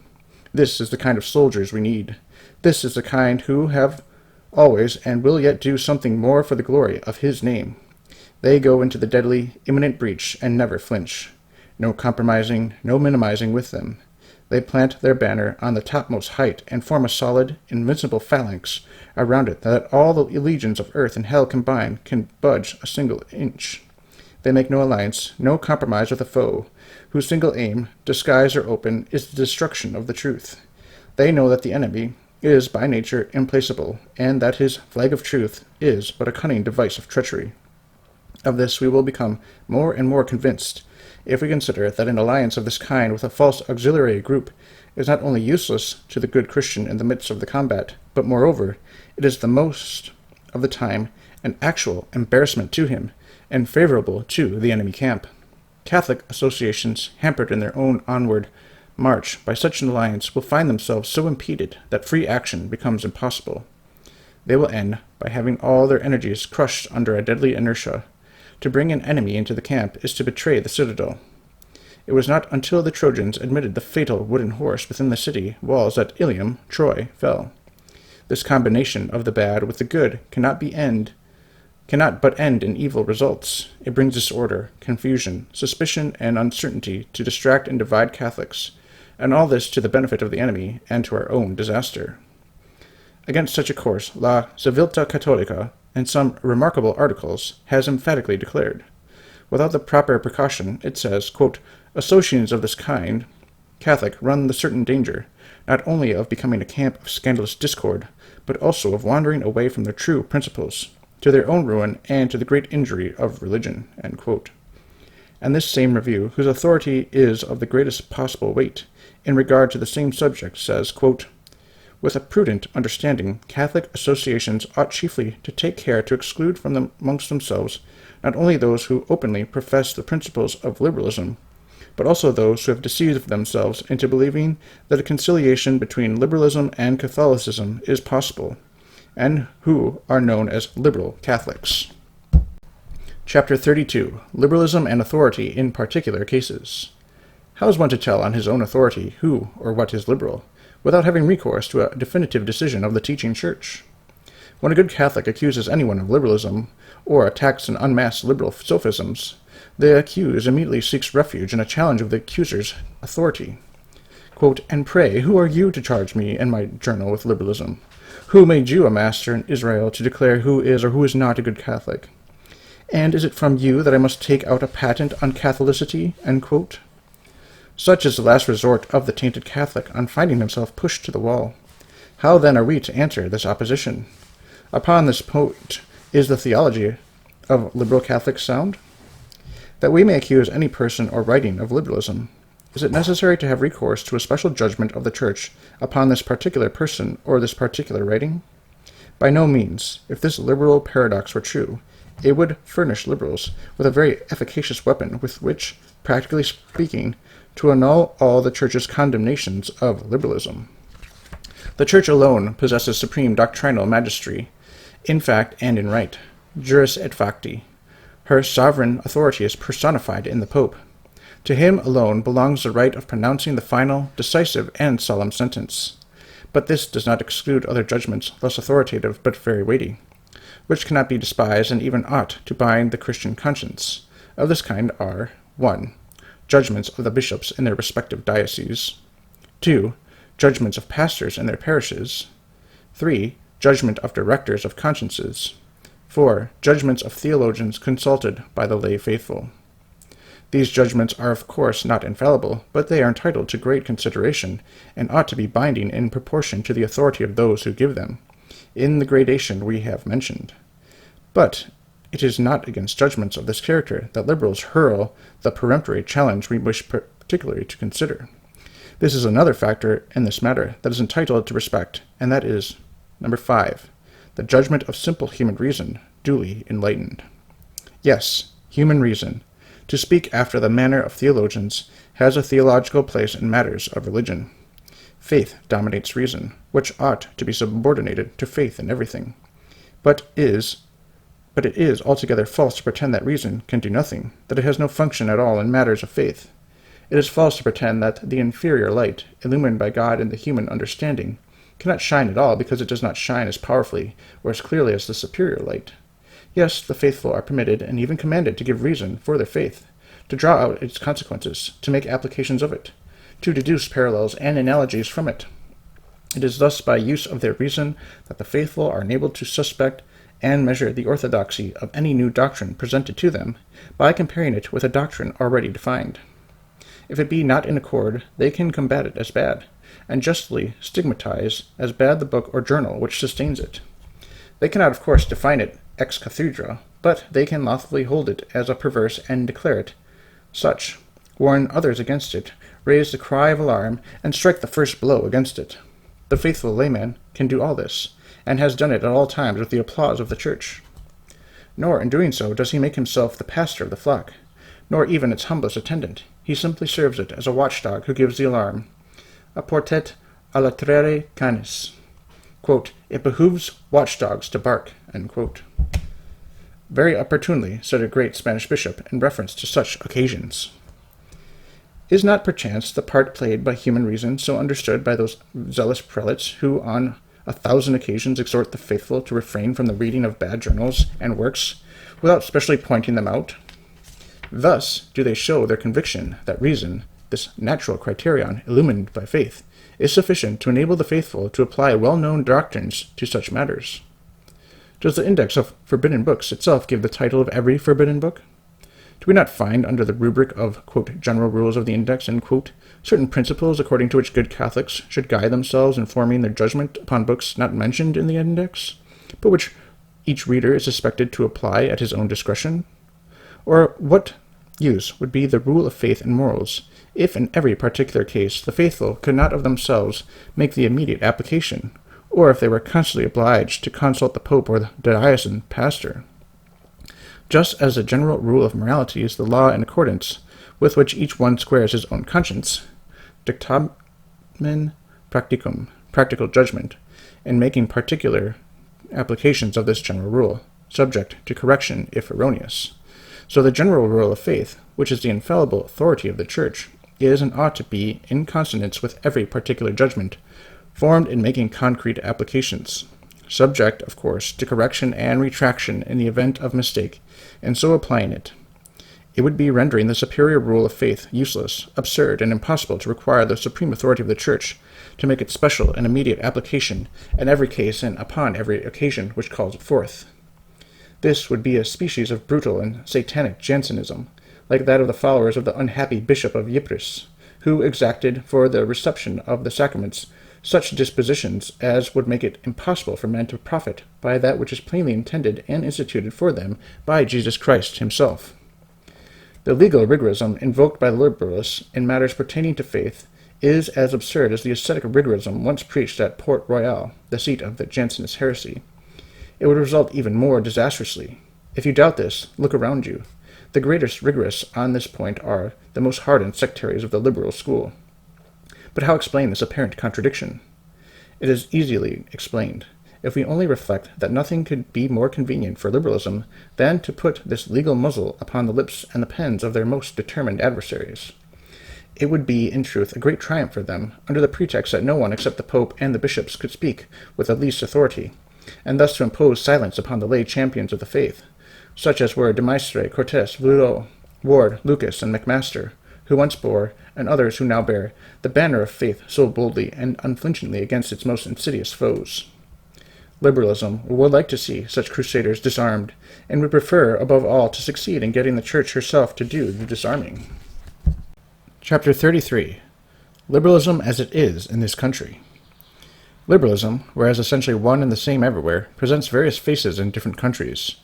In its essence, it is the denial of the supernatural in whole or in part, but that denial takes a local coloring from places or circumstances.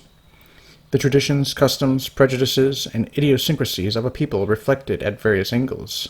It is protean, variable in its presentation throughout the world, and to the casual observer, who fails to probe below the appearance of things, it may not seem to manifest itself at all, whereas in reality it exists in its subtlest and therefore most dangerous form.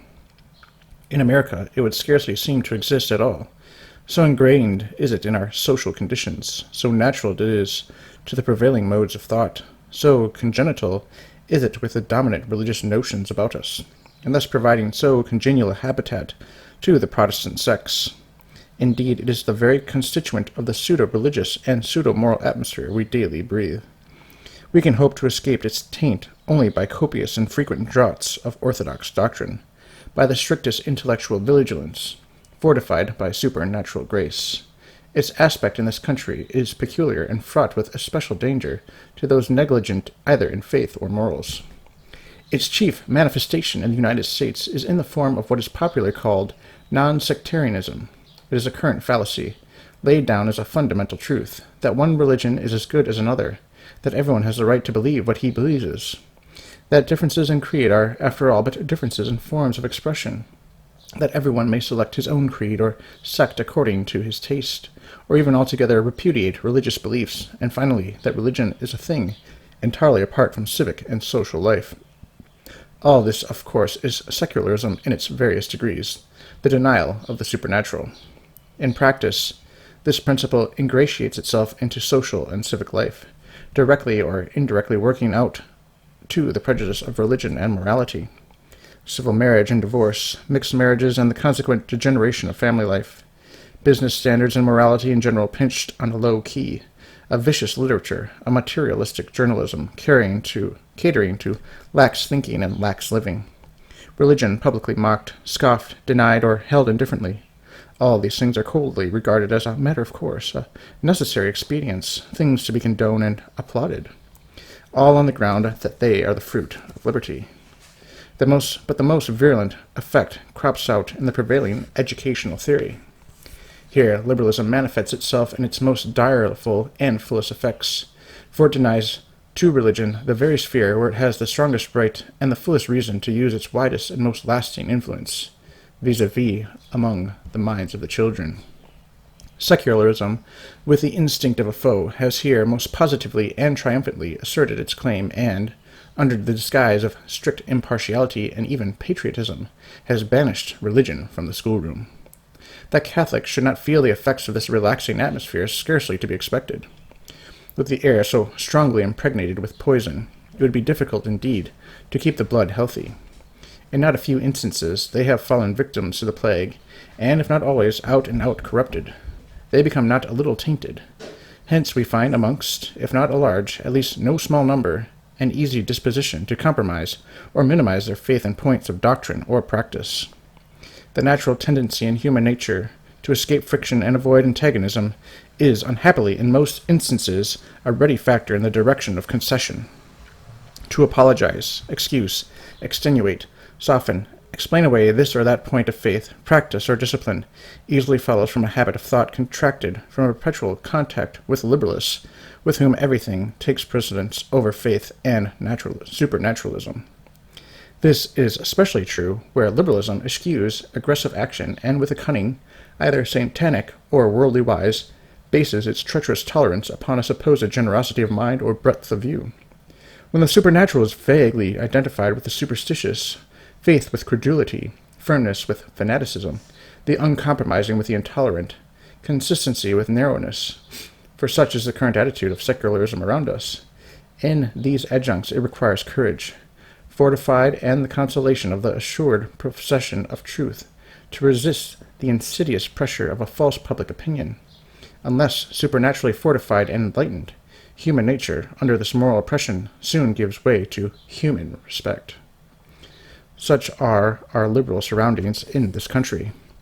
We cannot escape them, but we are in duty bound to resist their fatal contagion with all the powers of our soul, if we hope to preserve our faith intact, to keep it pure and bright in our souls, to save ourselves from the malign influence of a deadly heresy which is daily leading thousands to perdition.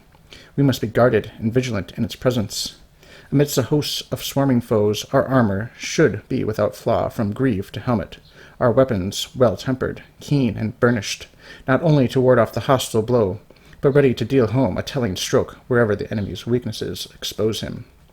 It is because we live in the midst of such perplexities, where the ways are devious, and where snares are laid for our every footstep, in order to entrap us unawares, that we require to be on our guard in a twofold way. First, by means of a life lived in the state of grace.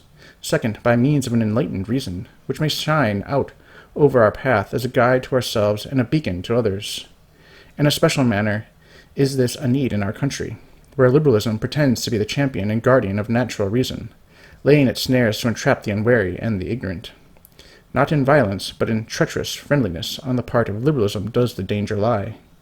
A well-instructed Catholic, who thoroughly comprehends the rational grounds of his faith and understands the character of liberal tactics under our national conditions, can alone successfully cope with the enemy face to face. Ultramontanism is the only conquering legion in this sort of warfare. It is for the vanguard of the army to surprise the enemy at his own ambuscade, to mine against his mine, and to expose him before he has burrowed under our own camp. Ultramontanism is Catholicity intact and armed, cap a pie, from head to foot. It is Catholicity, consistent in all its parts, the logical concatenation of Catholic principles to their fullest conclusions in doctrine and practice. Hence the fierce and unholy opposition with which it is constantly assailed. The foe well knows what to rout the vanguard is to demoralize the entire army. Hence the rage and fury against the invincible phalanx, which always stands fully armed, sleeplessly vigilant, and eternally uncompromising. In this country, above all others, do Catholics need to be watchful, constant, and unshaken in their faith, for the disease of liberalism is virtually endemic. Its assault is perpetual, its weapons invisible, save to the enlightened eye of a resolute and undaunted faith. In Europe, at least on the continent, liberalism is violent, aggressive, openly breathing its hatred and opposition. There the war is open. Here it is concealed. There the battlefield is the public arena and civic and political life. Here the contest is within the social, business, and even domestic circle. There it is declared foe against declared foe. Here it is friend against friend, even brother against brother, and all the more dangerous in results because friendly, social, or domestic relations endure without injury amidst the struggle, and are dangerous to the Catholic because these various ties are so many embarrassments to his free action, so many bonds of affection or interest to enchain him. Therefore must he be all vigilant. Therefore should his courage be great, his attitude firm, and his stand bold. For whereas his circumstances make him friendly to his foe, he must wage a deadly battle for his faith. His task is doubly difficult. He must conquer an enemy who appears his dearest friend.